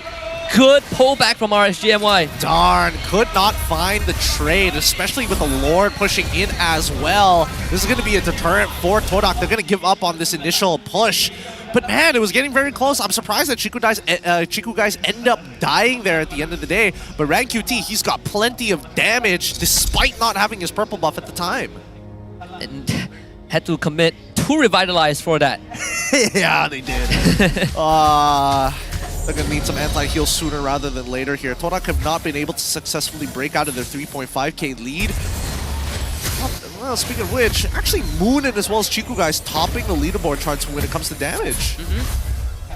It's a minor goal swing, I think 1,000 in going over back to RSGMY, so it's not too bad. What's the late game scenario going to look like though for RSGMY? I mean, this Hanabi, is it enough? I think that this late game scenario is a little scary for RSGMY, right? Because a lot of their team needs to move forward. Every Rank QT needs to move forward. Storm needs to be in the front. Rippo's Glorious Pathway is single directional, is very linear, so you always got to be pushing forward. And when you do, the big flankers, as you see right now, Yanlord, oh Maima, she hops on the wall in time and still escapes. The angle just correct. And Ripple finds a Glorious Pathway to the back. He's all on his own, but Zav, he's going to be executed. The backline exposed. And RSGMY have to be on full retreat mode. Zion collects the second kill. And the third one goes over to Chiku guys. Todak breaking the game open. Rankyote and Maima, the remainder of RSGMY. What did Zion build? He's got way too much damage. Zabs, unfortunately, didn't even bother to Aegis. He just died. Didn't even ult, right? Yeah, didn't even ult as well. He's waiting for the Thorn Rose, and the Thorn Rose ended up killing him. That is very inconvenient here. RGMY really slacking on that fight. Let's see. Todak should be able to get this next upcoming Lord, but they really need to at least crack open an inhibitor to set themselves up for the next fight. I don't think they can finish the game unless RGMY lose 4 out of the 5 members. Sure, at least they will at least get an inhibitor. By the looks of it, they just broke the last tier 2 bottom. So Todak now finds themselves with a 7,000 gold lead. 7,000, so much, so rich as well. Finally, we see the Blade of Heptases being purchased by RanQT. He's noticing he's not having a lot of burst. Does have the sustain damage with the help of that purple, but really needs the burst now rather than later. See Yenlord, can he find a pick? Doesn't have the flicker this time. Glorious Pathway drop down. Yenlord still hits to the back, has the immortality, wouldn't throw his life as Zayed. Oh my god. Rolls, left, right, center, the movements. That's 2 inhibitors down. So worth it. And he got both revitalizers plus the Aegis out of Zobs. Every resource that RGMY has is now gone, and now an exposed missing inhibitor from the side of RGMY is setting up Todak for a very clean endgame scenario. This is gonna be quite a task for Todak, well, for RGMY in fact. How do you start taking control of the map? How do you even catch Zayed, right? I feel like it's pretty tough. Don't really have the best lockdown. Yeah, they don't. I mean, the problem is that Storm hasn't been using that Numenon Blast very often, right? Oh yeah. And worse, yeah, the Numenon Blast is more of a disengage tool rather than a re-engage. If not, the stun part of it is not being used, mainly the slow. A lot of flickers on the side of Todak to actually escape the Numenon Blast, and unfortunately for Storm, because of that Revitalize, it limits his options. And not just a flicker, but most of them have mobility. Yeah. How do you kind of catch them in the net? It's got to be by the pit, right? It has to be somewhere by the Lord pit. Without a flicker. This is... I don't know how you're going to do this. Pixel Brush, maybe? No, even from Pixel Brush. To stand there? I guess you sit in lane bush and then get your team to kind of kite back into you. Man. But I feel like a lot of professional teams, like, they notice when their movement speed is hindered and they're like, oh wait, it has to be Hanabiyo. There's nothing else that slows us down. Maybe with Maima's ult, but the element of surprise is essentially gone, right? Without the flicker. Pretty much. Or unless you walk into it, realize you're slow, and then it's too late. They just unleash the stun on one person. So RGMY has to force a mistake from Todak somehow. This could be a 3-pronged attack. Look at where Chiku is. Here he comes. There's Yanlor as well, looking for the target. Glorious Pathway back where Zayed escapes the fight. They find Zabs again, but they lose Momo this time. Chiku, guys, escapes with his life. Turn around for a few more taps. Todak trading 1-for-1. Yep, and forced backwards once again. Todak, they don't mind taking these freebies, trading 1-for-1. Momo for well, Zabs is pretty good trade overall. Hanabi is a very big proponent to these team fights, right? Especially with her bouncing auto attacks. Todak would rather her out of there, especially when they're all clumped up. How do you clear waves efficiently without Zabs? He's still down for 10 seconds. Right, Todak on the lure this time. Let's see if RGMY can make some miracles happen. Maima won't be there for a while longer. Yellow flicker kick, turns on the RanQT, loses immortality. Numenon Blast completely goes wide. Sash Echo pinging the members of Todak, buying enough time for Zabs to come back. And Momo also respawns. Ooh, smooth moves from Yanlord as well. Really baiting out as much as he can. Lord stacking up to max stack. That's 2 damage already. Ran from the side. Maima with the steal. And RGMY looks for a retreat. RanQT trying to dash Rippo. Covers the escape. RanQT waiting for the energy to come back up. Covered by Storm. Ripple goes down. Ran falls. Todak finding 2 kills. Numenon Blast turn around. That's the stun. And Maima single-handedly keeps RGMY in the game. Wow. Zayed whiffed the retry. Whiffed it. Slight bit of HP left as we see the Meteor collide with it. Oh, unfortunate. That means that Todak, all of their presence now, it doesn't really matter. All the leads that they've generated is just for item swapping. RGMY have finally scaled into this game and are ready to take them on.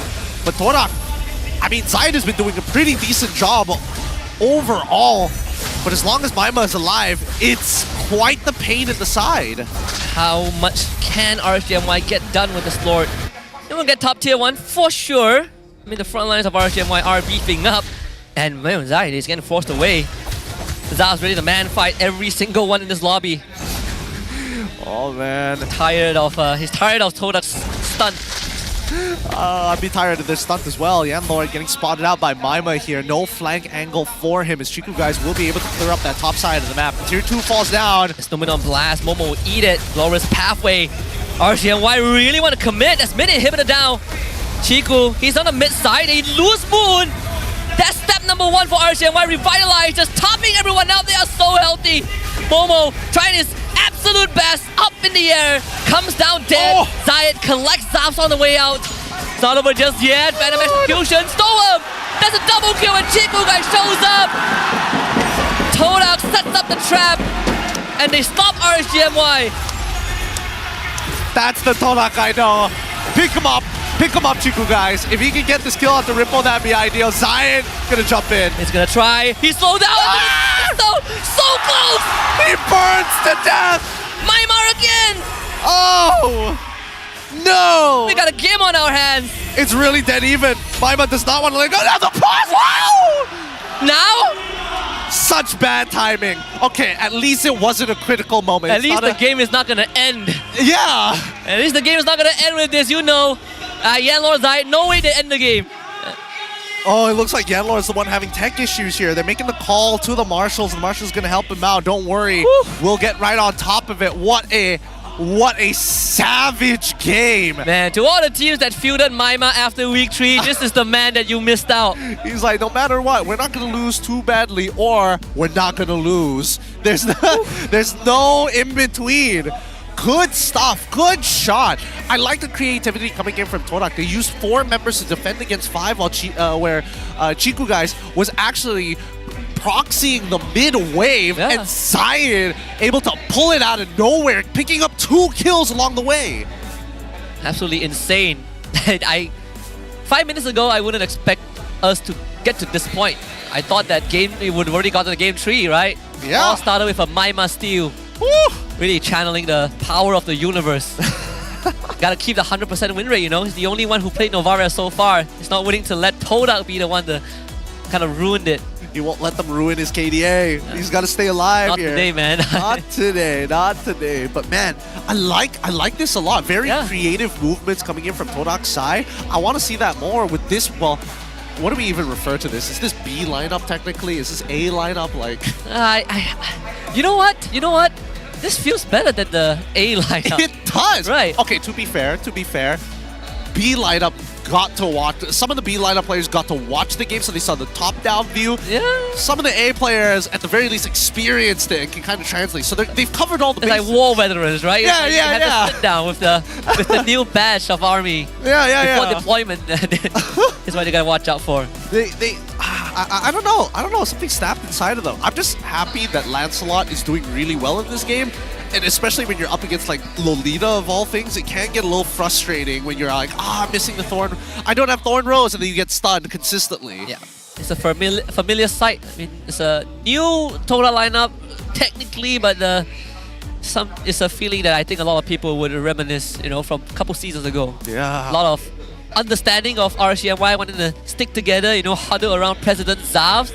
Gotta make sure he doesn't suddenly just get vaporized. Yeah. Then you kind of launch this 2-3-pronged attack. Yanlord, we talked about him. Chiku as well, being able to function on his own.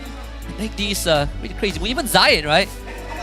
I think he really has set the bar super high. Yeah. There's going to be comparisons between him and Gary after this. For sure, for sure. Especially since he's playing one of the more mechanically like punishable heroes, right? Like if it was Fanny, okay, sure. Some situations you can get out of there because steel cables are just that good. But when you're playing Puncture on Lancelot, it can be hard. You whiff a single one of those dashes. You're either caught out in the open or you don't have enough damage to one-shot your opponents. And here's the moment you've all been waiting for, guys.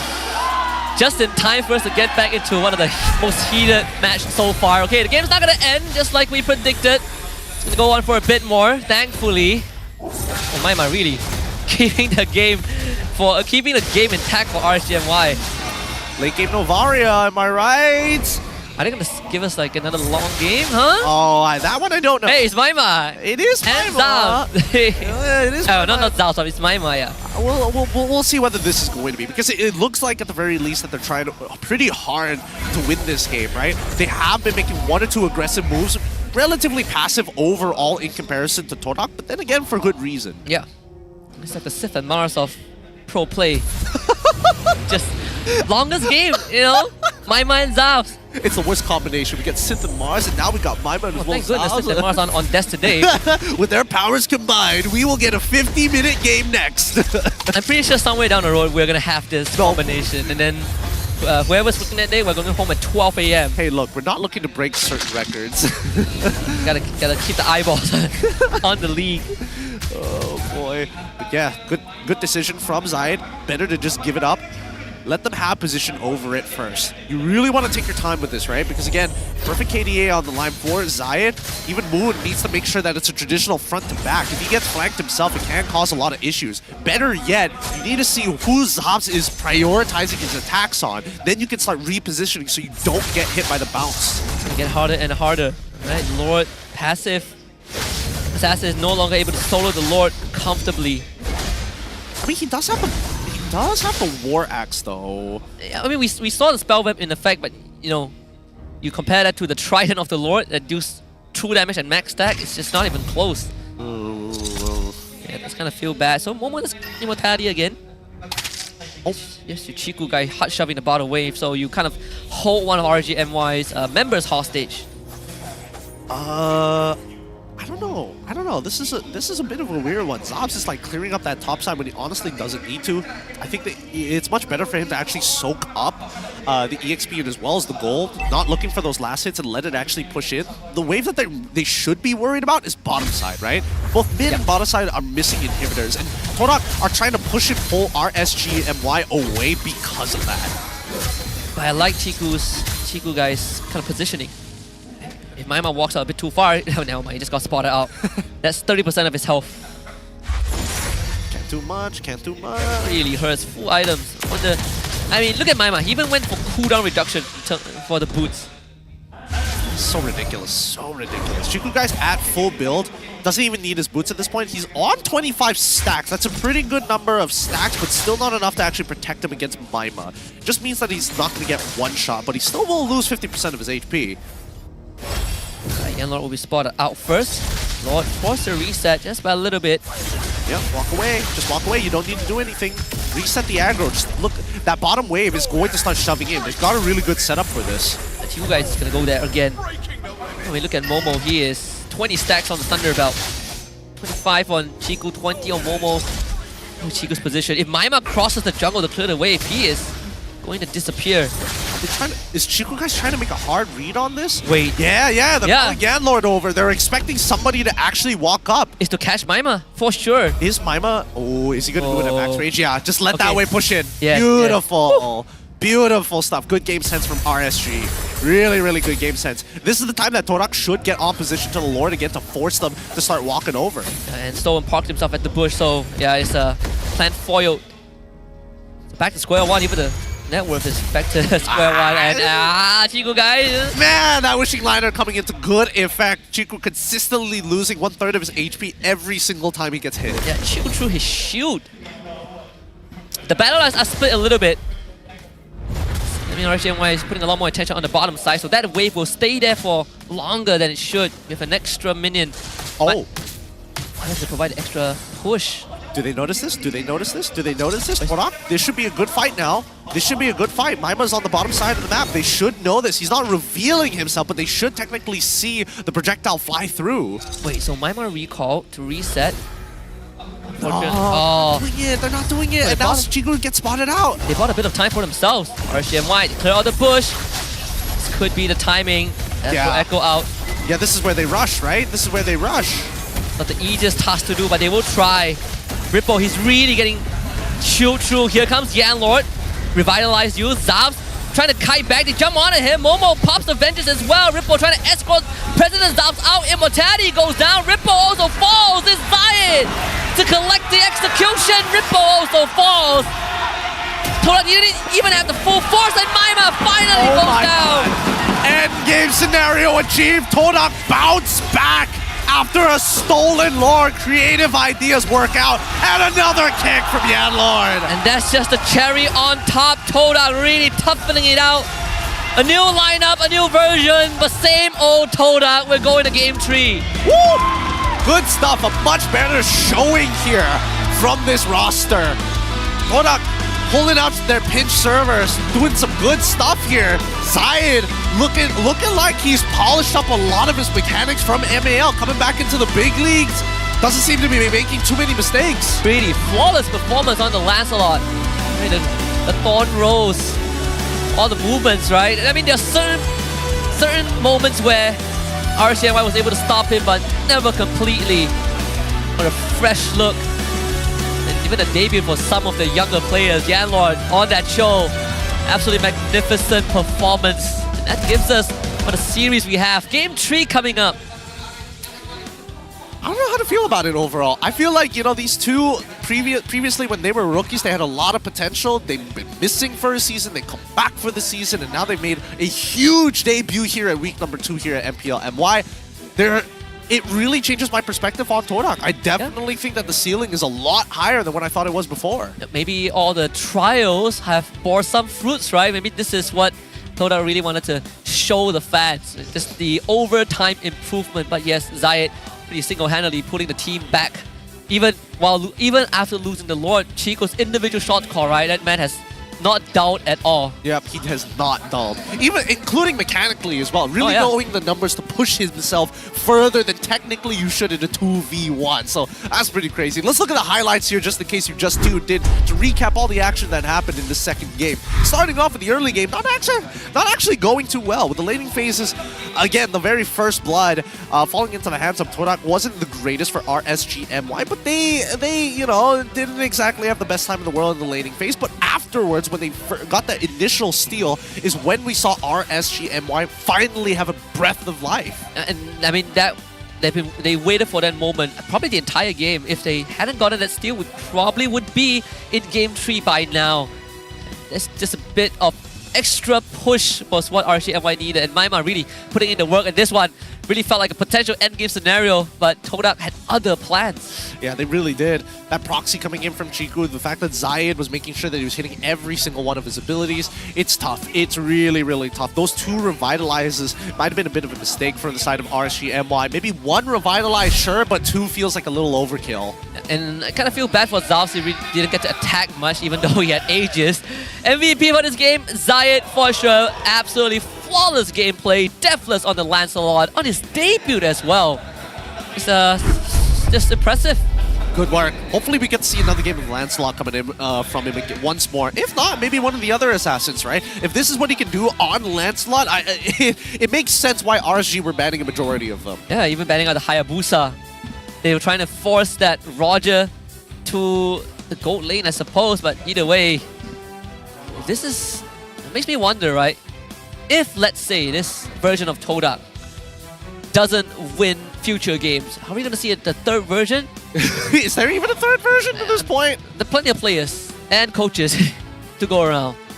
I don't know, it definitely feels like you said, the ceiling has been raised for sure, but how far can it go? I don't know. Maybe they just like swap out the whole team for the MAL team at some point. Like it's like anything is possible. I don't know what is going on with management. I don't know what how these decisions are going to be made in terms of like raw performance, or if this is not working, we're going to swap you out and see if that works. 20 kills to 8. It really felt a lot. The game really felt a lot longer than what the total kill count shows us.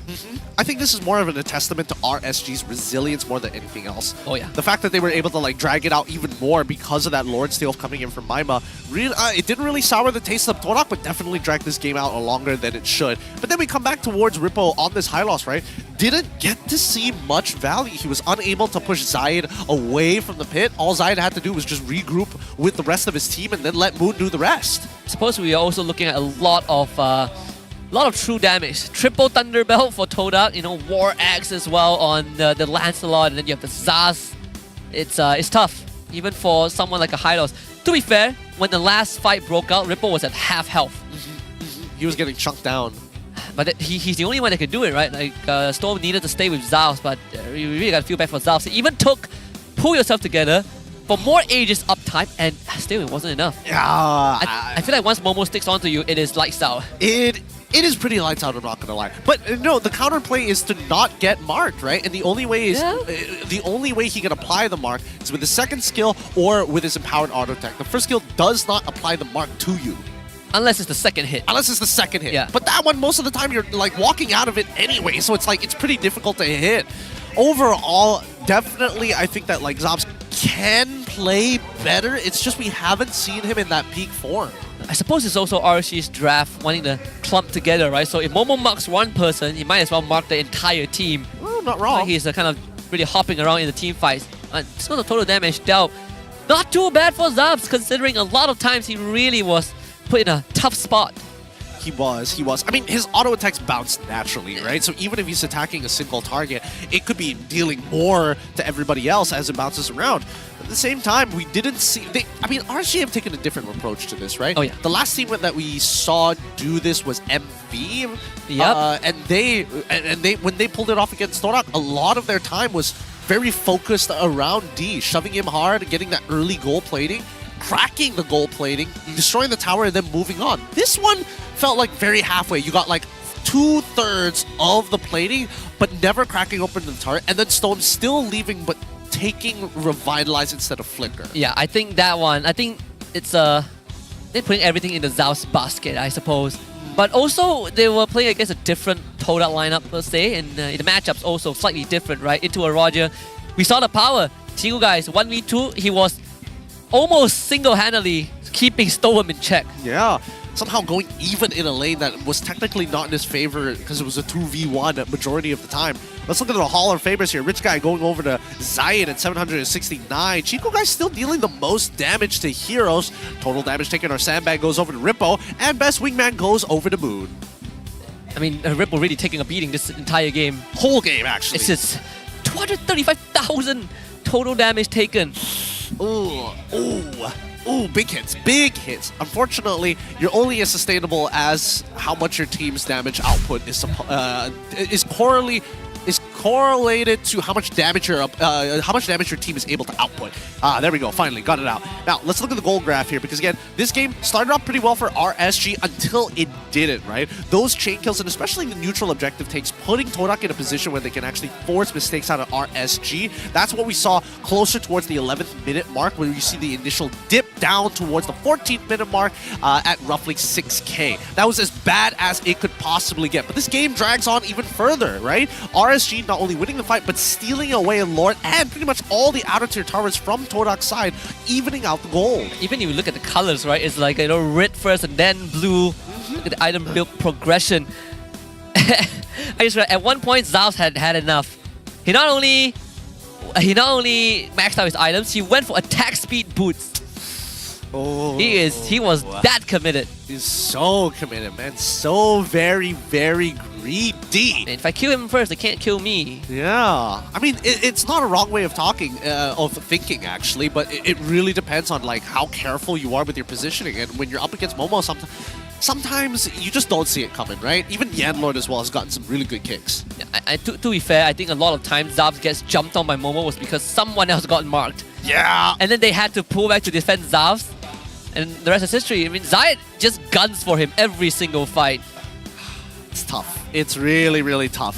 I'm trying to figure out what the adaptation for game number 3 is going to look like for RSG, because now that if Torak is still playing with this lineup, who knows, right? They're gonna be like, oh, now we're gonna switch Zayat out again. We're gonna go back to D and put Chiku guys in the jungle or do something crazy like that. It's possible, but at the same time, I feel like RSG just need to clean up the mid game. Yeah, I think that's where they really let Torak get away, right? Second Lord taking out 2 inhibitors really caused them plenty of problems.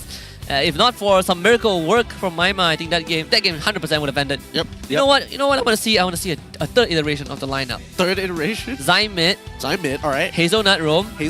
Okay, I see it. Chiku jungle. Chiku jungle. Oh. Chiku back in jungle. Okay. Put D back in goal. And then Momo XP. We'll see if that's gonna be the case for game 3. They got some time to deliberate. For now, let's throw it to the offstage segment with Rose. Take it away. Selamat kembali ke The MPL Offstage yang dibawa oleh Hotlink, dan sekarang ni saya dengan Abang Lord. First of all, Abang Lord, how are you? Long time no see. Sehat alhamdulillah. Okay, Abang Lot, tadi di game kedua kita nampak lineup change yang agak drastic. We could say around 60% of it changed. Apa yang jadi and why did you guys decide untuk tukar lineup just macam tu? Tiba-tiba transfer in. Saya pun sebenarnya tak tahu yang lineup ni akan jadi macam ni, tapi baru saya dengar daripada Haji Roslan. Sebenarnya ini adalah keputusan management yang menyuruh buat dua lineup, mainkan and see what is the best. Let them show dekat atas stage. I see. Abang Lot rasa ini adalah lineup yang peminat-peminat suka ke? Terutamanya bukan kata peminat, saya sendiri pun suka sebab this is Todak langgar. Alright, kita boleh nampak the trademark of Todak, mana dorang langgar RSG agak clean we could say daripada first game. Okay, now Abang Lot, kita, you know, in your opinion, you tengok tadi game pertama dengan game kedua, apa yang beza yang paling besar yang Abang Lot boleh nampak sebagai audience yang tengah tengok? Terutamanya dari segi gameplay. Dan mungkin saya rasakan Ciku, Zaid, they are eager to play, and this is the chance yang mereka dapat dan mereka tunjukkan the real potential of them. Okay, Abang Lot, I rasa kita ada satu lagi soalan yang ramai orang di luar sana nak tahu. Cuba share sikit pasal coaching staff korang. Kenapa ada 4 and what are their roles actually? Actually tak ada salah pun untuk dapatkan coaching staff yang ramai sebab masing-masing ada kelebihan. And maybe mereka boleh fokus each and individual player, apa saja kelemahan. So tak salah pun untuk ada lebih ramai lagi bagus. The more the merrier, kata orang. Okay, Abang Lot, any last words for the fans of Todak and of course to the players up on stage? Ya, saya rasakan setelah melihat game kedua tadi, mungkin Patrick yang sedang tidur di luar sana telah bangun bersama-sama. Ayo kita memberikan sokongan terhadap Todak. Let's see another Todak langgar dan mendapatkan kemenangan 2-1 untuk petang ini. Alright, may the best team win in this best of 3 series. Mari kita throw it back to the casters untuk start game ketiga dalam best of 3 series ni. Pasukan mana akan dapat kemenangan pertama mereka? Oh, you heard it from Rose and Brother Lord. It's game 3 coming up, and I did a quick vibe check on RSGMY side. It was a bit more somber. And I don't know, it worries me a little bit, but hopefully they get to recompose before the draft kicks off. Yeah, I think after losing in that fashion, after taking game number 1, it looks like a lot of their preparation might just go out the window, right? Which is, it has to be a little frustrating for especially the coaches, but at the same time, that's just the nature of the beast. They got to figure this out. They got to crack the code onto Todak now rather than later. Yeah, I didn't figure out the second phase of this boss fight. You know, usually people look at draft gap, you know, skill gap. This is a lineup difference. Can't do much about that. No, I wasn't expecting this. They even swap out the coach. Yeah, nobody expected that either. So who do we get this time? Is it still the same? It's Kuja. I see Kuja up there. It's going to be Kuja. Yeah, still the same. Alright, at least they stick with this one. They found a lot of success. It's not just demanded by the fans, but apparently the management also really like this. Abang Lord also likes this.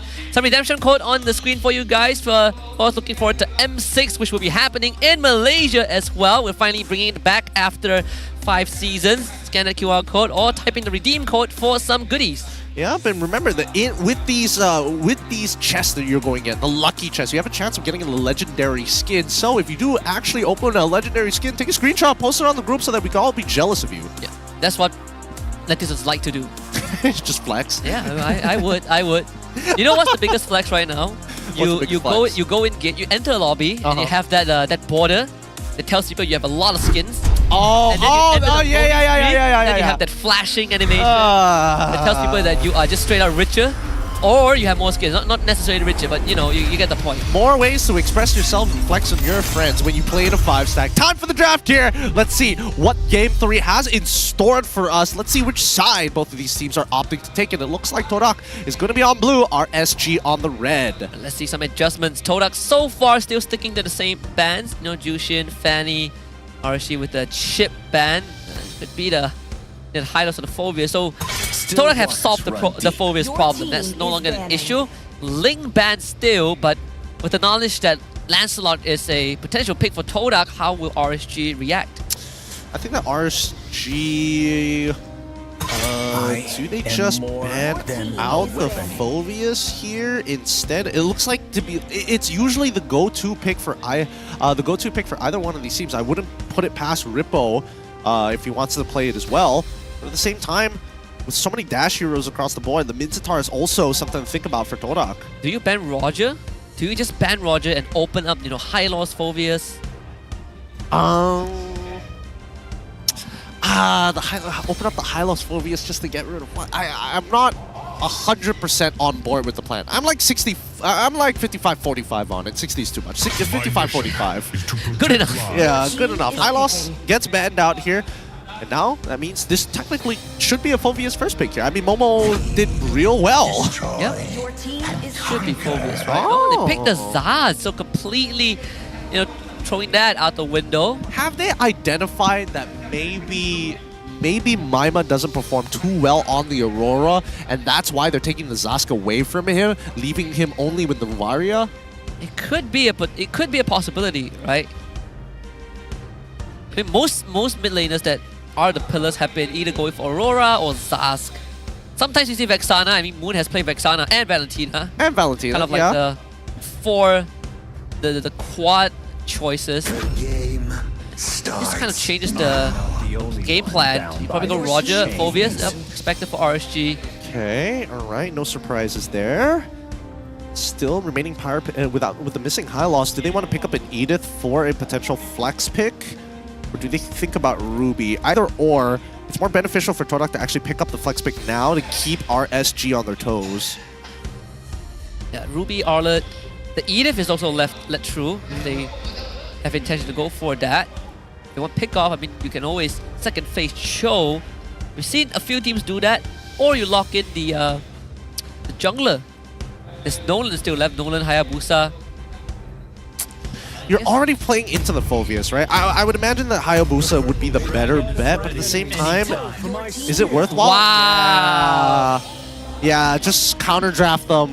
We saw the show coming, but the Minzatar, I mean, Torak about to show them how it's done. I do feel like it's a little overkill. I feel like one or the other is usually enough, because, I mean, you've already got the Zas for the initial slow as well, so... Momo disagrees. Momo's like, nah, I'm just better, don't worry. Yeah. You beat me with my Minzatar? Mine?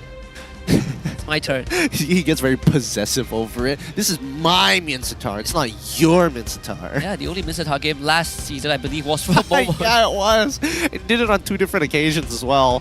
Man. Why is he got to be so good at EXP lane? Let's see how RSG closes out the very first half of the draft. At this point, now seeing that Minzatar, it deters you from picking up your traditional dash heroes. Yeah, so finding a strong anchor, being able to kind of play it on the outside, Vexana gets locked in. Part of me was thinking about the Novara as well, because you're not worried about getting just skewered by the spear. I suppose Vexana also isn't too bad of a pick for those early fights, in fact. I think the CC is going to be extremely valuable for anybody who's getting caught inside of the King's Calling, right? Yeah. So at least it's some form of a disengage mechanic. Definitely a target that Cho's going to be looking out for. But RSG, betting out the Hayabusa, taking out the classics of Zayed. Wait, now I'm thinking. So it's either Lancelot or Nolan. Assuming Nolan doesn't get banned by RSG. And Torak, they get rid of the they get rid of the Lolita. Sorry, at this point, both of them are exactly the same thing. Two pieces of the same pot. Yeah, you don't get one without the other. I mean, you technically can if you wanted to. What was the previous ship before this? I don't even remember. It was Johnson Kadida, and then Johnson Odette. Johnson Gushin. So Johnson's the man. Yeah, Johnson's that guy. Johnson's got the aura. Yeah, Angeling, that was the big one. Man, there was a number of synergies, in a matter of fact. Jushin Glue. Yes. That one I think is by far the dirtiest one. Really unfun to play against. Lancelot really going for everything. They want him on that Wait, they just pick up Nolan themselves. So they can pick Nolan themselves, right? Yeah. What does Zai play? Any other assassins? Gushin? If he's really good at Gushin, sure. Why not, right? He picks that. It's going to be a field performance. It's going to be a field day for the netizens out there. They're going to love that. I bet you FCAP fans are looking at this. You're not field. You can't do it. All right, let's see. Like, of course he can't be like Few. He's a jungler. They would eat everything up. Anything. Would. Let's see. I mean, if they really want to force Zai's hand, it's a Nolan here. But if they don't, then we might get the Nolan into Roger matchup. How confident are they? I don't know. I think no matter what, it's a pretty difficult situation to play around the Mincetar. At this point, like, the way to deal with the Mincetar is either you play the map, or at the very least you have a strong disengage mechanic. Disengage mechanic, right? I was thinking maybe the mid lane could even be Fire Mist. They pick up the Nolan at the end of the day, but it doesn't even feel that good to pick up. Mincetar, Cho, Zask. It's a lot of commitment from RSGMY. They are locked in to their own game plan. Yeah. Right? I'm thinking whether like Grok might be the last pick for RSG. Even Todak, they've already got the EXP in as well as their Roam. Yeah, that's true. You think Ruby still works here? I think Ruby can work, but you have to play around the Mincetar as well as the Zask ults, right? If one of them doesn't have the ult, it just isn't as worth it unless you have like a whopping 10k lead. Man, who else can be in that Roam role? You don't have the Tigro anymore. That could have been one of the big picks. There's still Edith, I suppose. Let's see. I feel like Edith is as good as it gets. They right? still go for the Hanabi. But why? There's no reason to. Is there some tech that we don't know about? Maybe there's some tech that we don't know so about. So it's X-Borg jungle. So we've fallen down the rankings until X-Borg jungle. It's not too bad of a choice, right? It's not the premier target for Nolan to go on. Yeah, but at the same time, I guess they just want to play a composition that purely peels back, right? They play for pickoffs. They're going to play for peel, play for pickoffs. They want RSG to be doing all the big movements across the maps, right? And they just respond accordingly. And I think that RSG at this point of time, they realize we don't necessarily have a good engagement tool, even if we want it, right? Cho is already gone. Technically, they can go for Olive, but it gets countered by Mincetar. Kaja? So they go for the Kufra. They're really all inning on all inning it. Might as well, right? If we are going to find the King's Calling anyways, we might as well kill the Mincetar, hopefully. What a different direction this draft has gone. Yeah, this is really out there. This is very, very out there. I think that even a Diggy in this type of situation might have been not that bad, but yeah, they were missing an engage mechanic, and they're like, you know what? Kufra is going to be the answer. What a tender moment between Zion as well as Moon as we get into this game. Good luck to both of our competitors, because we're expecting Torak to actually wait for RSG to move across the map. They're looking for these big picks with the Spear and as well as the Way of the Dragon, and if they don't find either of those, they expect RSG to run at them, and if they do, they have to go through everything. So much to cut through on Todak's side. There's only one more game left. Let's see if Todak can come out on top so far. Red side is the winning side. This time, game 3, Todak finds himself on blue side. RSGMY back on red. And first things first, how is this Hanabi going to function without the Lolita into the game? Well, the Lolita passively gives her shield, which basically makes her immune to a majority of the CC. Let's look at the jungle paths to see what they're going to go. They're starting on the bottom side of the map, which means that I'm guessing that the gold laner... Oh, wait, we're looking at Ripple, so definitely gold lane is going to be on the top. Red. Wait, oh, whoa, whoa! First blood. Give it to Storm. Give it to Storm, or give it to Ripple. I'll take either. Like, Ripple is lost a minion because of this. Wow, that's a lot of damage from him alone. I'm telling you, the rework to Phoveus is kind of good. I mean, even the Cho, right? He almost killed Ren. Let's also not forget about the damage buff, especially if you're in enemy jungle. Take more damage as well. Does this really skew the lanes? I mean, Rippo's still at level 1 when Momo is level 2. How many minions did Rippo end up losing? I think he lost like 1 max, right? Here comes RanQT, looking for Chiku, guys. Where's you gonna go? Trying to clear the wave. He knows he's dead. Well, you better start for RSGMY. And Chiku, guys, losing out on his Aegis as well. Yeah, on an early trade. Ends up getting ganked like this. Takes Swiftness. Wow! And he also goes for... He's not even going for Quantum Charge. Oh, Snow just missed him by a pixel! At least they get Ripple. They graze this chest, and Momo very happy. Dominating this lane, hands down, has won the lane as well. Wow, got his vengeance out. And Lord, that's the IL Cyclone. RanQT just follows. Couple of dash, Retribution committed. RanQT really wants that. He's so mad. He's so mad. He's like, I auto him, he gets a shield, he blocks the auto, he dashes away, I have to chase him, and now I have to commit Retribution, and now I don't have Retri. My man has to pop the Purify. He got hooked back in, he's toast. Dead. That is such a weird interaction.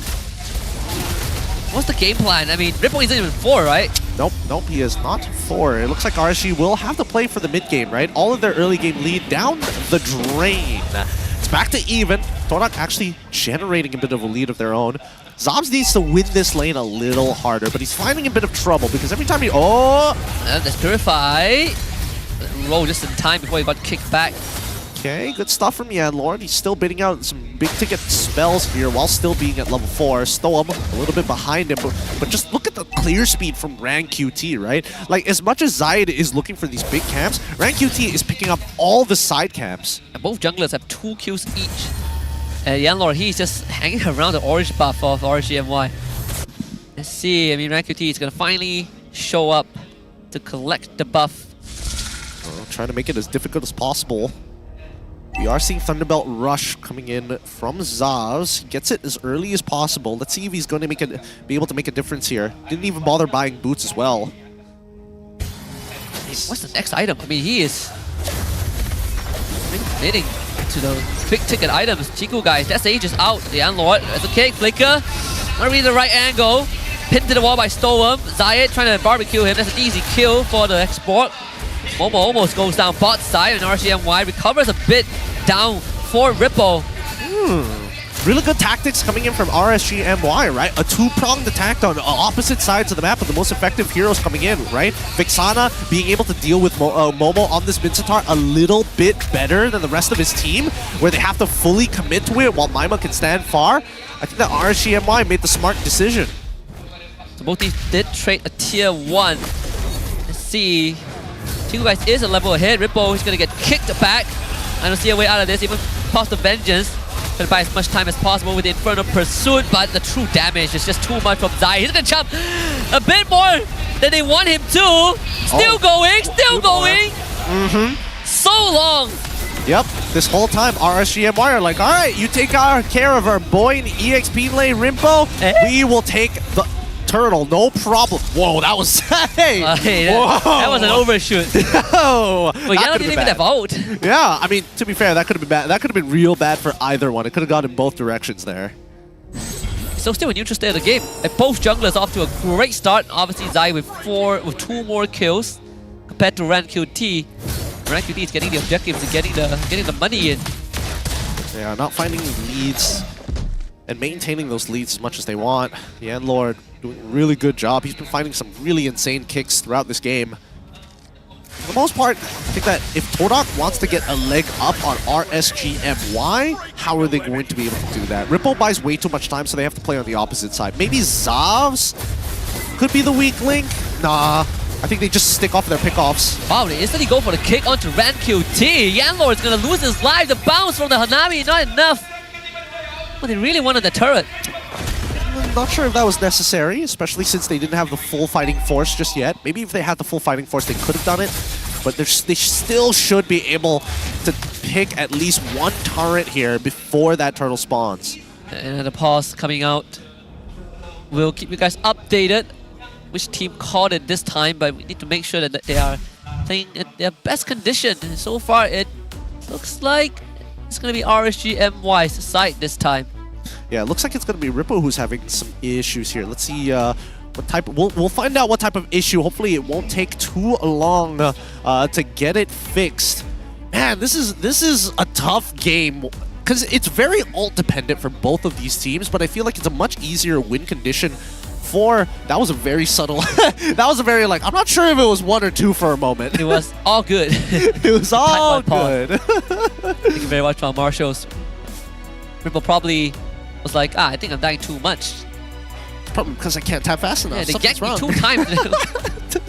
I think it's easier to pull off if you are Todak's side with the X-Borg. I feel like I can't even like confidently say that it's easier to execute, right? Because again, their composition is very much from the side of RSG pickoffs, right? So if Todak wants to deal with it, if Todak is trying to deal with it, they really have to put some fancy footwork. They really got to start dancing around their opponents, and it's hard when you're a Hanabi as well.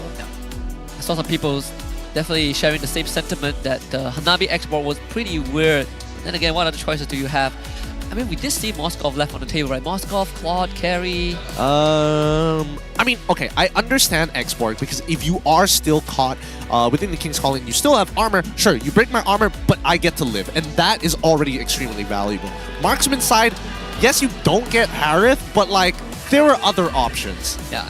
Maybe Chico just wanted Hanabi, who knows? I guess this is... just be glad he didn't pick Leyline. That's fair. That is fair. Or Hayabusa Gold. I mean, it was banned out, sadly. That's true. Back into the game we go.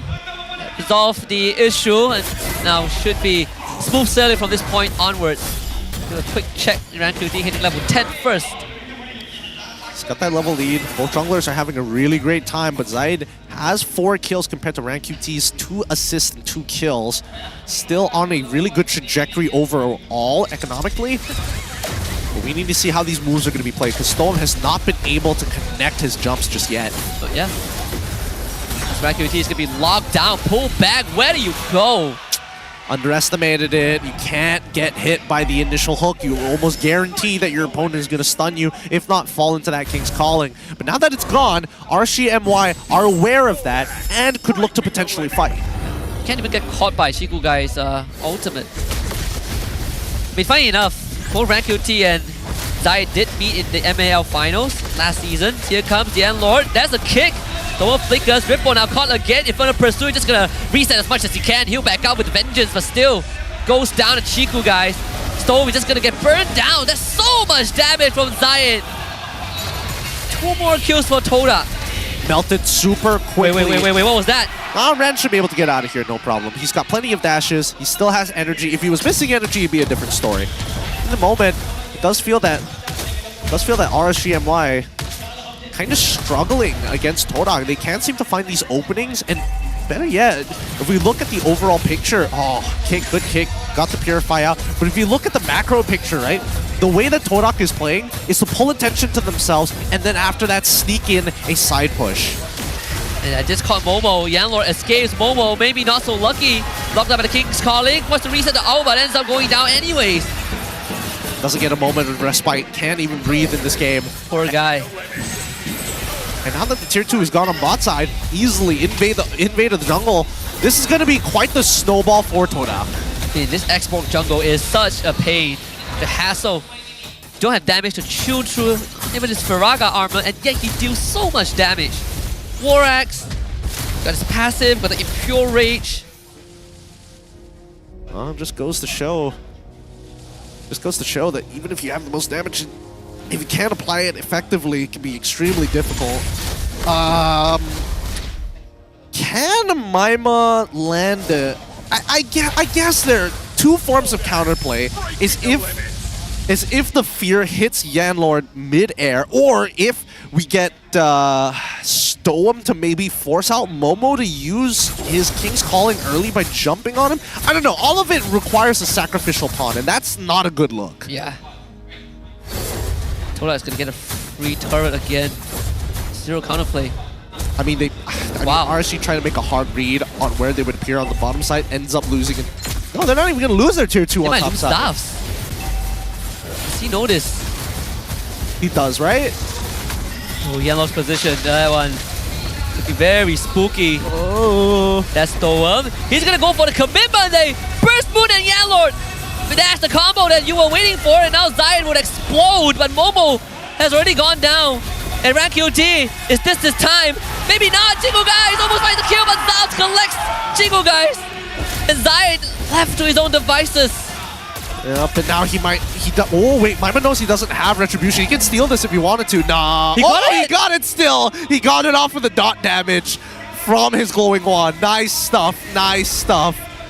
But they have to pull the trigger. It's going according to what we discussed. Toda want RGM to come to them, but definitely didn't expect such a big impact. It's honest to consider at least RGM didn't get to do the Lord because everyone was pretty low. They're going to go for full resets all across the board, make sure they're healthy before this upcoming fight. Both sides don't want to fumble the ball just yet. And can RSGMY do it again, this time without crucial resources? Still going to get pulled. Whether or not they get those crucial resources is going to be a different story, because you can see that RSGMY are not committed to this fight.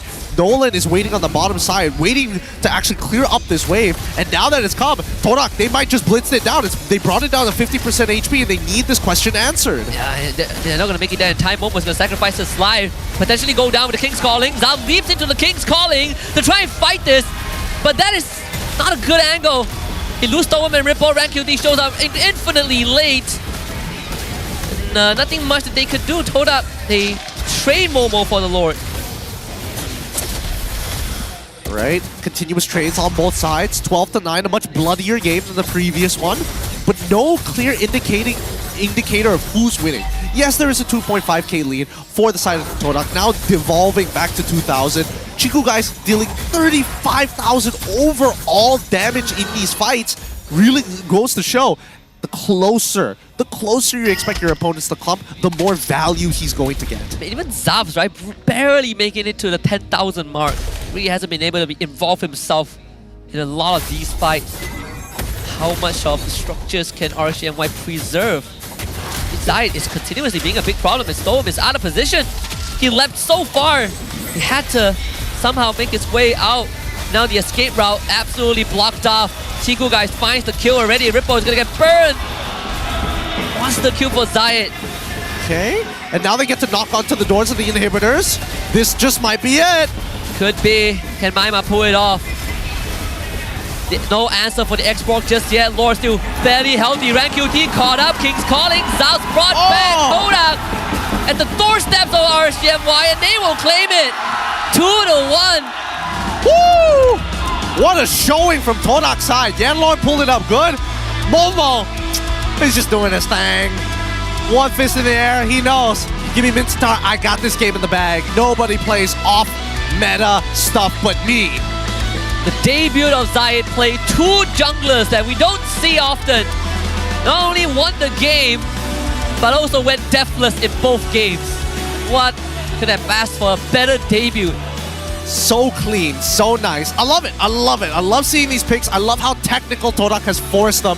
But with that being said, let's have an interview with our winners. Rose, head on over. Give him word. Kemenangan pertama untuk pasukan Todak di MPL Malaysia musim 14. Guys, give it up for Todak! First of all, welcome back, Chiku. Long time no see. How are you feeling, Chiku? How are you? Alhamdulillah, sihat. Lama tak jumpa. Okay, ada je kat belakang. Ada je dekat belakang. Yelah, lama tak interview atas pentas. Okay, so how does it feel to be back? Apa? How do you feel main atas pentas? Alhamdulillah lah sebab coaches beri kesempatan untuk bermain. So memang gembira lah. Adakah kita akan lihat Chiku main selepas ni lagi? Kalau itu saya tak boleh nak cakap apa sebab itu semua keputusan dari Ashi lah. Sebab dia coach kan. So kalau dia beri kesempatan main, saya akan cuba yang terbaik lah. Okay, makin lama makin jauh mereka ke sana. Ke sini sikit guys. Ke sini sikit. Okay, sini sikit. Kita ramai. Okay, Yanlord. Yanlord. Yanlord. Now, this is your first season dengan Todak.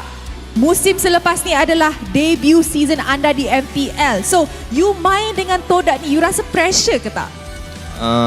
Sikit lah, panik. Panik? Kenapa panik? Sebab first game kan. Lepas tu aku tak ada warm up sebab baru habis tryout SPM lepas tu datang. Wow! Guys, this kid is prioritizing his studies and being a pro player. Salute to you. We love that. Okay, jangan panik. Tak apa. You did very, very well. Okay, good job. Okay guys, kita tengok game 2-1. Game 3 game. Seru sangat. Tapi korang rasa siapa yang star of the match? Siapa yang MVP perlawanan ini? Alright, mari kita tengok perlawanan MVP perlawanan ini in 3, 2, 1. MVP jatuh kepada Zayed.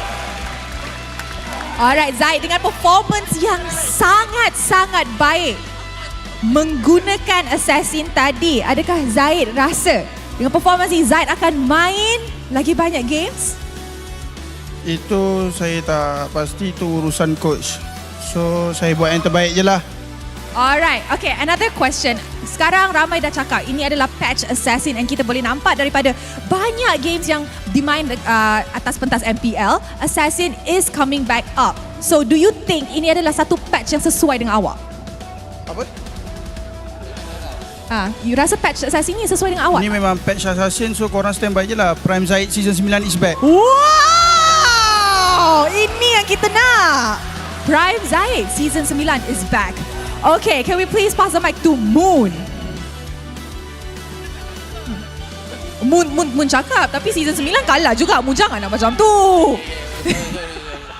Okay, Moon. Now that you main MPL, tapi main balik dengan Momo and Chiku. Rasa happy tak? Rindu tak dengan dorang? Happy lah sebab most of Moon punya career memang dengan diorang kan. So happy to be back lah. Yeah. Do you wish to play more games with them? You wish to play more games with them? Yeah. The trio? Yeah. Alright, maybe we can end it with Ashi. Ashi. Let's go head coach. Okay. Sebagai head coach, I just want to ask one question. What made you guys decide untuk tukar line up tadi di game kedua? Okay, sebenarnya plan untuk hari ni memang kita nak cuba dua-dua line up. It's either diorang menang ke kalah ke, memang kita akan tukar whatever it is. Plus untuk the coaches side, memang kita nak tengok the variation of chemistry lah dekat sini. So kita boleh nampak for now memang team Ciku tengah menang. Okay, team Zaid tengah kalah. So diorang akan always berentap with each other untuk dapatkan the best chemistry untuk tim sendiri. I see. So what Ashi is saying, you guys will be changing up your lineup every now and then untuk mendapatkan chemistry yang dorang tengah cari. Alright, Ashi, last words kepada fans Toda yang datang. Okay, untuk fans Toda dan fans RSG, terima kasih untuk datang.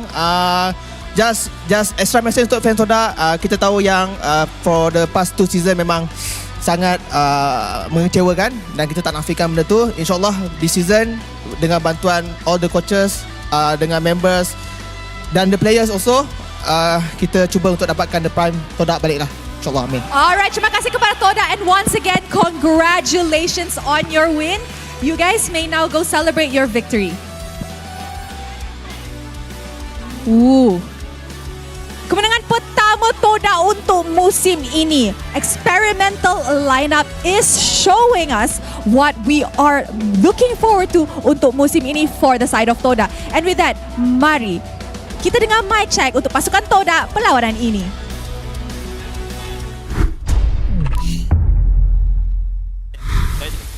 Roger bisa mati Roger guys. Bisa kak? Oh, Roger 12-20. Ni dia nak ambil biru aku. Bang Ado, Roger dah maju lagi guys. Aku boleh. Gua prepare gua bentar lagi guys. Depan ni je guys. Mati. Boleh guys, pelan-pelan. Boleh. Guys, saya tengok. Roger tak ada fikir guys. Mati. Back aku. Dah siap dorang. Aku tengok. Zaz baru ulti. Bawah guys. Oh, bawah pecah. Nak try fight. Roger dia jam depan. Coming. Boleh tak? Gua tengok dah. Ayo guys. Mana Roger dia? Kalau dekat belakang. Gua bisa ulti dari belakang tu. Bisa dok. Boleh. Pelan-pelan guys. Sabar dia nak ke depan tak? Ke depan dia. Tak rati. Aku try lagi tahu guys. Datang. Boleh. Go. Nice. Mati. Boleh. Lagi. Ni. Ke belakang. Zaz dulu. Nasi, Raul je. Raul. Tak ada minion. Let's go, Ji. Bawa ke? Boleh. Aku tengok kau. Dah menang. Menang guys. Go. Hati-hati ya, Moon. Aku tengok turtle guys. Saya takut orang pun turtle guys. Kau ni lama-lama pula. Woi, gila gak? Guys, turtle guys. Mati. Boleh. On dia. Dia pick kamu. Dalti, Kufra Dalti. Lipo. Hai! Lip bro. Aku ada Aegis mau dia mau. Alright. Tengok aku guys. Aku dapat online ni. InsyaAllah. Pokok lo Aku dapat lipo kau. Boleh gaduh. Don't masuk hati aku guys. Aku ikat. Nice. Gaduh guys. Dah. Balik. Tengok Nolan. Balik. Kalau tak boleh balik guys. Gerak Emon. Jangan paksa guys. Kita dulu guys. Gerak. Sabar. Santai guys. Tarik nafas. Kalma. Tarik nafas, sembuh. Baik, Nolan. Dapat Roger. Nice. Percaya kuat, Cok. Percaya. A reverse sweep made by Todak's team over RCMY. Second time that RSG they draw one game but cannot close out the series. Yeah, it's tough. It's really, really tough. After listening to the comms, definitely very different between the two. We're going to be showing you the highlights in case you just tuned in and you missed out on that action because the early game was looking kind of interesting, right? Definitely saw a couple of moments where it could have been done better, but it was very messy on either side. But these scrappy types of fights is where we see the old Todak really excel at, and that's what we got to see a little bit of today, right? Throughout that chaos, they were making some really good plays. Yan Lord especially getting some really good kicks. Yeah, getting some also some good old Todak flavor. You know, the split push, the diversion into a split push with this Hanabi that didn't really need a Lolita to be the wingman, and at the same time bringing out the Xbox jungle, and Zayed completely roasts RSGMY in every single fight. Yeah, it's just so brutal. Such a brutal matchup this one was. I will say that RSGMY were putting up a pretty decent fight overall, but the biggest problem is that Minsatar just can't really get past that King's Calling. They don't have enough advantages in other areas to force him to use that ult early. Whereas yet, they keep on funneling, right? That's something that I think that RSG need to address, the way that they approach fights, because our MVP of that match, Zayed, really took advantage of that. If you're only going to come forward, that's totally fine. I've got Flame Stokes and Fire Missiles to keep you away and peel you off for as long as possible, and guess what? The layup is going to come over from either Yan Lord or Momo. Hey, if you want to hot into the burner, why not? Yeah. I mean, the one fight that RSGMY kind of won was because they not only kind of were daring enough to go for the full engage to commit everything, but also you get to burst down key members. But that's not going to happen every time. And we saw the result if, for example, Stowell misses his engage. It's just him giving his life away. Yeah, it's tough. It's really, really tough. I don't see an angle where RSG can actually walk away with a positive trade. Most of the time, going 50-50 or going even is pretty good against Todak, so they have to get some macro advantages across the map. I was expecting they would do that with Rank UT once like the tier 1s have kind of exploded. It's difficult to do it. It's harder to do it on Roger, mainly because he's so far behind. Only 3 items in this game, and unfortunately, that Windtalker is not going to be able to keep it compensated to stay alive if you do get ganked by some of the other members. Moon obviously coming up with like an almost perfect game. No issues there. Chiku guys just had a free Hanabi game with no Lolita somehow. Basically, right? I mean, he did get ganked once by Rank UT, and I think the second fight at the Lord Pit, he also went down, but it's a small price to pay, because when Rank UT was trying to snowball, Zayed was also snowballing by really bullying Ripple. Heck out of him, he has 1-7. I mean, he can buy time, but he can't escape. That's the one thing about Fovies. He's all in or nothing. It's really an interesting reverse sweep angle here, but man, I very much like Zayed as well as Yan Lord in the lineup. It's very fresh, it's very new. It looks like they are taking the best parts of these two players and really making them excel here in Todak. For now, this could just be an RSG exclusive match. Yeah, it could. Yeah, hopefully, you know, aside from the technical match we also saw Todak really take initiative, right? Take charge of the draft, and it kind of goes back to what we discussed prior to game 1, where Zayed, more aggressive jungler. Is he going to be enabled? Is Yan Lord allowed to be Yan Lord like we saw him last season? I think all the pieces fit. I will say, Zayed actually matured a lot. He's not like blindly jumping into these fights. These are very calculated movements, and even with the interview just now, he was just dead cold. He's just like, Prime Zayed, huh? I was Prime Zayed's coming back, baby. This is my meta. Yeah, 5 seasons since Season 9. Oh, maybe we'll see that. Maybe that is the magic, right? Maybe this is the new gen Todak's been cooking for a couple of seasons. Perhaps this is the perfect formula. This could be the perfect formula, right? We're just gonna have to wait and let it mature a little bit longer, right? Trust in all four coaches on the side. 4 coaches. If you include head coach, then yeah. Right? Okay, so it's Saiful, Amox. Yeah, 4 coaches. I just had to make sure. Even if we look at the total turret damage, it's Hanabi things. Was it intentional or was it just bouncing off a minion or something? A lot of them looked intentional.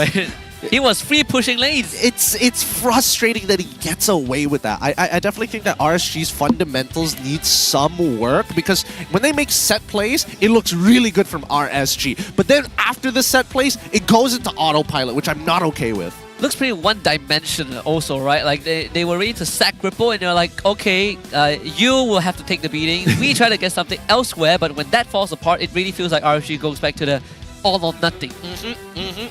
Yep. I mean, it doesn't feel like they have that same creativity or split decision making that Todak actually has in game number 2, right? The fact that they were on the brink of losing, managed to proxy a wave, got Zai to be able to pick up 2, and honestly, picking up 1 was good enough. Finding the second was a bit of a bonus, but we don't see that type of like a way to approach a fight from RSG. It's good to see that, you know, from this series itself, we saw solutions to a lot of the power picks, right? For example, Phobius. Now there's plenty of ways to deal with him. Now it's the Mitsutar. Mitsutar just smashes, absolutely just smashes him, man. There are other counters out there. It's not the only one, but definitely very useful in a meta full of dashy mobile assassins. We look at the item list one more time, and yeah, nothing too surprising here. Both mid laners rushing to tier 2 boots first, but the timing of when they got their glowing wand a little bit delayed between the two. Obviously, Zobs with the fastest rush of the Thunderbelt, but overall, still all within terms. Nothing too out of the ordinary. Yeah, it's at the, I think, 8th minute mark where we see Chiku guys really start to accelerate. Right after the Golden Staff, there's nothing that could stop him, right? You could barely get close to Chiku guys, let alone touch him. And I'm surprised, I mean, Yenlord is not the richest guy. He ended the game with only 1 core item. It's more than enough. To be fair, he was holding a lot of components. I think he was doing that as well. I think he was just stacking his deck of cards and waiting like what he actually needs. If he needed an Athena Shield, he could have gone into it. If he needed an Oracle, also could have gone into it. And because of that, Todak, with that 2-1 win, breaks themselves away from the pack and finds themselves in 3rd place. Of course, first is still Team Vamos, followed by SRG, Monster Vicious, Team Hawk, and JP Niners. And RSGNY all tied up, but of course RSGNY losing out on the aggregate points. Homeboys down in 8th place. Team Ray and Red Esports in that relegation red zone. Yeah, unfortunate. We still have plenty of weeks and days of games to go, so this is going to change every single weekend. Again, good stuff coming in from Todak. Hopefully they can keep up this momentum. RSG need to hit the drawing board one more time, and the same can be said about JP Niners, right? Really, the fundamentals is weak, but when, man, something about Todak this season, everybody's playing like hyper technical against them. Yeah, absolutely. A lot to think about for the defeated, but for the victors, some of them will return to the stage tomorrow. We start off with Team Vamos taking on Team Hawk, followed by the rematch between the Red Giants and Todak, and then we end it with Red Esports versus Team Ray. Ooh, let's see which lineup we'll get for the SRG versus Todak matchup. Red and Ray, they are desperate for points. They really need the points right now. Especially for Red Esports, right? Like, what else do they have? They were the first team to get 2-0'd by Team Vamos. I mean, at least Ray had 1 game. They took it off of JP Niners.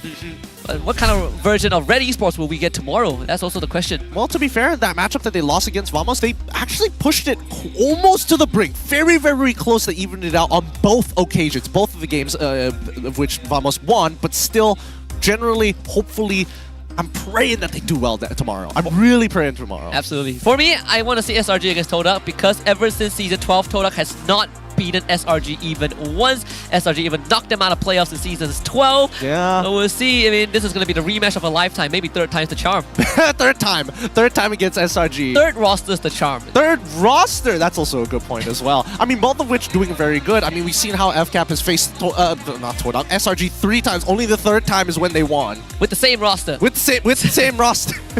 So there might be a bit of deviation, you know, from the norm. But again, I think a lot of people would be looking forward to that series. Of course, SRG looking for another potential perfect season. For now, we're going to wrap up the day. It's been an amazing Friday. Great start to week number 2. We'll see you guys tomorrow, bright and early, for day 2 or week 2.